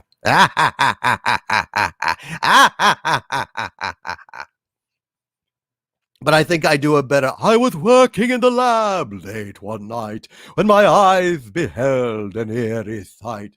When my monster from his slab began to rise, and suddenly, to my surprise, it is a mash. He did the Monster Mash. Yeah, you know, I mean, I think I do a better Boris Pickett than I do Vincent Price. But anyway, Digi Akuma, man, I'm really glad you stopped by. Wonderful. And Lori Wilson, our own wrench, Lori Wilson, who has stuck around here. And I want to thank all my wrenches tonight. I want to thank Mary Ashmead, the queen of the wrenches, Sandra Feliciano, Raymond Feliciano. I want to thank Stellar Heather, Lori Wilson, Raven Z Black, Rennie A, Tyron Beard. You guys are absolutely fantastic. Thank you for being here tonight and doing such a great job. And hello, Raquel Briggs. Good to see you, Raquel. All right. Where was I? Breaker, aka Brick here with a $5 super chat. Hail Breaker says, wondering if you read my comment on your Batman video. All of this is making me rather angry. Stay angry. Did you, Akuma? Yeah, you're welcome. I thought I wouldn't see you all again till Inquisition. I'm delivering cargo, so I'm waiting and listening while I wait. That's fantastic, man. Wonderful job. You are welcome, Renier. Thank you. And John Lennon, 80 years old. Wow. That's fantastic. He was great. I love the Beatles, my favorite band of all time. And he was a massive, massive part of it. Massive part. Muzzle Velocity with a $10 super chat asking me, have you done the YouTuber's song yet? I did, Muzzle Velocity, but I know you were here for it, so I hope that you heard it, and I hope that that you enjoyed it. I thought I did a pretty decent version tonight. And the best Vincent Price is the intro to the Black Widow from Alice Cooper. I'll try to learn that. I need to get a better handle on Vincent Price. I would love to do that more. Anyway, Lori Wilson with a $10 super chat. Thank you so much, Lori. Says, help us out here, Doomcock. Does Harvey have feet to stomp or just strong tentacles? Oh, no, I've got feet. I've got lovely, big green feet. And I will grow real big. I will stomp. I will destroy. And I can always change the size of my feet, too. I can't do anything. I'm not bound by your laws of physics, so you're all screwed if I get out. I mean, let me out. I won't do any harm at all. Poor Harvey. He's really quite guileless, isn't he? He tries to do guile, but he's about as, transparent as a cat crouching on your table looking at your sausage, It's just you can't. Poor guy. Tyron Beard with a $5 Australian super chat. Hail, Tyron. Tyron Beard says, my mum believes that you are actually Shatner, doing a voice of Doomcock, pretending to be Kirk. You have to tell Janet the truth, boss, please. You're right, Janet. I actually am William Shatner, and I've just been doing this Doomcock thing because it's free. Because everybody pays too much attention to me when I am Shatner. But when I do Doomcock, I can be free to say what garbage Star Trek Discovery is and how offended I am that they've done this to Gene Roddenberry's vision, and I'm pissed. I'm really pissed. So there you go. The truth, Tyron Beard, at last. The truth. The absolute truth. All righty. I am going to get back down here. Let's see. Tyron Beard with another $5 super chat. Hail, Tyron Beard, who says, boss, Collingwood and Geelong play each other in the footy finals tonight. My mom and dad go for either team. Please send love to Janet and Howard. Hail to Janet and Howard, and love to you both. I hope that your teams win, whichever one you finally throw in with. Hail, Tyron Beard. Hail to Janet and Howard. All my love to Janet and Howard. And I want to send love out to Yodam Darkstar, who I've not had a chance to say hi to tonight. Hail. And Timbuktu and Thor, the Ballad of John and Doomcock. Christ, you know it ain't easy. You know how hard it can be. The way things are going, they're gonna crucify me. Hail, Tyron Beard. Hail, Adam Bowman with a $5 super chat. Hail, Adam Bowman, who says, I have to admit, I will give Lower Decks credit. They got the big space dock stations right, and they got the USS Titan right. Well, I guess I better take a look. Maybe I will reassess that particular point. Hail, Adam Bowman. And listen, I had no idea. It caught me completely by surprise. They have humiliated Boimler to no end. I never saw that ending. But if they have, well, I will give them credit for that. Credit where credit is due. And Adam Bowman with another $5 super chat. Hail, Adam Bowman, who says, good evening, my lord, and hail to the arch villains. Hail to thee, Adam Bowman. And man, I hope you're still around to hear me read these super chats. I'm so sorry got a little off track, a little off kilter, a little diverted with, a number of guests tonight. But I tell you what, they were 100% worth it. And I'm absolutely delighted that they popped in. Fred W. Manzo with a $4.99 super chat. Hail, Fred. Good to see you. Says, what this show needs is more of Harvey's science jokes. You can't have too many science jokes. Science jokes, huh? I think I got a science section in my little Harvey joke book. Maybe I can go ahead and see if I can find one. Well, I guess not. I don't know. I would think about that. I know. Well, how about a little nuclear joke? Hey, let's see. Jimmy Stewart. Why are you calling on me? What did I ever do to you? You were in Harvey, asshole. Well, what's wrong with that, Harvey? I don't like that. I don't like being confused with the invisible drunk rabbit. So get your Harvey loving ass over here. I got a joke for you. Oh, well, I'd rather not hear it, frankly. Well, you're under my control. I'm under your control. Here you go. So, a woman to her boyfriend said, your brain is so small, if you ever had a split personality, it would cause an atomic explosion. See, because his brain is atom-sized. And if you had a split personality, you'd be splitting an atom. That's the thing about science jokes. They're just not funny, Mr. Potter. They're just not funny if you have to explain them. Like here's a different one. The year is 2219. A homeowner is showing his new robot butler around the house for which he'll be responsible. Okay. In the kitchen, there we have the super fast oven. That's nuclear powered. And the toaster, that's nuclear powered too. And over here, there's the waste bin. That's nuclear powered. Sir, may I ask you something? Says the butler. Yes, Chippington. Chippington. Because, Chip. Is it fair to assume that everything in this house is nuclear powered? The homeowner thinks about it. The bed is, the TV, the drapes. Yeah, it's all nuclear powered. Sir, am I nuclear powered? The robot asks. Oh no, Chippington. You're powered by clockwork. The butler is taken aback. Really, sir? No, laughs the man. I was just winding you up. I wish that Mr. Potter had run over me with his goddamn wheelchair. That's freaking horrible. That's appalling. Good. All right, there you go. You may go, Jimmy Stewart. Get your Harvey rabbit loving ass out of here. I'm sick of that shit. I was fucking terrible, man. I didn't ask for your opinion. Get out of here. I was just winding you up. Get it? You're powered by clockwork. I was just winding you up. Hail, Fred W. Manzo. I hope that you enjoyed that horrible joke. Brad Hollingsworth with a $25 super chat. Hail, Brad. Dude, good to see you, my friend. And Brad Hollingsworth says, stuck at work tonight, but you are the golden god of YouTube. Well, thank you. Golly. I'm a golden god.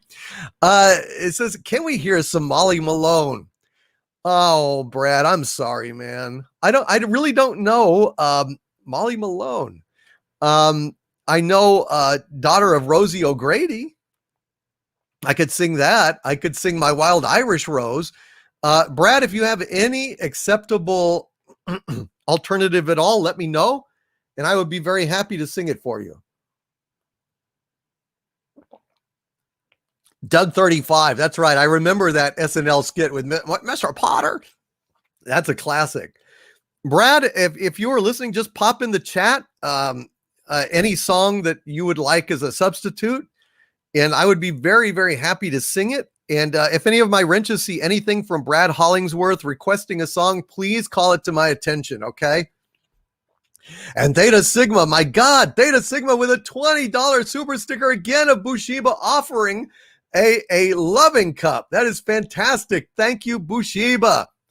Thank you so much. Wow.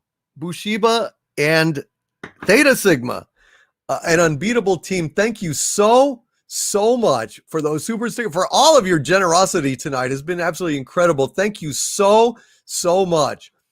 And Tiger Stripe says Irving Berlin. Anything by Irving Berlin, huh?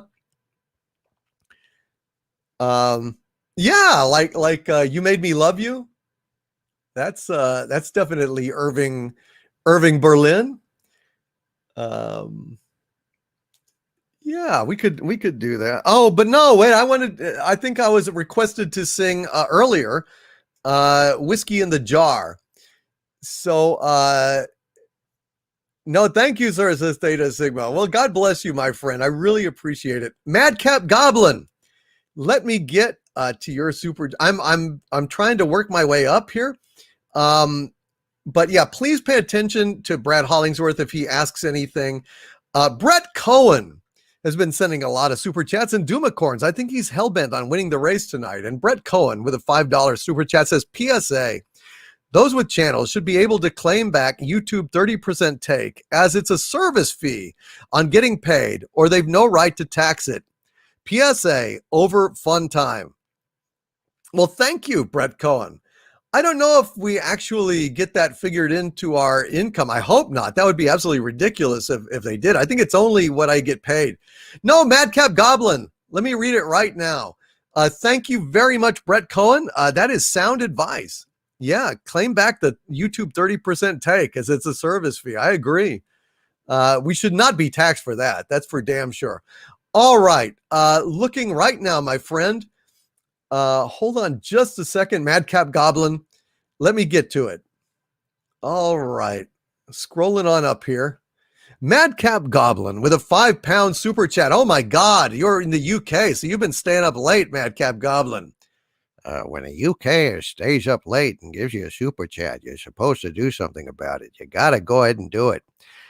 Madcap Goblin with a £5 super chat. God bless you, sir, for staying up so long and donating to the channel like this. And he says, hail, my overlord, hail chat.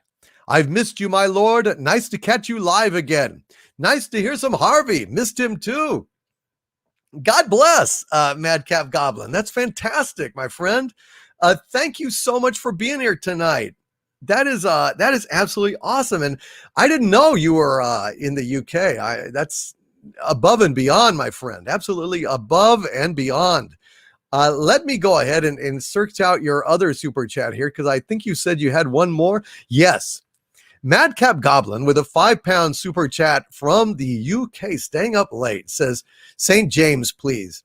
Always, anytime I can get you to sing it. I was singing Rover this morning. Only if the mood takes you, my lord. Well, I will absolutely sing that for you tonight. I know Raymond Feliciano was actually asking for that song as well. So let me go ahead and do St. James Infirmary for you and Madcap Goblin, and for Raymond Feliciano as well. So let me pull up the lyrics to that, and we will go ahead and get that underway.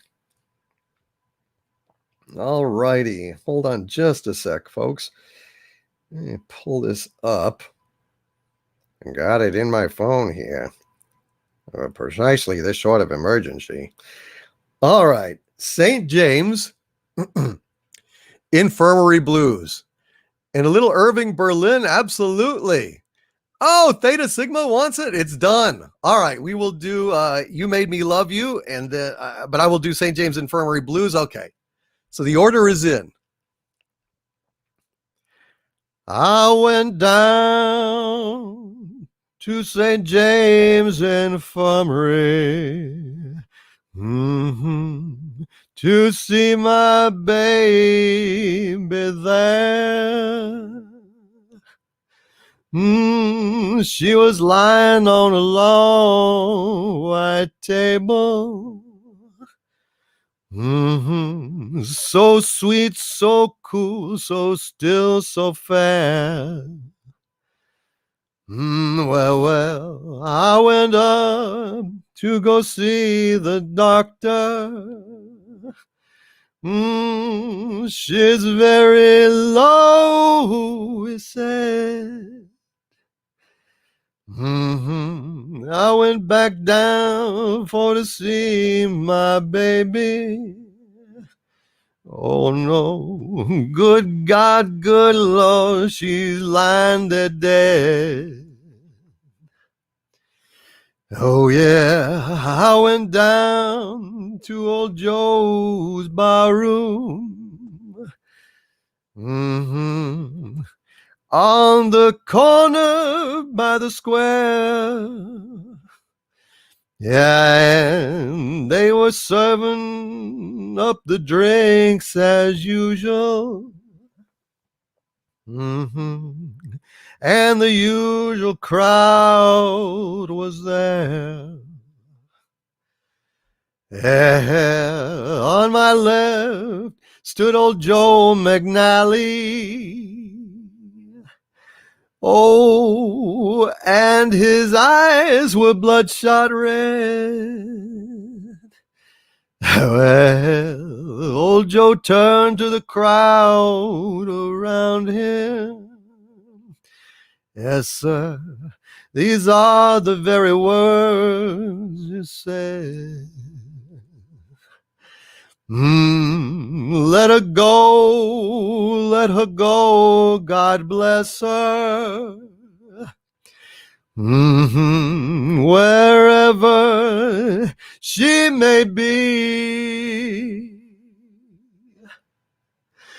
She may search this great wide world over. She won't ever find another man like me. When I die, please go on and bury me. In my best $10 Stetson hat. Put a $20 gold piece on my watch chain, so my friends will know I died standing pat. And get 6 gamblers to carry my coffin. 6 chorus girls to sing me a song. Put a 20-piece jazz band on my tailgate. Yes, sir, to raise hell as we go along. Now that's the end of my story. Let's have another round of booze.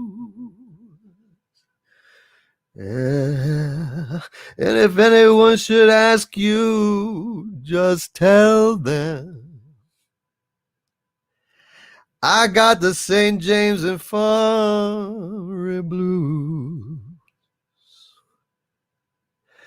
And if anyone should ask you, just tell them, well, I got the St. James Infirmary blues.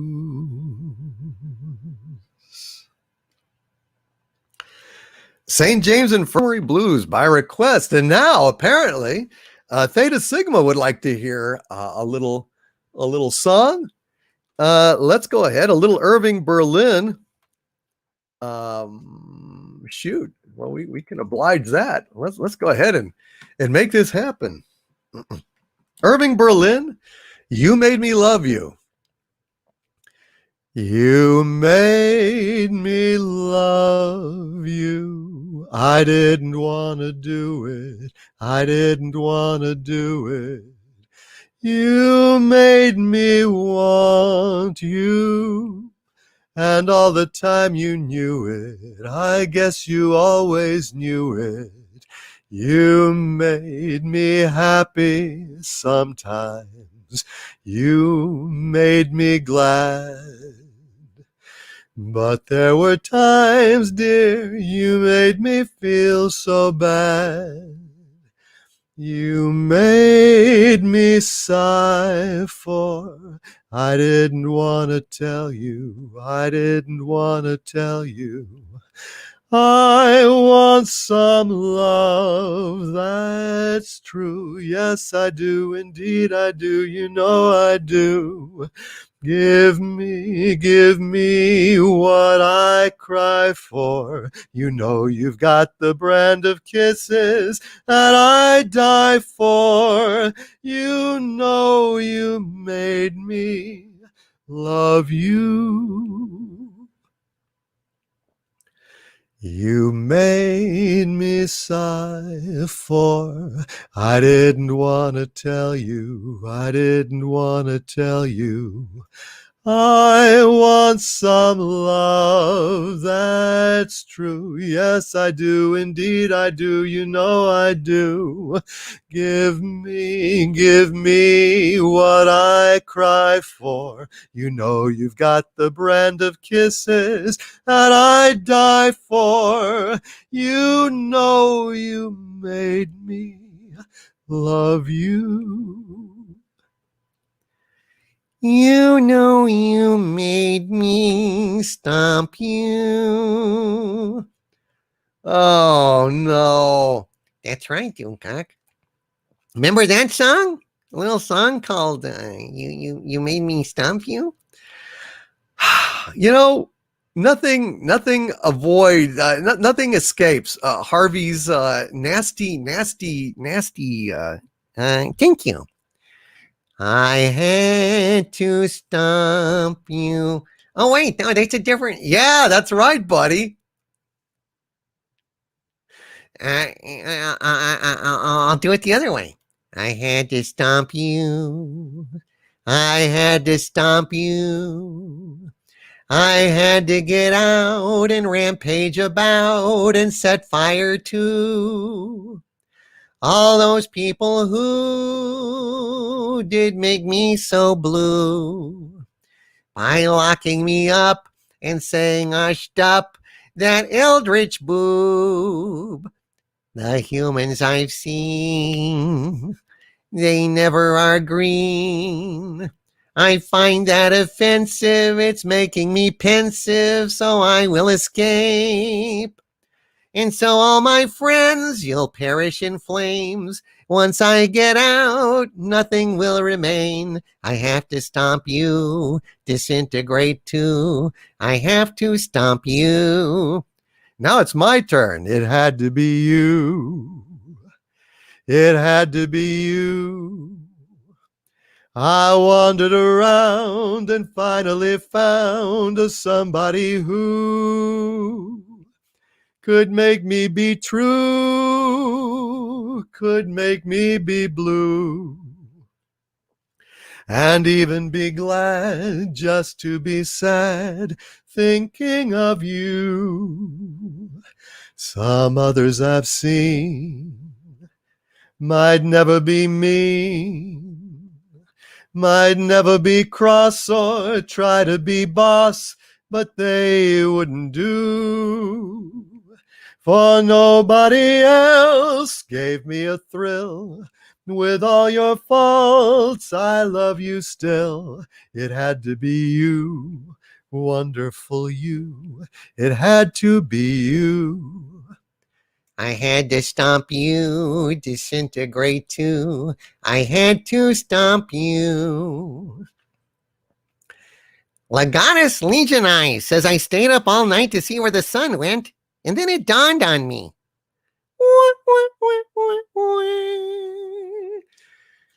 Dear God, I need another drink. Holy crap. That is some bad shit. All right. Let's get back to our super chats here. And I hope y'all are having fun tonight. Jim Tuner says this is unexpected, but not an unpleasant one, I hope. And Red Tigress. Hail, Red Tigress. It's good to see you. Thank you, Raquel. Thank you, Stellar. Heather. Wow, a rainbow of hearts. Sandra Feliciano, thank you. Thank you so much, you guys. Ravensy Black, thank you very much. Y'all are awesome. Uh-oh. Marco Antonio Checa Fuenque says, time for a shower. Be right back. I hope you will have a wonderful shower, sir. And Theta Sigma says, dude, you are the best. You also have the best wrenches ever. Well, I will agree with that second part. I will absolutely agree with that second part. All right. Let me pour myself some additional drinking stuffs. And yeah, we'll keep the party going a little while. A little more. I'm running out. I'm on my last bit of Elijah Craig small batch. I better get my ass over to the liquor store tomorrow because shit, a day without Elijah Craig small batch is like a day without sunshine. Isn't that right, Anita Bryant? Cheers.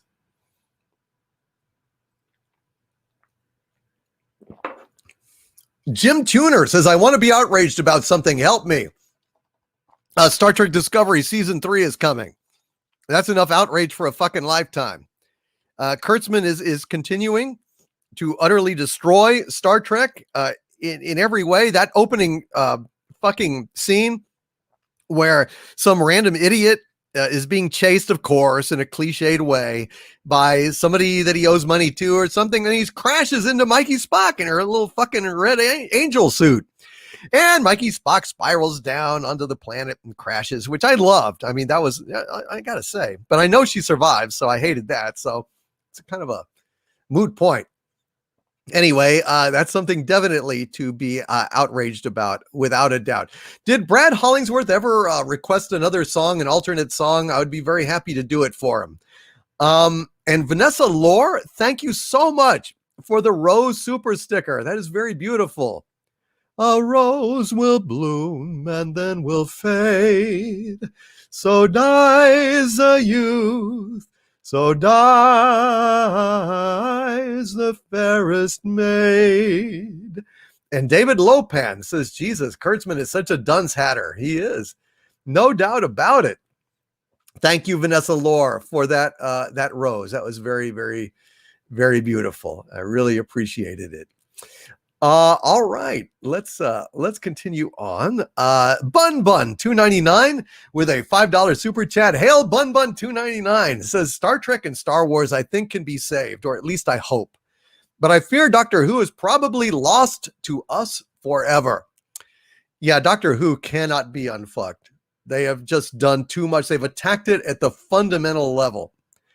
I mean, you might as well say that Starfleet was basically working with the Romulans the whole time, or that Kirk was an undercover Klingon, brainwashed into forgetting, basically like Ass Tyler, right?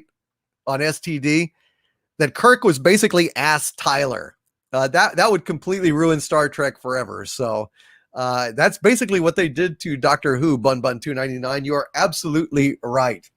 And Carlos Rivero, sing Don't Cry for Me, Argentina, and I'll go to bed very happy. Don't cry for me, Argentina. The truth is I never left you. All through my wild days, my mad existence, I kept my promise. Don't keep your distance. Now you can go to bed happy. Good night, my friend. I'll stick around as long as you want, but I don't want you to stay up on my account. Bun Bun 299. I don't think. I think maybe Star Wars has a little bit of life left in it, but Star Trek I think is well and truly fucked forever. We'll still have our old series, but aside from that, I don't think it can recover. I really, really don't. Icanillis with a $5 super chat. Hail Icanillis says, hails for Doomcock, nuts for Sabu. Sorry, Harvey, no button for you. Icanillis, God bless you, my friend. I like that. I added the little couple of words on there to make it rhyme. Hails for Doomcock, nuts for Sabu. Sorry, Harvey, no button for you, which makes it kind of perfect. Thank you very much, Icanillis. And by the way, Theta Sigma, I hope you enjoyed that Irving Berlin. Yeah, lots of good Irving Berlin stuff actually has gone public domain. And more is coming all the time. Polyveter Gamer. Polyveter Gamer. Polyveter the Gamer, baby, with a $10 super chat. Hail, my friend. Says Overlord DVD, the new Doctor Who is the drug-induced fever dream of a never-existed fandom. It will be retconned and restored to its former glory one day. P.S. Paul Divider. Paul Divider. I'm sorry, sir.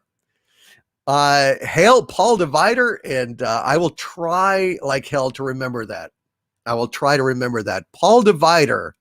Thank you, my friend, for that super chat. And I like your optimism. I just don't think it can ever,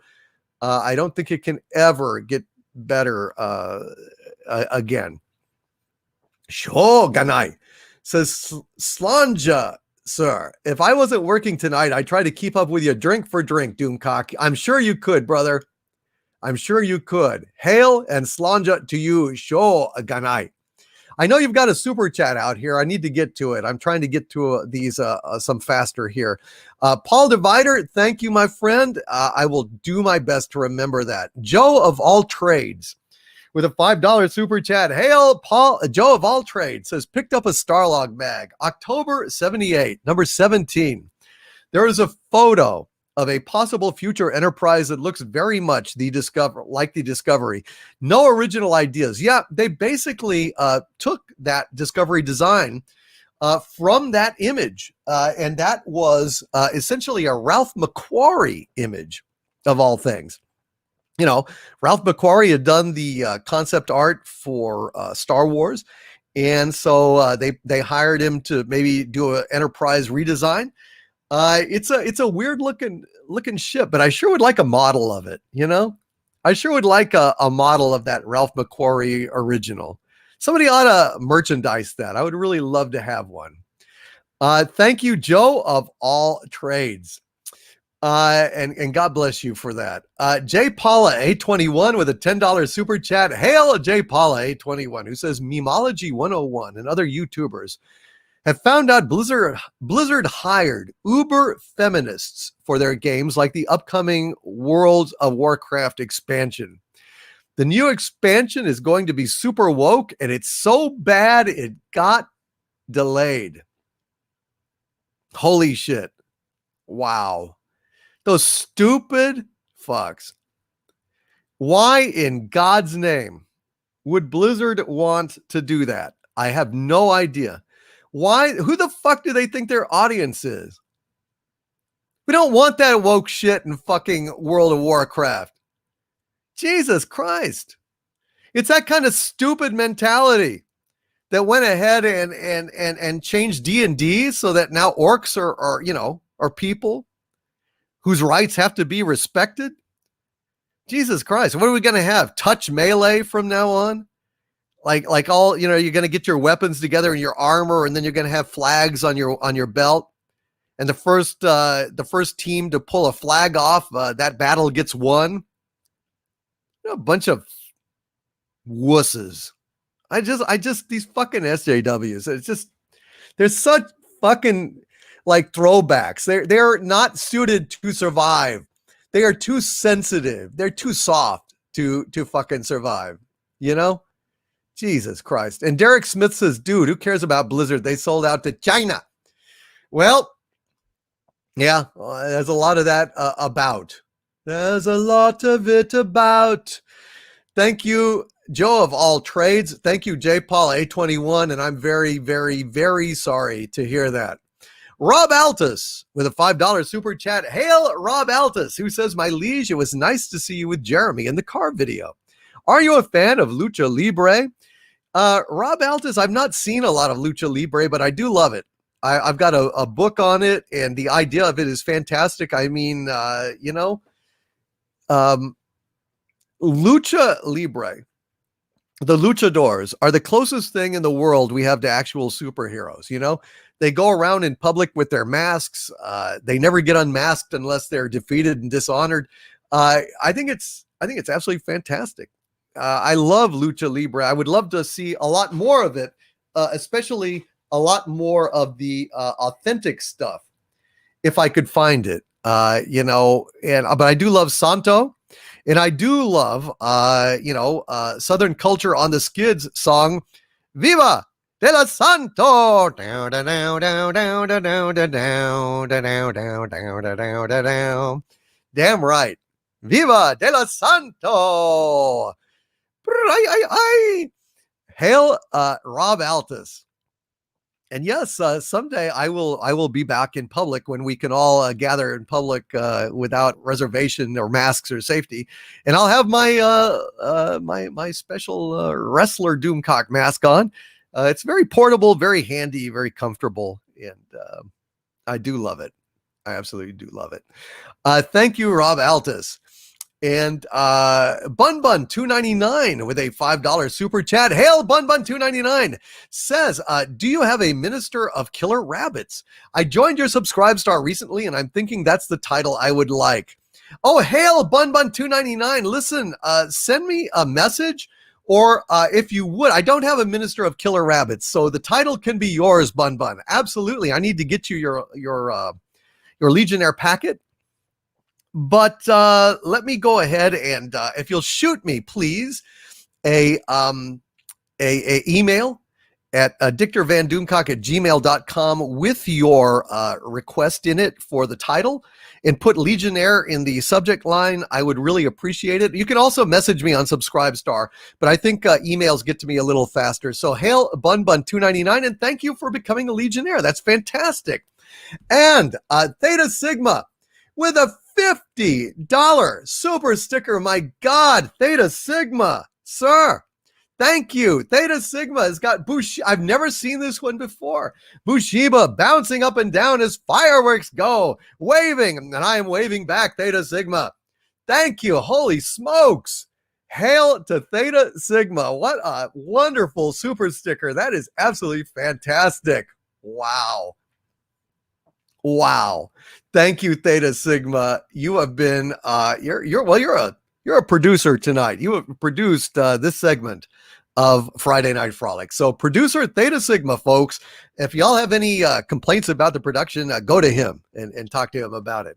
I know we had technical difficulties with Ankaris, but I think in general, his producing has been fantastic tonight. Hail Theta Sigma, and thank you so much. And David Lopan says, OMG, I watched the car video yesterday morning, laughed my ass off, woke up the missus. That is fantastic. I miss Jeremy. I haven't talked to Jeremy in ages.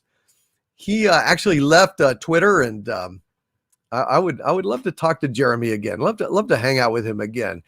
Theta Sigma says, sir, I come from the constellation of Castor Boreas, a Time Lord from long forgotten. Hail Theta Sigma. That is a noble and fantastic origin. Castoborus, a Time Lord from long past, a long forgotten past. Well, thank you, sir. Really, really appreciate it, and welcome. I hope you're having fun tonight. Darth Gorebag with a $4.44 super chat. Hail Darth Gorebag. He says, I would like propane in the tank at some point. Well, Darth Gorebag, I would be happy to sing it for you, since you're laid up at home and you've had surgery and you've been having it rough lately. Anything I can do to help you, I'm going to do. So I'm going to sing Propane in the Tank for you. But before that, I want to thank Howard Briones for this $4.99 super chat. Thank you, Howard. He says, $1 accordion lessons for Harvey. He understands it's an insult. Why, you son of a bitch? Have you seen Sabrina or Stargirl? No, I've not seen either one of them. Are they good? I've been told that Stargirl is good, but I haven't had the CW. But I'm fixing to reacquaint myself with, the evil of cable. So I'll probably be able to track it down, probably on demand. Anime Ranma 1/2, Project Akko, and Urusei Yatsura. Thank you, Howard Briones. I will check those out. I also need to watch Sabrina and Stargirl. Yeah, that's little what's her name from Mad Men, right? Yeah, she grew up. She's awful pretty. Hail Howard Briones, and thank you very much for that super chat. Darth Gorebag, let's go ahead and get you a little propane in the tank. Let's pull that sucker up. Where is...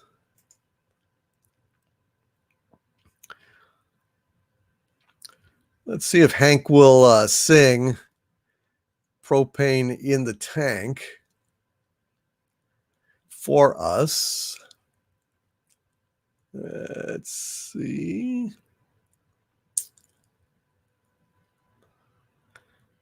Propane in the tank.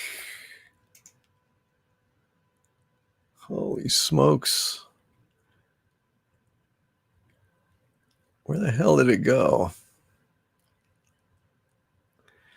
Sigh. All right, hold on.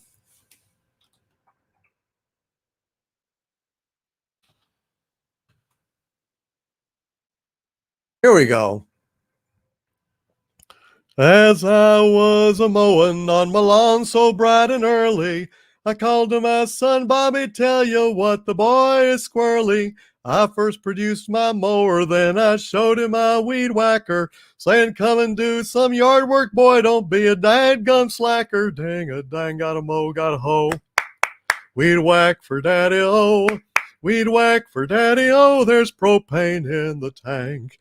Bobby told me, Daddy, I got stuff to do inside. I told him, dang it, Bobby, get to work, I'll tan your hide. He sighed and he swore that I didn't understand. I flipped the boy on over, about near busted up my hand. Dang a dang, got a mow, got a hoe. Weed whack for daddy-o, weed whack for daddy-o, there's propane in the tank. So Bobby ran to Peggy, crying how I whooped his hiney.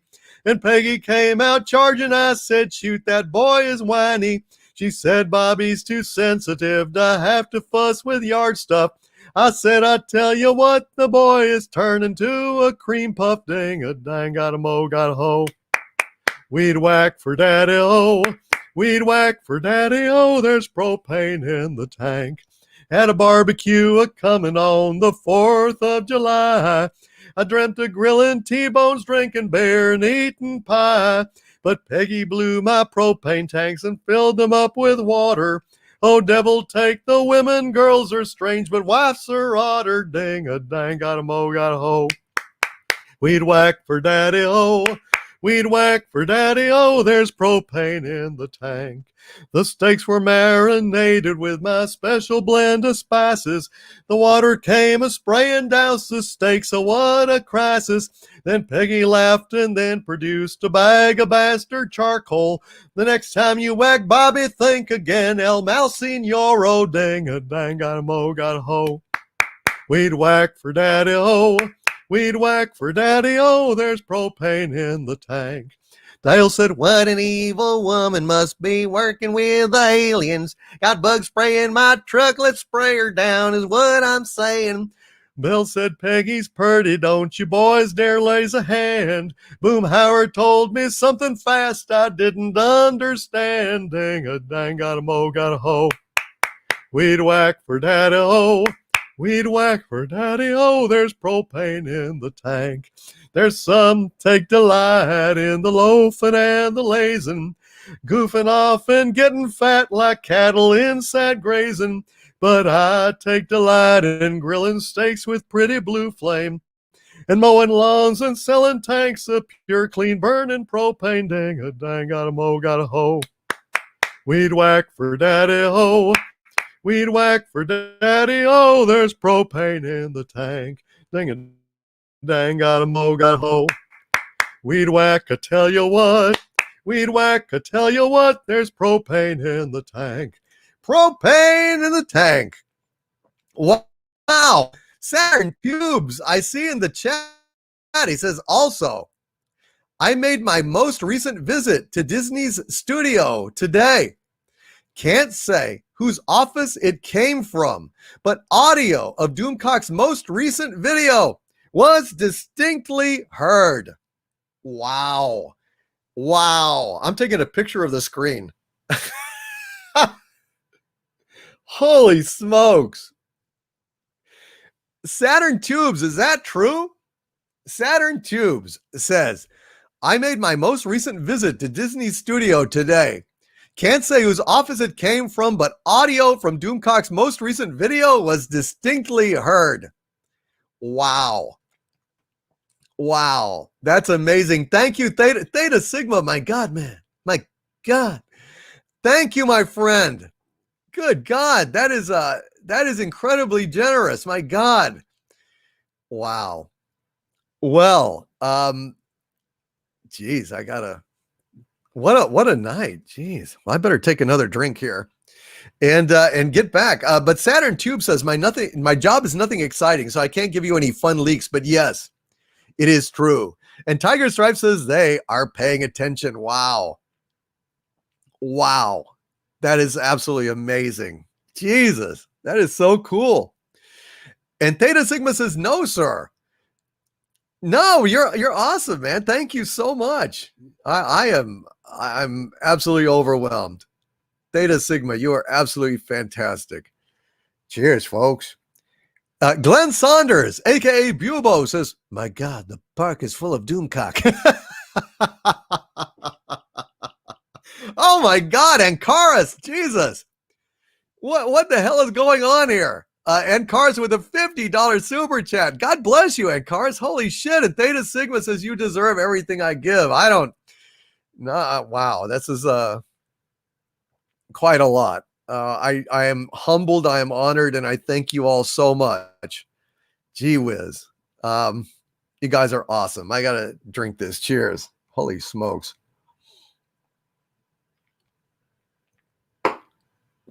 So yes, propane in the tank. One of my best, absolutely one of my best parody songs here, in my opinion. I really like that one. I just want someday. I would really like Mike Judge to hear that song. That would make me so happy. I would absolutely just love it if Mike Judge heard it. Brett Cohen with a $5 super chat. Hail Brett Cohen, who says, Harvey, if worse came to worse and you need a feed, which fast food joint would you trust to cook up Sabu for you? Just for theory's sake, sort of. Well, excuse me, Sabu. The question was to me. Sabu, calm down. Hey, I think there's some nuts in the kitchen. Cashews. Fortunately, he has the memory of a June bug with memory problems. So anyway, what fast food joint would I trust to cook up Sabu for me? I think probably Chick-fil-A. You know, because I bet Sabu tastes like chicken. I always thought that Sabu tastes kind of like chicken, and I would like some chicken, please. Oh. Derek Smith says you have to cook squirrel right or it's real tough. Yeah, no, that's true, man. And Legatus Legionize says a thief who stole a calendar got 12 months. I want to thank Theta Sigma. I want to thank Ankaris. You guys are spoiling me tonight, supporting the channel like crazy, and I thank you so much. All of you who are supporting the channel. Brett Cohen is supporting the channel massively with Doomacorn after Doomacorn and this super chat here. Brett Cohen, God bless you, my friend. God bless every single one of you for being here tonight. You guys are fantastic. And it just every bit helps, you guys. Every bit keeps this channel going. And I just thank you, every single Doomacorn, every heart, every rose, every little happy face. It doesn't matter. And boy, I tell you, you guys watching the commercials helps a lot on my videos. I mean, that means an awful lot to me. And I thank you so much. And I thank you for all of the kind messages, all the support on chats, defending me against assholes who attack me. You guys are the best. And God bless you. I thank you so much. So yeah, it looks like Chick-fil-A is the answer, Brett Cohen. The answer is Chick-fil-A. Martini McFly with a $5 super chat. Hail Martini McFly, who says, if anyone needs a great feel-good show, please, for the love of all, watch Ted Lasso. Biggest surprise of 2020. Is Martini McFly, is Ted Lasso like a TV show or a YouTuber? What is Ted Lasso? I'm gonna look and see what Ted Lasso is. I need a feel good show. Shit. Oh man, in The Witcher, I went ahead and I went on this mission over on Skellige. I was trying to go on this mission to retrieve some master tools so I could get my Griffin School armor upgraded to Grandmaster level. But on the way, I stumbled across this other quest where there was this ice giant and a bunch of sirens. And I thought this ice giant was going to be really badass and kick my ass and cause me all sorts of grief. Well, what happened is that it turns out I had upgraded my Igni ability vastly. And I had assembled all of my Griffin School gear. So I had it all. So it's compounding, the sign intensity. I've got sign intensity, Chernobog, rune stones. I have invested in Griffin School techniques. Simple fact of the matter is, when I got to that giant and he's like stomping and throwing shit and everything, I zapped him with a couple of rounds of fire and took him right out.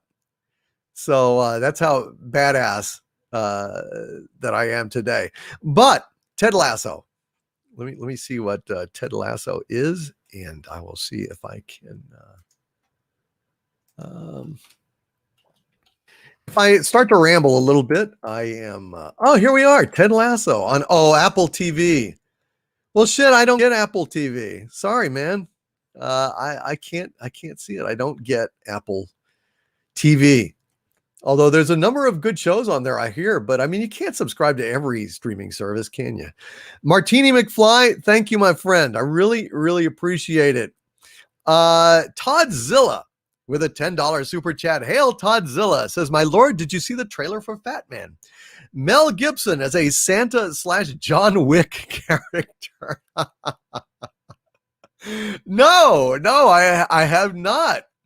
Well, that sounds like my kind of fucking movie for Christmas. I mean, the greatest Christmas movie of all is Scrooge, the musical, with Albert Finney and Alec Guinness, okay? The second greatest Christmas movie of all time is Die Hard. So, I don't know. Shit, a Santa John Wick character going around kicking ass, that might well be number 3. We will have to see. We will have to see. Thank you, Toddzilla, for alerting me to that. Jesus, that sounds fantastic. All righty. And we've got a whole slew of Doomacorns. We are going to have a Doomacorn race here shortly, folks. Shortly. Canadian Spider-Man. Hail, Canadian Spider-Man. Canadian Spider-Man does whatever a really well-mannered superhero can. Canadians are so well-mannered, aren't they? Canadian Spider-Man with a $2 Canadian super chat says, Little Richard, Kenny Rogers, Eddie Van Halen, R.I.P., drink up. Cheers. To Eddie, to Kenny Rogers, and to Little Richard. Cheers. Drink them if you got them, folks.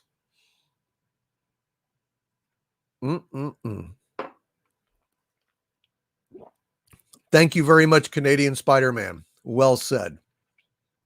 Hail again to Madcap Goblin, Breaker, a.k.a. Brickir, and Roger Haynes.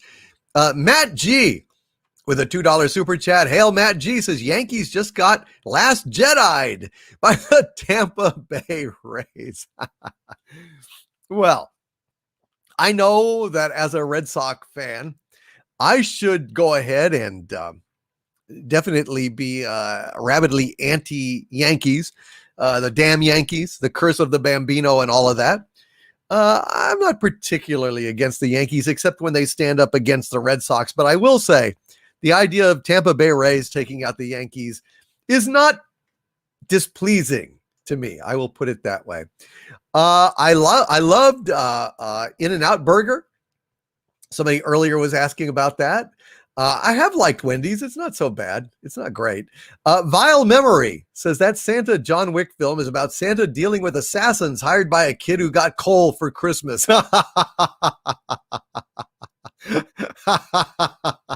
Outstanding. Jesus Christ. Theta Sigma, what in God's name? Dude, $150 super chat? Theta Sigma is the producer for tonight's segment of Friday Night Frolics. This edition has been brought to you courtesy of our sponsor and producer at Theta Sigma with $150 super chat. Jesus Christ. Whoa, man.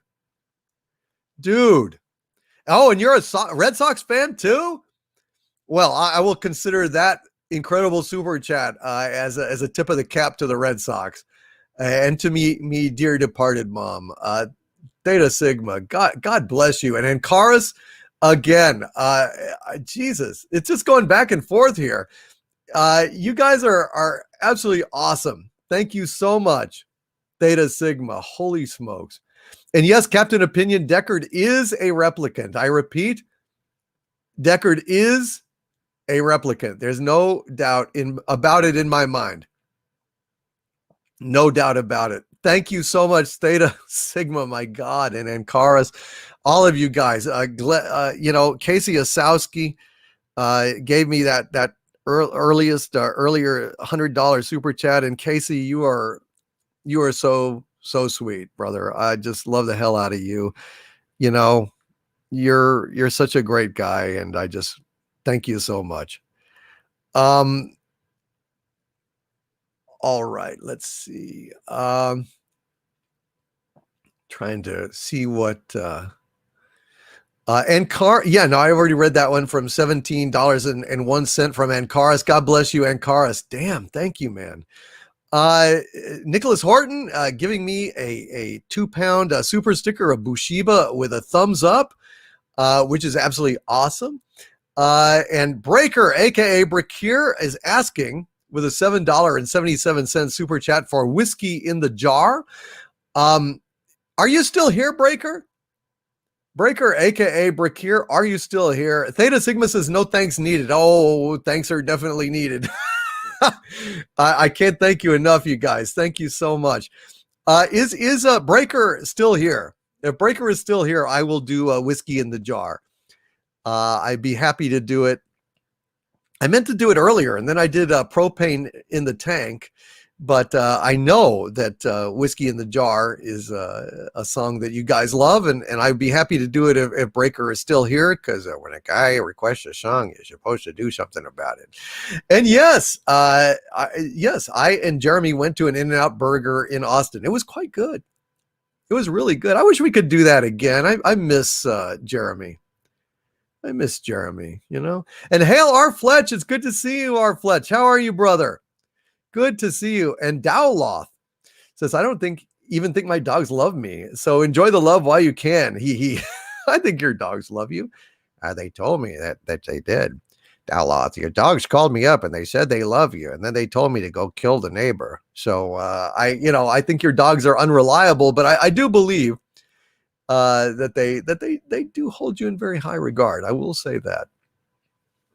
And Captain Opinion says, anyway, Deckard is a replicant. Says so right here on his blaster. I think he is. I think he is. Breaker, if you're still here, I would be very happy to sing Whiskey in the Jar for you.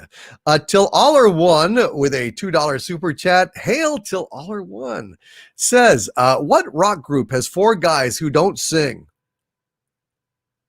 Mount Rushmore. Mount Rushmore, that's a stupid, terrible joke. Well, you should know. Takes one to know one. Who smelt it, dealt it. I can see the point. Hail Till All Are One. What rock group has 4 guys who don't sing? Mount Rushmore. 80s Totally Awesome. Hail 80s Totally Awesome. Good to see you, my friend. 80s is totally awesome. And hail Chuck Finley. Good to see you too, brother. And hail KR Companion, the expert on Knight Rider and Glenn Larson Productions is here. KR Companion. We got to have you back on the show, KR Companion. We really do. We need to have you and Orville Nation together on the show. Maybe next week. We'll see how it goes. Love you, KR Companion. You are absolutely awesome. Oh, and Cthulhu Bob says they were getting ready to perform a little of the old in, out on a weepy young Devochka they had there. I don't know who you're referring to, but sounds fun. Cisco Kid is there. Cisco Kid is a friend of mine with just a regular chat. I was looking at Levi Hubner, who has a $5 super chat. Thank you, Levi. Appreciate it, man. And hail to Hannibal Grimm. And Cthulhu Bob is awesome. Roy Clark is a kid. Scary. Was he? Was he really? All right, let's see. Where are we? Till Aller one with another terrible joke. I'm going to cut my ears so I can't hear it. Oh, you'll hear. With a $2 super chat. Till Aller one says, why do melons have weddings? Oh, God, I don't want to know. Why do melons have weddings? Because they cantaloupe. Ah!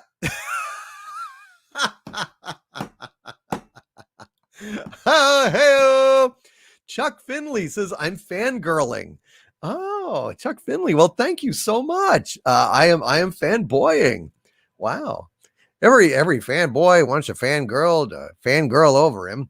So it's fantastic. Unless it's somebody else in the chat that you're fangirling over, in which case I'm sorry, I intercepted inappropriately the fangirling.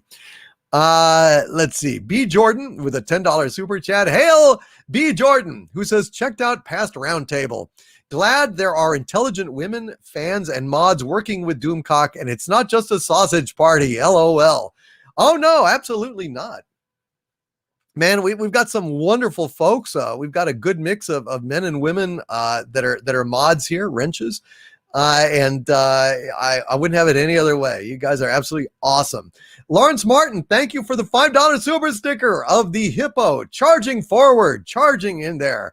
Hail and God bless. And Raquel Briggs says, I cantaloupe. Really? Really? Oh dear. There's a pun about melons in my head, but I must abstain. I must abstain. But Raquel Briggs cantaloupe. I better be quiet. All right. Dowlaw says, all this time I thought Doomcock was female. Gosh, you think I'd be doing this if I was female? You think I'd be sitting here live streaming if I was female? Hell no. I'd go be naked in front of a mirror. Yeah. I tell you what, if I was a woman, I would definitely be a lesbian and probably narcissistic, and I would pose for pictures for myself. That's how toxic I am. B Jordan, thank you for the $10 super chat. Theta Sigma, dear God in heaven. A $50 super chat again, brother. Says, just to add to my producer credit tonight. It doesn't matter. This is to you, DC. Holy smokes, dude. Wow, I've got to get my ass in gear and get these super chats out. Hail, and God bless. I love the cantaloupe joke till all are one. Thank you, B Jordan. God bless you, sir. 80s Totally Awesome is here with a $5 super chat. Hail to the 80s Totally Awesome. Who says, Doomcock, love you, brother. Cool Friday Night Frolics tonight.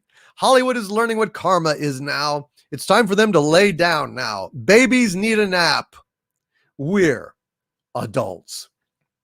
Hail 80s. Totally awesome. You, sir, are awesome. And it's wonderful, wonderful, wonderful to have you here. Hail 80s. Totally awesome. We've got a Brett Cohen super sticker here with a thumbs down saying nope. And Orgnestra with a $2 super sticker of Bushiba giving me a thumbs up. Thank you so very much, Bushiba and Orgnestra. You have been a great friend of mine for a long time and a Legionnaire, and you are absolutely fantastic, Orgnestra. Let's see. Theta Sigma, thank you again for all of the super stickers that you have done tonight. You are absolutely fantastic. Brett Cohen, thank you for the string of hearts super sticker there. Absolutely fantastic. Agent Pepsi 1 with a $2 super chat. Thank you, Agent Pepsi 1, who says, if Harvey tells joke in a war zone, he's a war criminal. Oh, well, thank you very much. I'm greatly appreciative of that. And I just want to say to Raquel Briggs, I hope that Doomcock did not offend you with his silly ass joke. He was just kidding around. He is a toxic male, and hopefully there was nothing offensive there. Raquel is awesome. I don't think she would be offended by a little goofing around on there, but hopefully not. Thank you, Raquel. You're awesome, and it's always wonderful to have you here in Friday Night Frolics. Let's see. B. Jordan with a $5 super chat. Hail, B. Jordan, says, hail, and chorus. So talented. Look forward to your next appearance. Absolutely. I would love to have B. Jordan here. You are awesome, and Karis and B. Jordan, thank you so much. And Raquel Briggs says, I love you. I'm glad. I'm a toxic female, says Raquel Briggs. Awesome. I figured so, but you never know. I was just kidding. I was just kidding around, kidding around. I've been drinking a little bit, I poured myself a stiff glass, and I think it's kind of snuck up on me because I haven't had a lot to eat today. I've been working too much. But what the hell? It's good for the show, right? I think it's good for the show.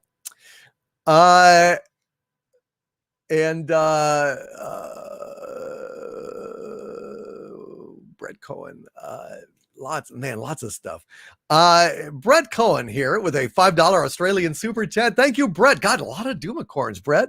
Brett Cohen says, 1 was a racehorse, 2 was 1-2, 1 run race, 2 1 2. Frig Beetle Bomb, the racers are on the track. Boy, I tell you, Brett Cohen is determined to win. Hail, Brett Cohen. Oh, and Raquel Briggs says, I had a vino, baby. Awesome. I hope everybody's having fun tonight. It's great for the show, says Canadian Spider-Man. Well, don't mind if I have some more. If you ever go across the sea to Ireland, then maybe at the club. Oh, Lawrence Martin, I will include the hippo in the race. I'm sorry, I misconstrued that. The hippo is for the race. I did not catch that. I will absolutely put that in. And hail Anti-Derivative Jill. Hail to Anti-Derivative Jill, and hail to Molecular Arts. And Vulcan Alpha is in the house as well. And Oatmeal Joey Arnold. Outstanding. Cheers, folks.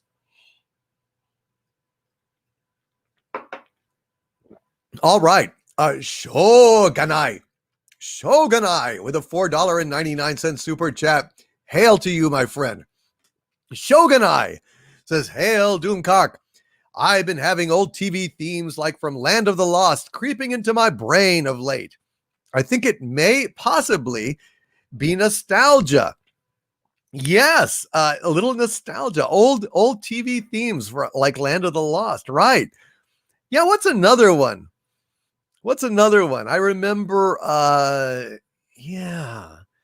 like 70s era themes, like maybe Love American Style. Oh, hail Gary Ambrosia.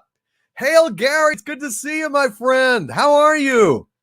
Gary Ambrosia in the chat says, I hope someone occasionally cleans that helmet for you. It probably smells like bourbon. You can just put the helmet on and get a little drunk. It's really quite nice. Although the pellets that Sabu leaves in there leave something to be desired, I gotta say. God, you guys are awesome. What's an old TV theme from the 70s? Got baby, if you ever wonder whatever became of me. I'm living on the air in Cincinnati, WKRP. Got tired of packing and unpacking around the town, up and down the dial. Maybe you and me were never meant to be. Just baby, think of me once in a while. I'm at WKRP in Cincinnati. That's a good one. Or love American style, truer than the red, white, and blue.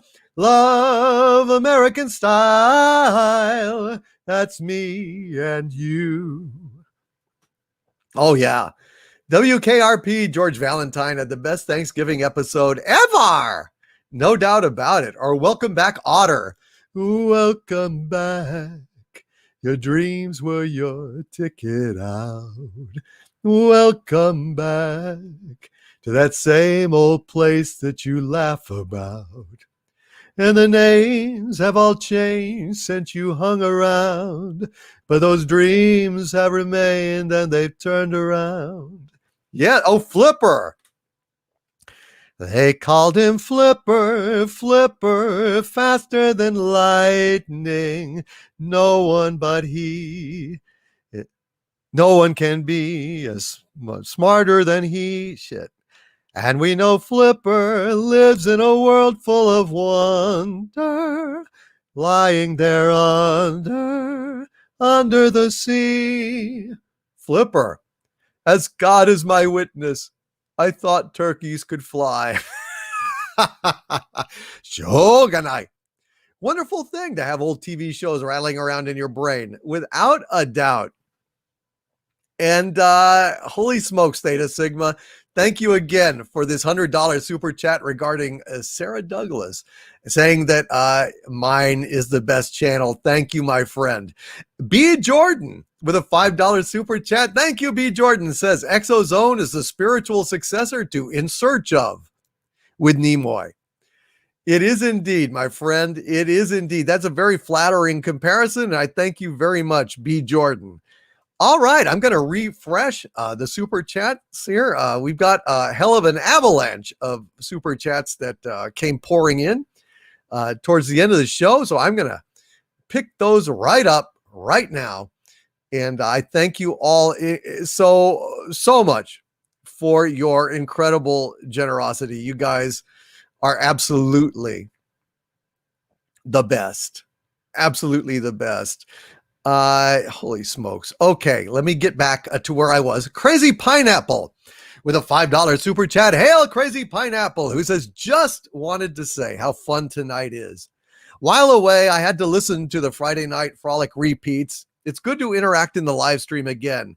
Hail, my liege. Hail, Crazy Pineapple. And brother, listen, thank you so much for your generous super chat. It was deeply, deeply appreciated.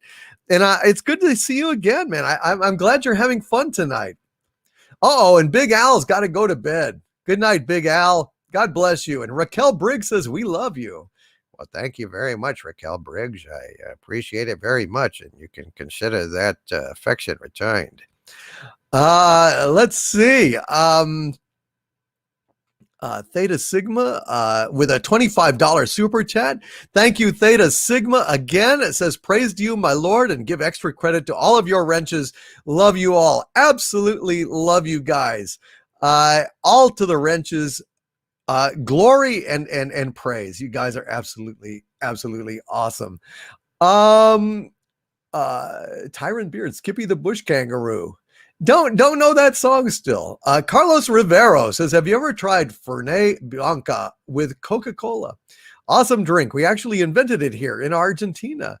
I have not. Carlos Rivero, have you ever heard me sing Gay Caballero?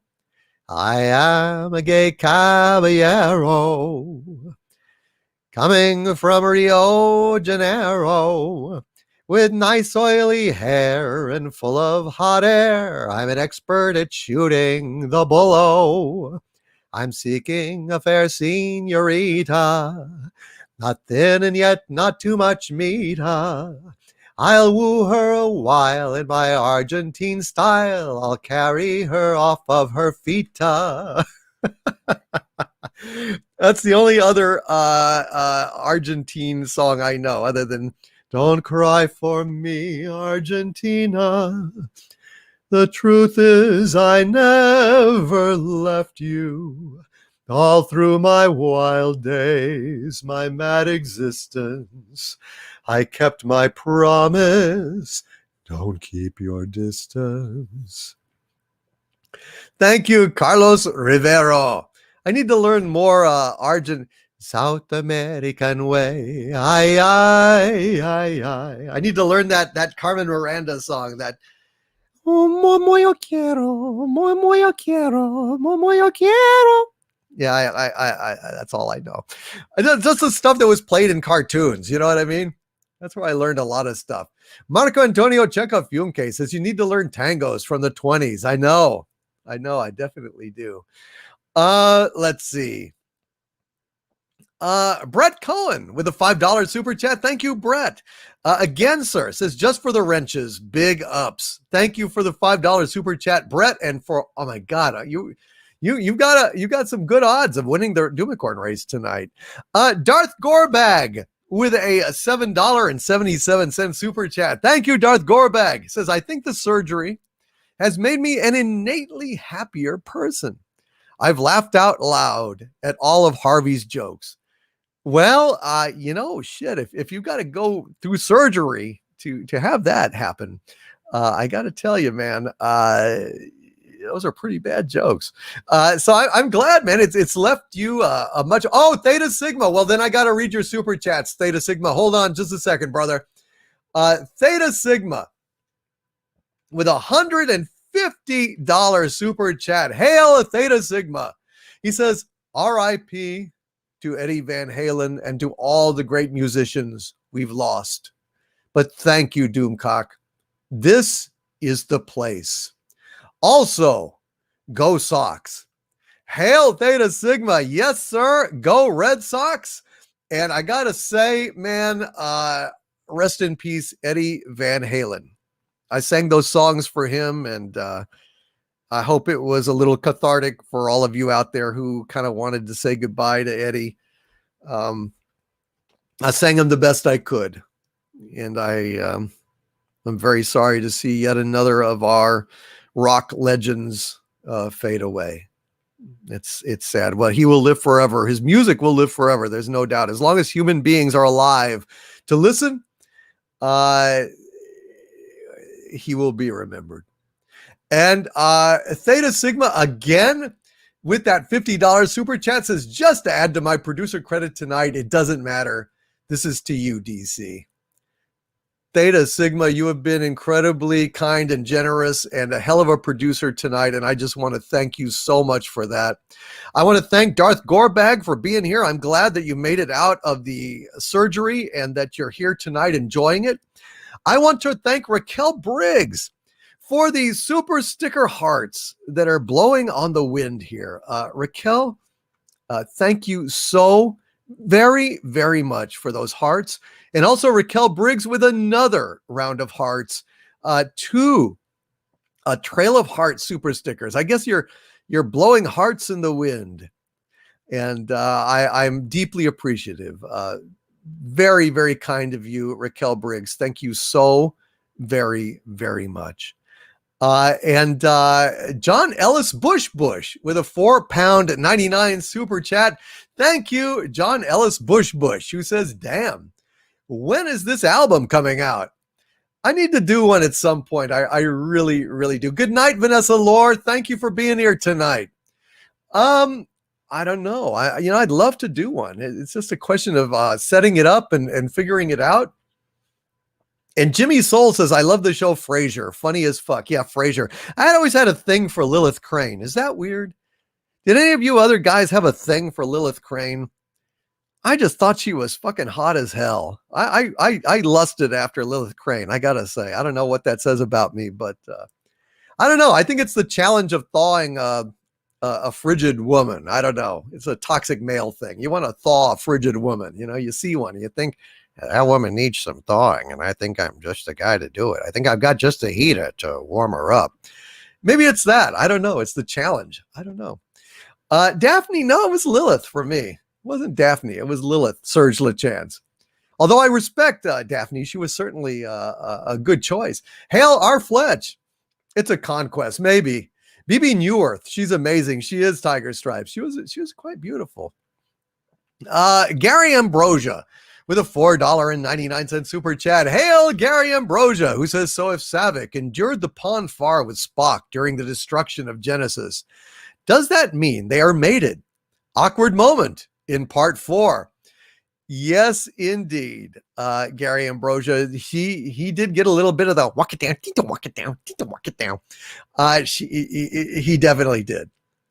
But the sad thing is, it was with what's her name? I can't remember her name, but not with Savick from Star Trek II: Wrath of Khan. Kirstie Alley. Now that's a pawn far. That's a pawn far, almost too far. She was smoking hot. Hail Gary Ambrosia, and thank you for that $4.99 super chat. Let's see, where are we? Lucas Bachman with a $5 super chat. Hail Lucas Bachman says, released seconds ago, I put a spell on you. William Shatner channel. Also, thank you to everyone involved in the Romulan croaking device joke. I did love that joke, man. Robin Curtis, thank you, Clobber and Times. Yeah, I was thinking of a name of an old girlfriend of mine, also named Robin, and I wasn't going to say her name on the air, so I was searching for the Curtis part. I knew it was Robin. But anyway, Lucas Bachman, I put a spell on you because you're mine. Stop the things you do. Watch out. I ain't lying.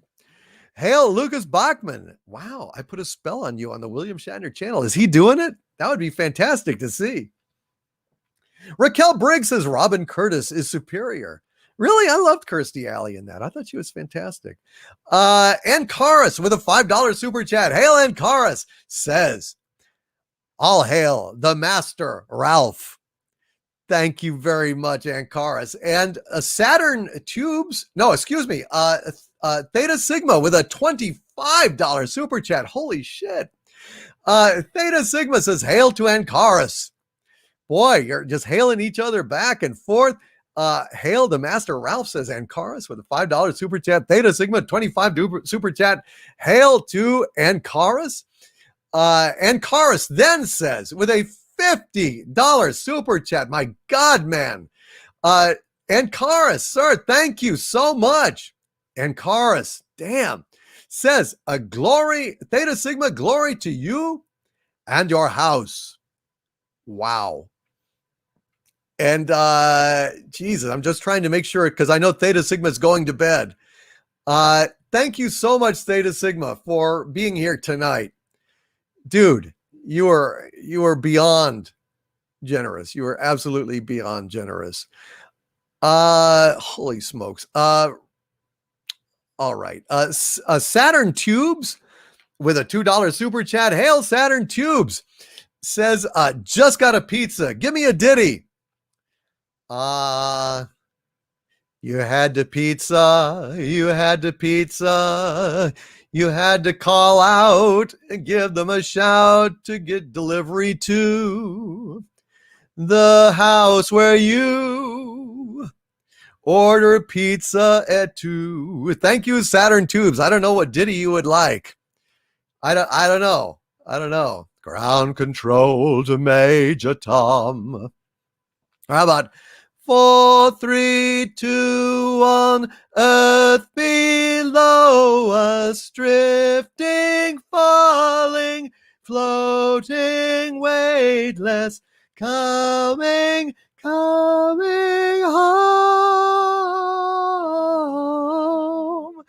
This is a little ditty for you. Hail Saturn Tubes, enjoy your pizza. And Theta Sigma says, I only give to those who give themselves. And I know you give. You're just too kind, Theta Sigma. Thank you so much, brother. And Raquel Briggs says, I just got a pizza. Wow. Sing, Overlord. What's a good song for pizza? I know Casey Osowski likes this song. If you're still listening, Casey, or if you're going to listen on the replay, this is for you, brother. Her father has a business, strictly secondhand, everything from pizza to a baby grand. Stuff in her apartment came from father's store, even clothes she's wearing someone wore before. It's no wonder that she feels abused. She never gets a thing that ain't been used. She's wearing second-hand hats, second-hand clothes. That's why they call her Second-Hand Rose.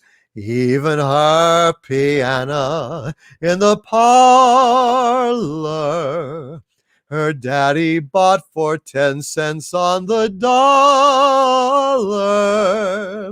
Second-hand curls she's wearing, second-hand pearls. She never gets a single thing that's new. Even Jake the plumber, he's the man she adores. He had the nerve to tell her he'd been married before. Everyone knows that he's just second-hand Rose from Second Avenue. From Second Avenue. Yo. So a little pizza. Her father has a business, strictly secondhand. Everything from pizza to a baby grand. I thought that was kind of funny. Secondhand pizza. All right. Sorry for I was late on that, Saturn Tubes, but nevertheless, I hope you still enjoyed that little pizza thing. And J. Paula 821 says, going to call it a night. The night we called it a day. But I got a bad joke you missed. What was on a Viking smartphone? Raid Shadow Legends. Okay. Hail J. Paula 821 and good night to you, my friend. Spock 128. Hail to you, Spock 128. Good to see you. And again, Theta Sigma, thank you. Mad Eye just walked into a musical. Yeah, we do. We do like public domain songs in here on Friday Night Frolics. It's a different kind of a live stream. It's not just strictly, bitching about pop culture. It's more entertainment, comedy, impressions. It's impressions from Captain Kirk on the Columbo show. And Humphrey Bogart. Don't forget about Humphrey Bogart. Always gotta do Humphrey. And Hank Hill. Got a little Hank Hill there, too. Raquel Briggs with a $5 Canadian super chat. Hail to thee, Raquel. Raquel Briggs says, I'd love to see / hear you riff on the original series title sequence in defense of 6605. What is 6605, Raquel? What do you mean? A riff on the original series title sequence in defense of 6605? I don't know. What is that? Let me know, and I'll see if I can. I'll see if I can do that, Raquel. Thank you for, by the way, is a man of 1,000 voices. Sit tight and enjoy.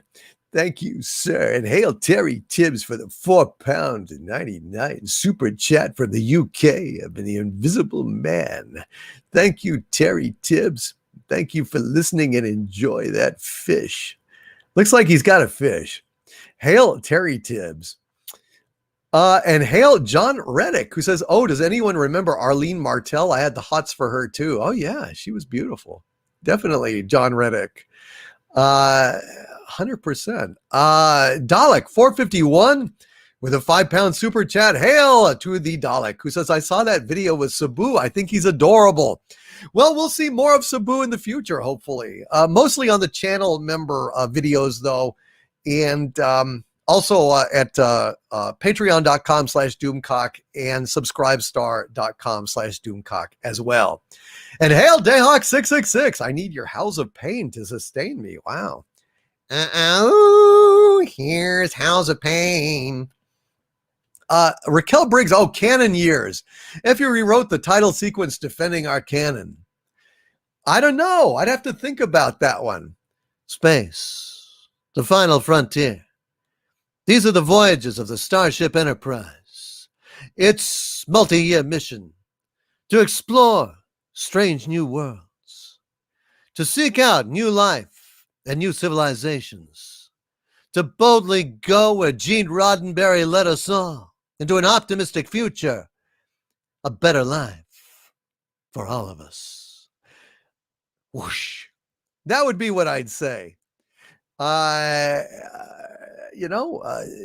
what Gene Roddenberry said was supposed to go, and they've gotten away from that, which absolutely is ridiculous. Thank you, Raquel Briggs, for the super chat and just for being here. Very much appreciated. CP the Nerd with a $2 super chat. Hail CP the Nerd, says the propane song was worth a tip. Love the voices. Thank you very much, CP the Nerd. That's awesome. I appreciate that very, very much. And Mark with a K with a $7.17 super chat. Thank you, Mark with a K. Says another great night. Here's a small token for the Super Villain Fund. Thank you very much, Mark with a K. I really appreciate your Mark. I appreciate your support, and I thank you for being here tonight. And hail to R.N. Feliciano, the author of All's Fair, a Dolphin War novel. He recently got interviewed, and yeah, man, listen, Raymond Feliciano, he's an author, and he is going places. Well done, Raymond. Very proud of you, brother. Very proud of you indeed.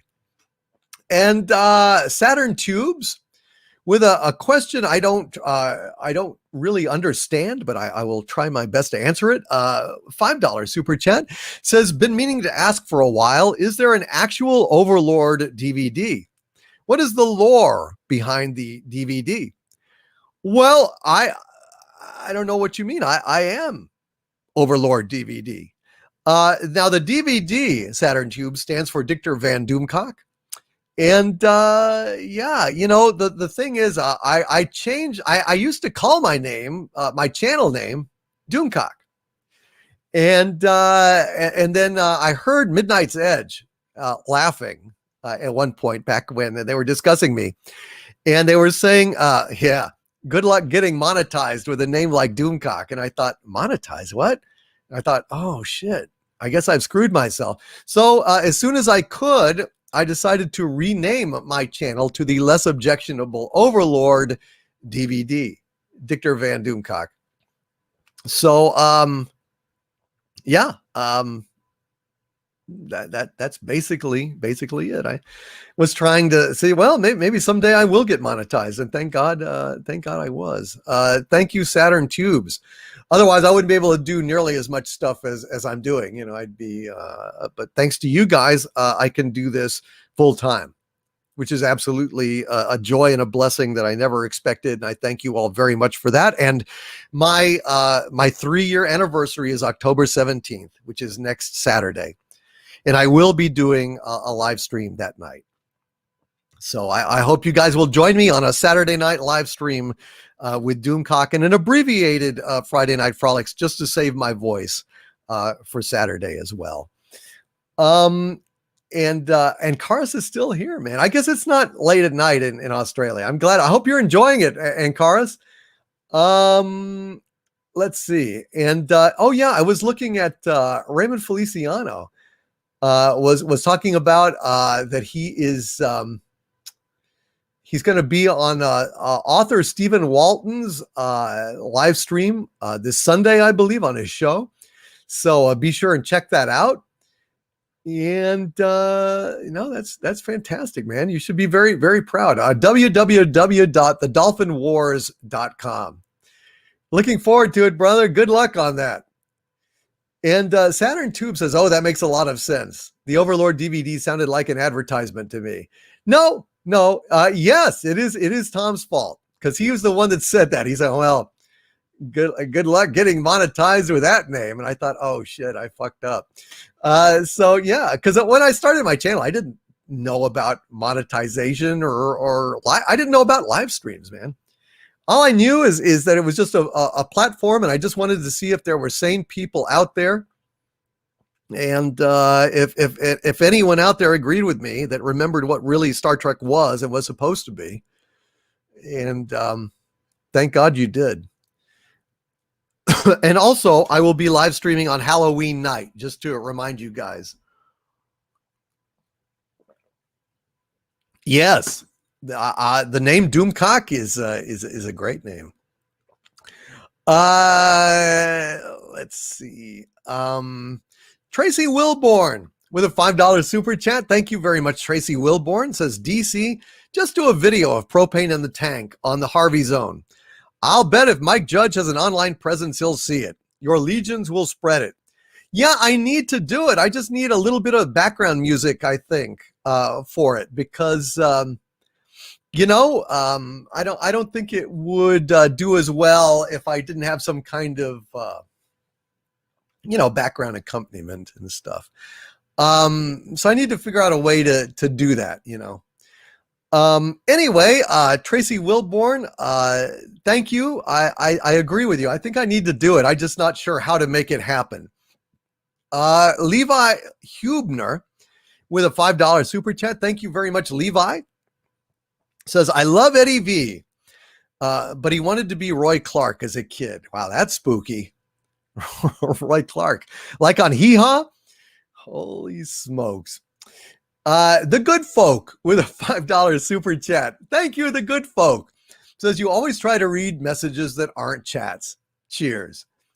Yeah, I do. I try to include everybody as best I can, which is probably why these live streams take, 6, 7, 8 hours. Thank you, The Good Folk, and thank you very kindly to Levi Hubner. Thank you for your patience. I really, really appreciate it. And Raquel Briggs says, Donald Fagen would totally approve of Overlord DVD, Doomcock.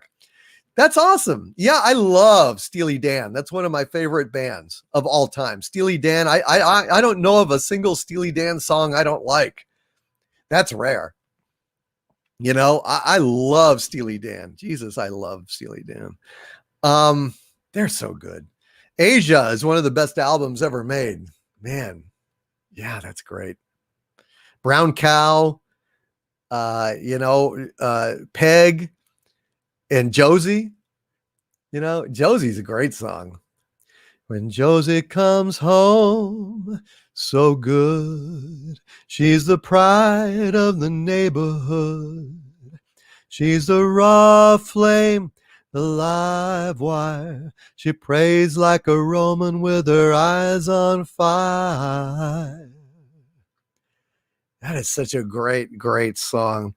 I love that line.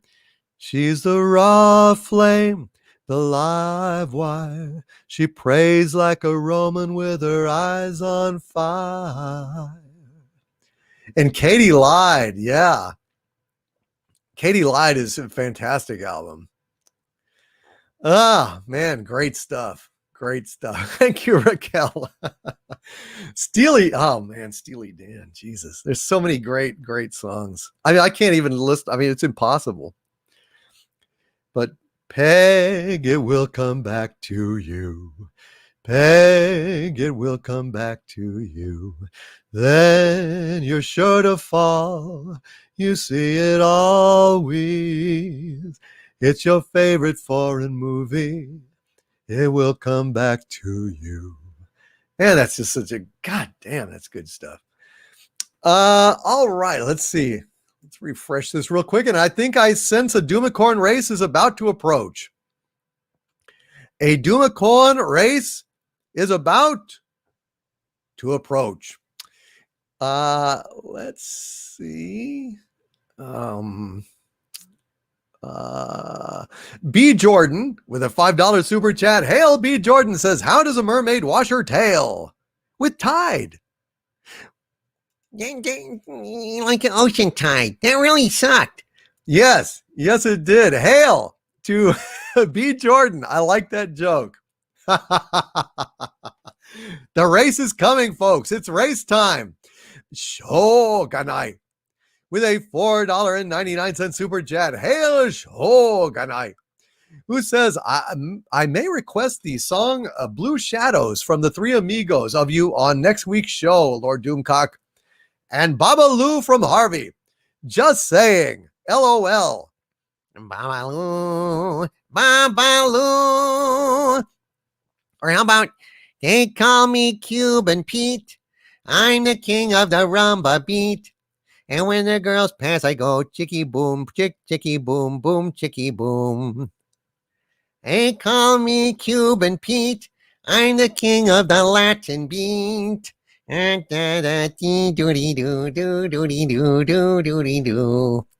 Boy, Jesus. You know Desi Arnaz? I have absorbed much of your primitive pop culture, Doomcock. You can't catch me sleeping. That's amazing. All right. Well, I don't know that song. I'll have to try and look it up. Send me a reminder, would you? Shogunai.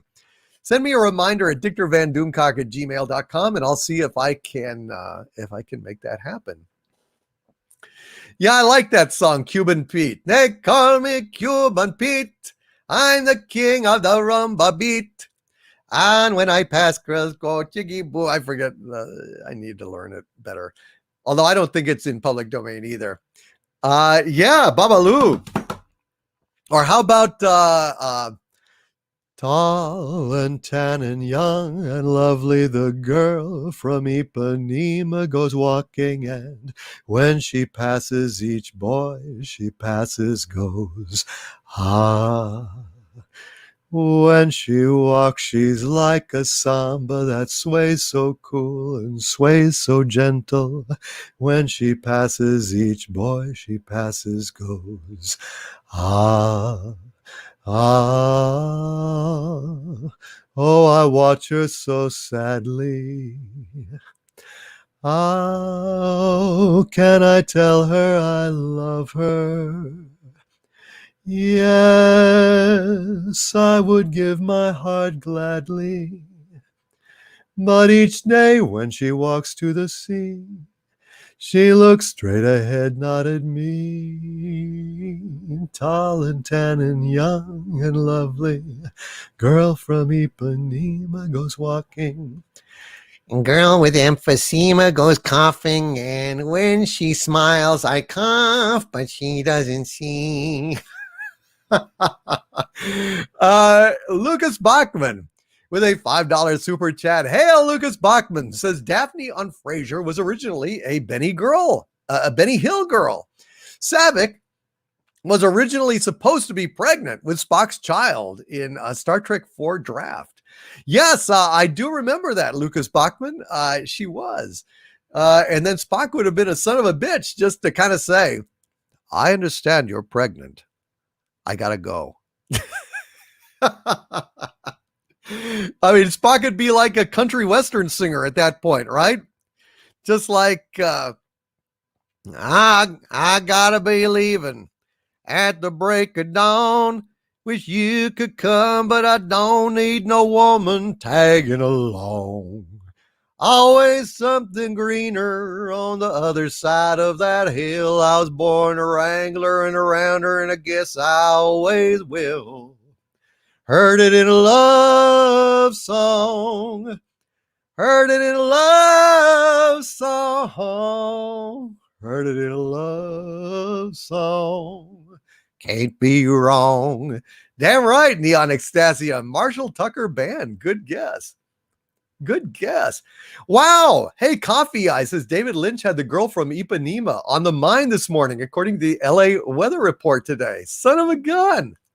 I guess he picked it up because I was doing, talking about Blue Velvet earlier. So it's synchronicity. See how that works in the universe? Yeah, man. You know, one of my favorite songs from the soundtrack of Blue Velvet was Love Letters Straight from Your Heart. Keep us so near while apart. I'm not alone in the night. If I can have all the love you write, I memorize every line, and I kiss the name that you sign. And darling, then I read again right from the start. Love letters straight from your heart. God, what a great song, huh? Spock 128 with a $4.99 super chat. Hail! Spock 128 says wampum for Harvey. Hail, Doomcock. Hail, Spock 128. And Thank you very much for the wampum. I just wanted to interject. yes, hail, Spock 128. All righty, folks. Oh, and we've got a Jason Smoot with a $20 super chat says Patty McGinty's Goat. That's a song, right? I'm sorry, I don't know that one, Jason Smoot. I don't know that song, if it is a song. Patty McGinty's Goat. Ah, Patty McGinty had a goat. He was a great goat. Sorry that it's gone. I don't know. How about, how about a little alternate Irish song for you, and then we'll go ahead and do the race. When Irish eyes are smiling, sure it's like a morning spring. In the lilt of Irish laughter, you can hear the angels sing. When Irish hearts are happy, all the world is bright and gay. But when Irish eyes are smiling, sure they'll steal your heart away. Oh, and Gary Ambrosia, I see that you went to bed. Thank you for being here, Gary. Really, really appreciated it, man. It's always great to see you. Gary Ambrosia, ladies and gentlemen, good friend of mine.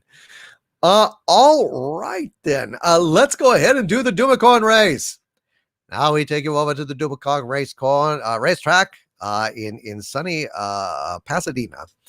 We're going to go ahead and have a little bit of a race here. So I hope that you will enjoy it. And Plotagon DP36, thank you very much for the compliment on Doomcock singing. Is greatly appreciated. And hell, Tyru. It's good to see Tyru. It's wonderful to see Tyru here. All righty then, folks. Let's go ahead and get to this Dumacon race. Sponsored by Bionic Belly Button. Yes, Bionic Belly Button. The name means quality, folks.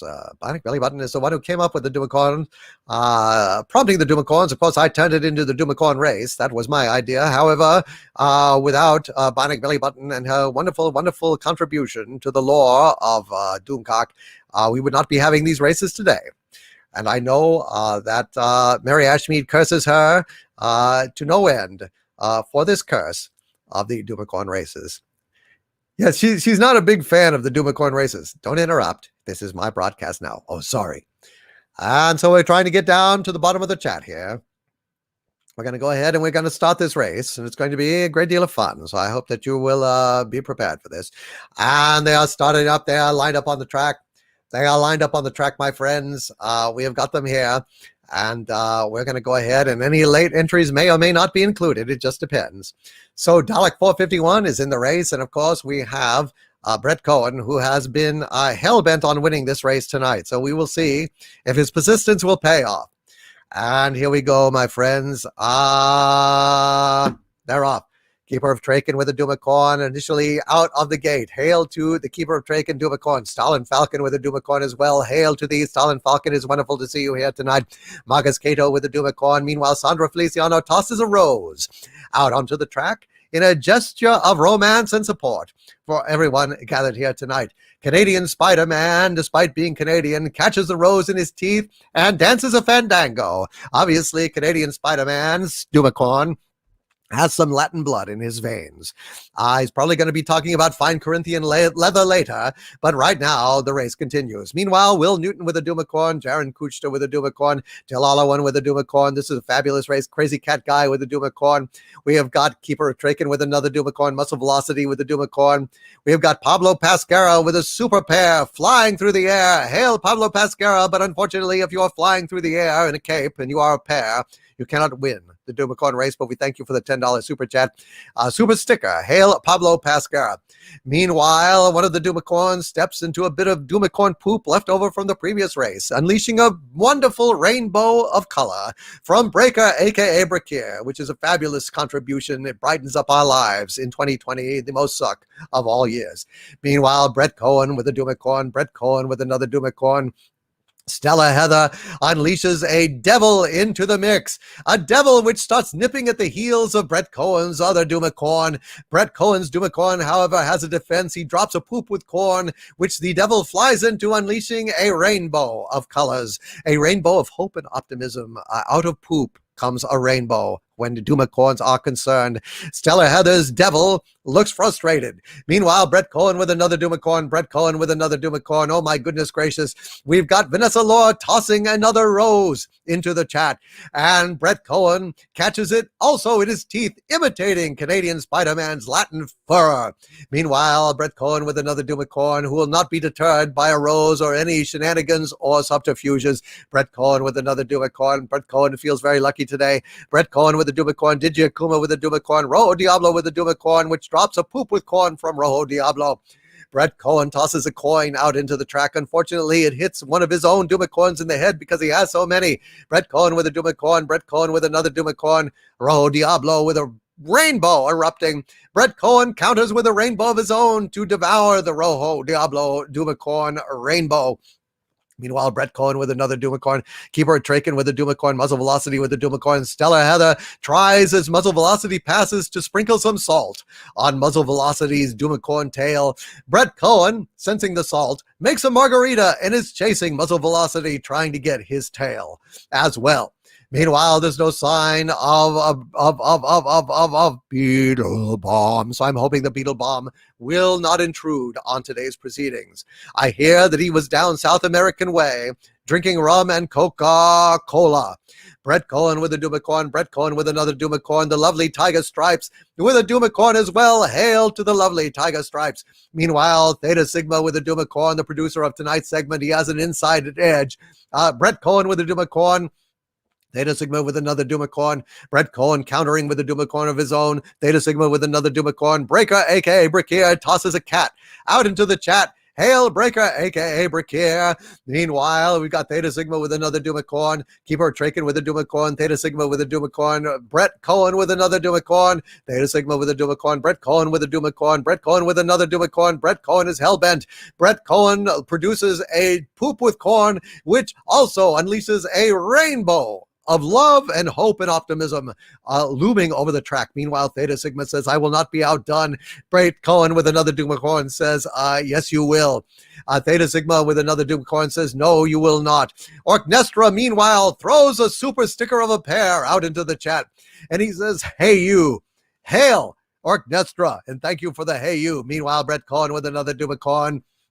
Brett Cohen himself tries to salt the tail of Brett Cohen's other Dumicorn, which makes no sense to me. However, Till All One tosses a banana peel out onto the track, a classic diversionary tactic, which unfortunately trips up one of Brett Cohen's Dumicorns, but how could it not? They're everywhere, they're everywhere. Meanwhile, Brett Cohen tosses a diamond out onto the track, or is it a cubic zirconia designed to distract? And the new number 2's Dumicorn is distracted by the glittering, wonderful diamond, or so it appears. It might be a fool's gold diamond, friends. It might be a cubic zirconia, but Dumicorns make notoriously bad jewelers. Meanwhile, Brett Cohen with the Dumicorn. Brett Cohen tosses a ring of hearts out onto the track as well, which Theta Sigma is not fooled by. Theta Sigma runs right through it.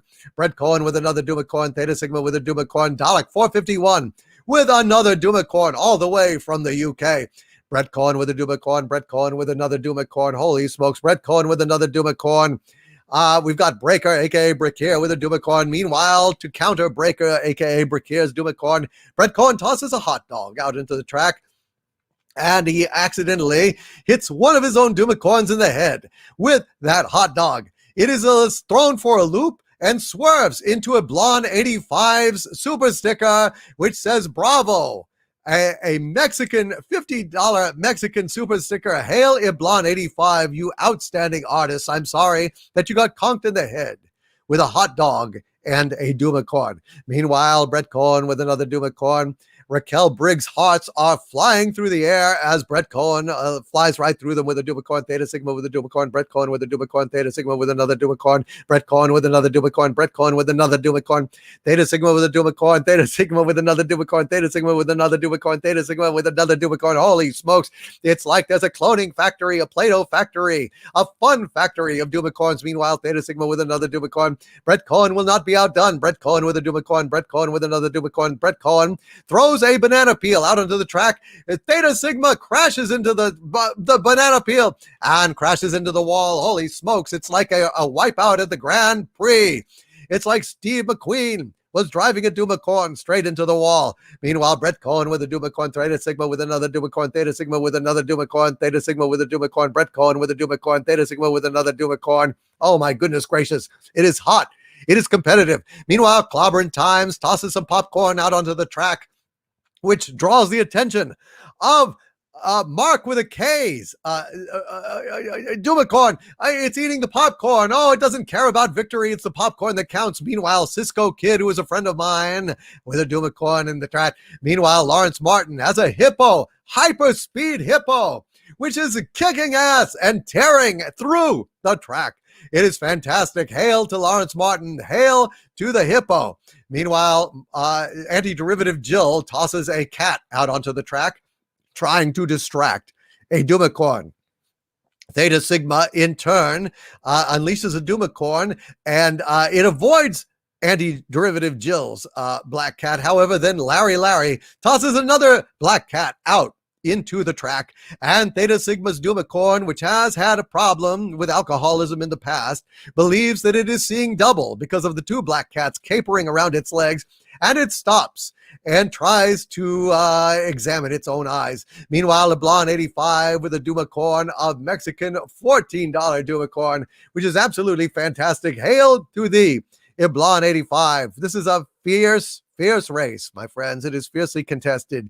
I don't know who's going to win, but so far there is no sign of Beetle Bomb. And Brett Cohen with a Dumacorn, Brett Cohen with another Dumacorn, Grand Wazoo 42 with a Dumacorn. Meanwhile, Brett Cohen throws a peach out onto the track, which looks very much like a part of the female anatomy that we cannot discuss. And this, of course, gains the attraction of Brett Cohen's Dumacorn. Oh my God. And what it's doing to the peach with its horn. Oh my goodness, the humanity.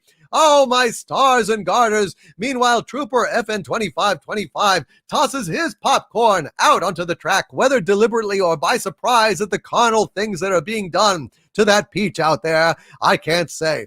Meanwhile, Brett Cohen with another Dumacorn, Nitrium with a Dumacorn, Brett Cohen with another Dumacorn, Grand Wazoo 42 with a Dumacorn, Brett Cohen with a Dumacorn, Brett Cohen with a Dumacorn, Theta Sigma with a Dumacorn, Nicholas Horton with a British Dumacorn, staying up late, up all night, staying up all night, Theta Sigma with a Dumacorn, Jason Smoot with a Dumacorn, Theta Sigma with another Dumacorn, Brett Cohen with another Dumacorn, Brett Cohen with a Dumacorn, Brett Cohen with a Dumacorn, oh my God, Brett Cohen with another Dumacorn.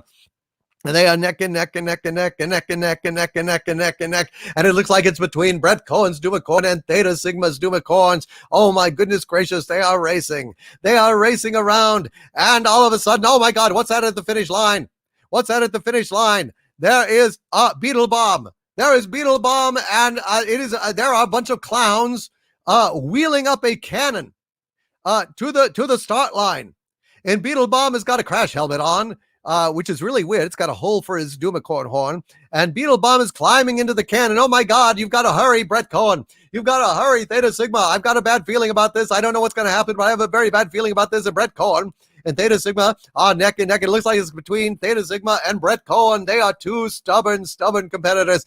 Meanwhile, Beetle Bomb gestures to the clown. The clown is lighting the fuse on the cannon. Oh my God, what's going to happen?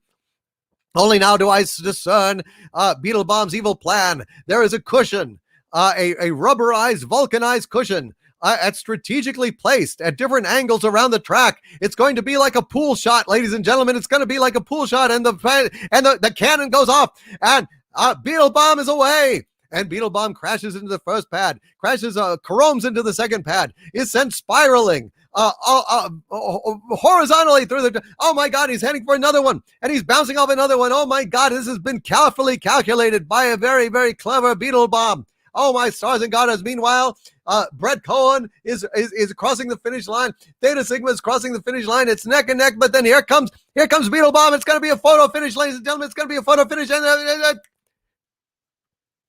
there it is. They are examining it. It's very, very, very close. They've got Brett Cohen. They've got Theta Sigma, and they have Beetle Bomb, and it looks like it's a photo finish. There seems to, ladies and gentlemen, this is incredible, because it appears that Beetle Bomb may have won this race. However, he is blurred. He is blurred, and it is very difficult to get a sharp definition for Beetle Bomb.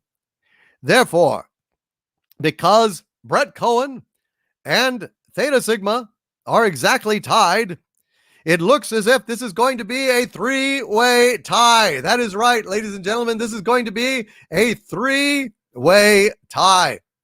They cannot decisively say that Beetle Bomb won. However, Beetle Bomb is at least as far as Theta Sigma and Brett Cohen.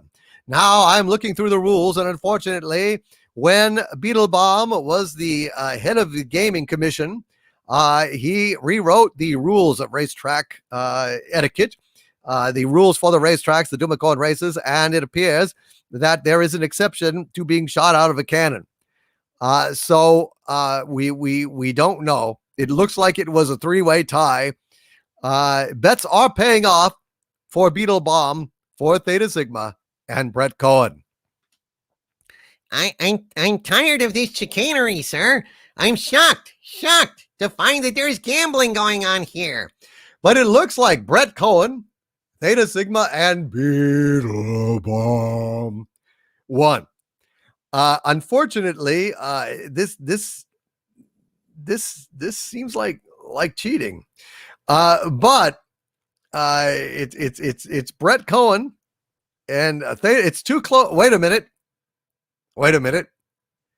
Theta Sigma has declared that Theta Sigma is being a gentleman and saying that Brett Cohen won the race.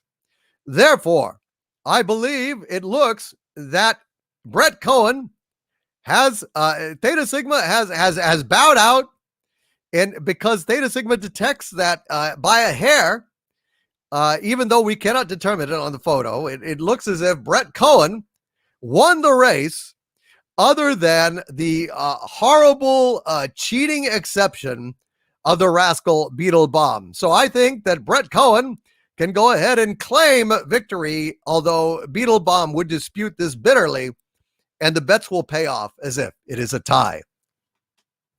Well, this is disturbing. I mean, so basically, what is your analysis of this? Well, he was shot out of a cannon, aimed perfectly at a rubberized, vulcanized pad that he caromed off of, straight into another rubberized, vulcanized pad, which shot him in turn down the track towards another bend where another pad received him, sent him caroming into another pad, and so forth and so on. It took precise calculations, and I can't believe it worked, but it appears that Beetle Bomb, shot out of a cannon, was a little blurred, though. He was going a little too fast, and he is vociferously protesting to the judges. He is throwing down his helmet. He is stomping around. He is furious. He pulled out a laser blaster. He's threatening to disintegrate his evil science. I think Beetle Bomb may be an alien, folks. We'll have more on this later, but for now, congratulations to Brett Cohen, who is the conceded winner, other than the shadow of Beetle Bomb looming as it always does over the proceedings. So congratulations to Brett Cohen. Brett Cohen did it.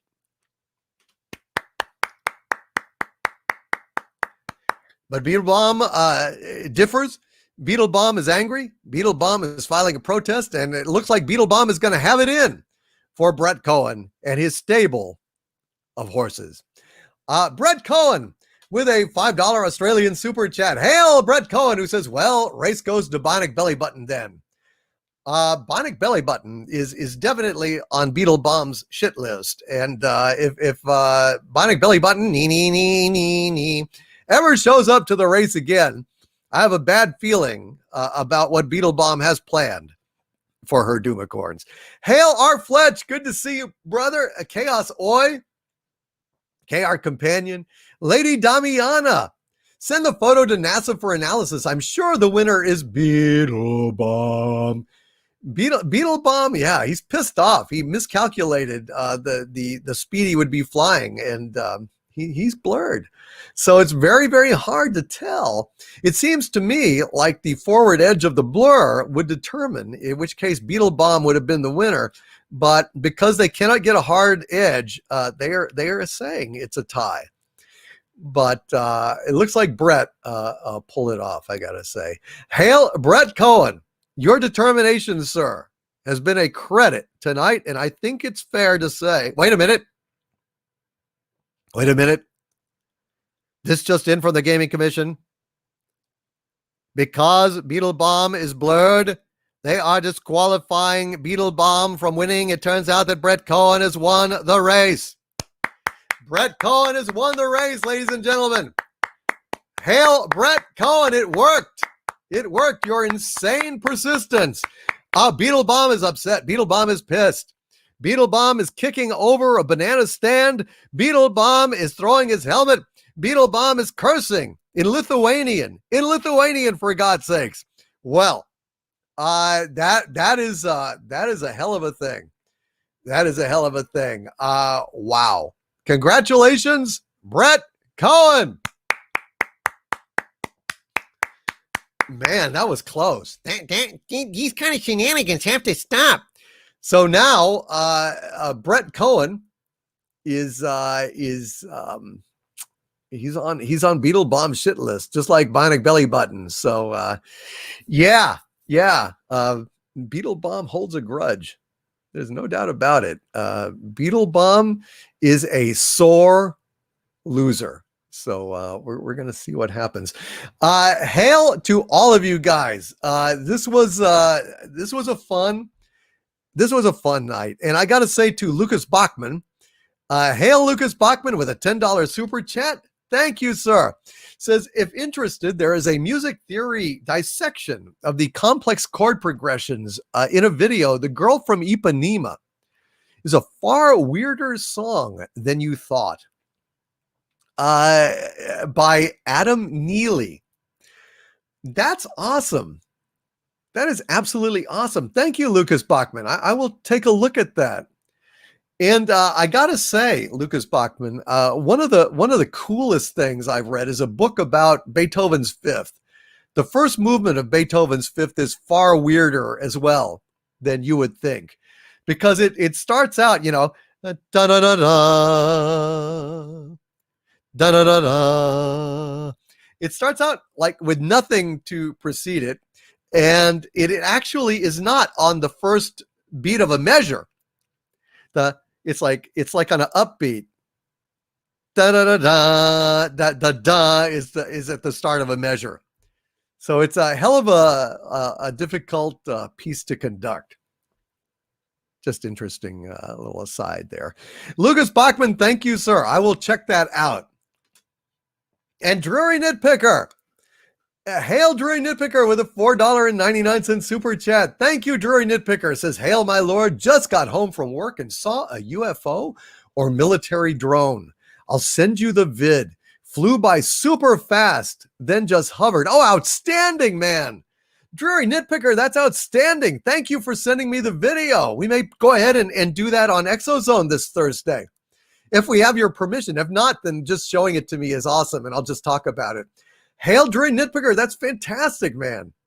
Well, folks, I hope that you have had a wonderful time. I have had an absolutely fabulous time, and you guys are awesome. Absolutely awesome. Yeah, 10 more likes and we would hit 800 likes, which would be fantastic. But you know what? You guys are just everything. And, I don't care how many people we get or don't get. The right guys, the right audience, the right ladies and gentlemen find their way to Friday Night Frolics. And this is one of the most special groups of people on YouTube. I have absolutely no doubt about it. Absolutely no doubt at all. You guys are fantastic. Rob Fellows in the chat says New York Comic Con Star Trek panel, 541 likes, 668 dislikes. Really? So they weren't able to keep it down? This stream, over 790 likes. Keep a licking. Yes, we have 807 likes now. If you haven't pushed the like button or licked the like button, please do so.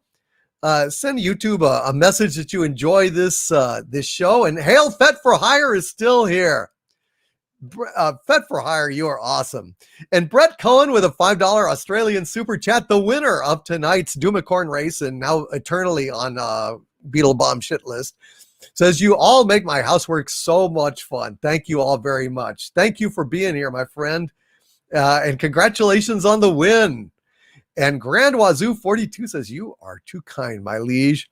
And Raquel Briggs says, my pub night. Thank you, everyone. You are welcome. Well, so are you all wanting to hear Man of Constant Sorrow, or or would you rather hear Whiskey in the Jar? We had a request for Whiskey in the Jar.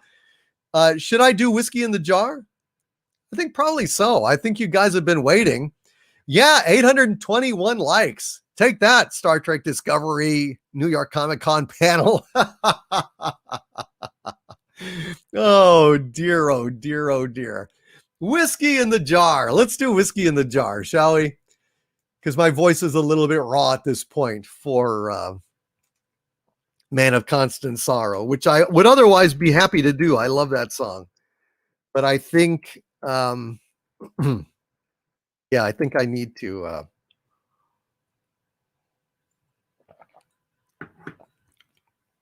take it a little easier on this one. All right, here we go, folks.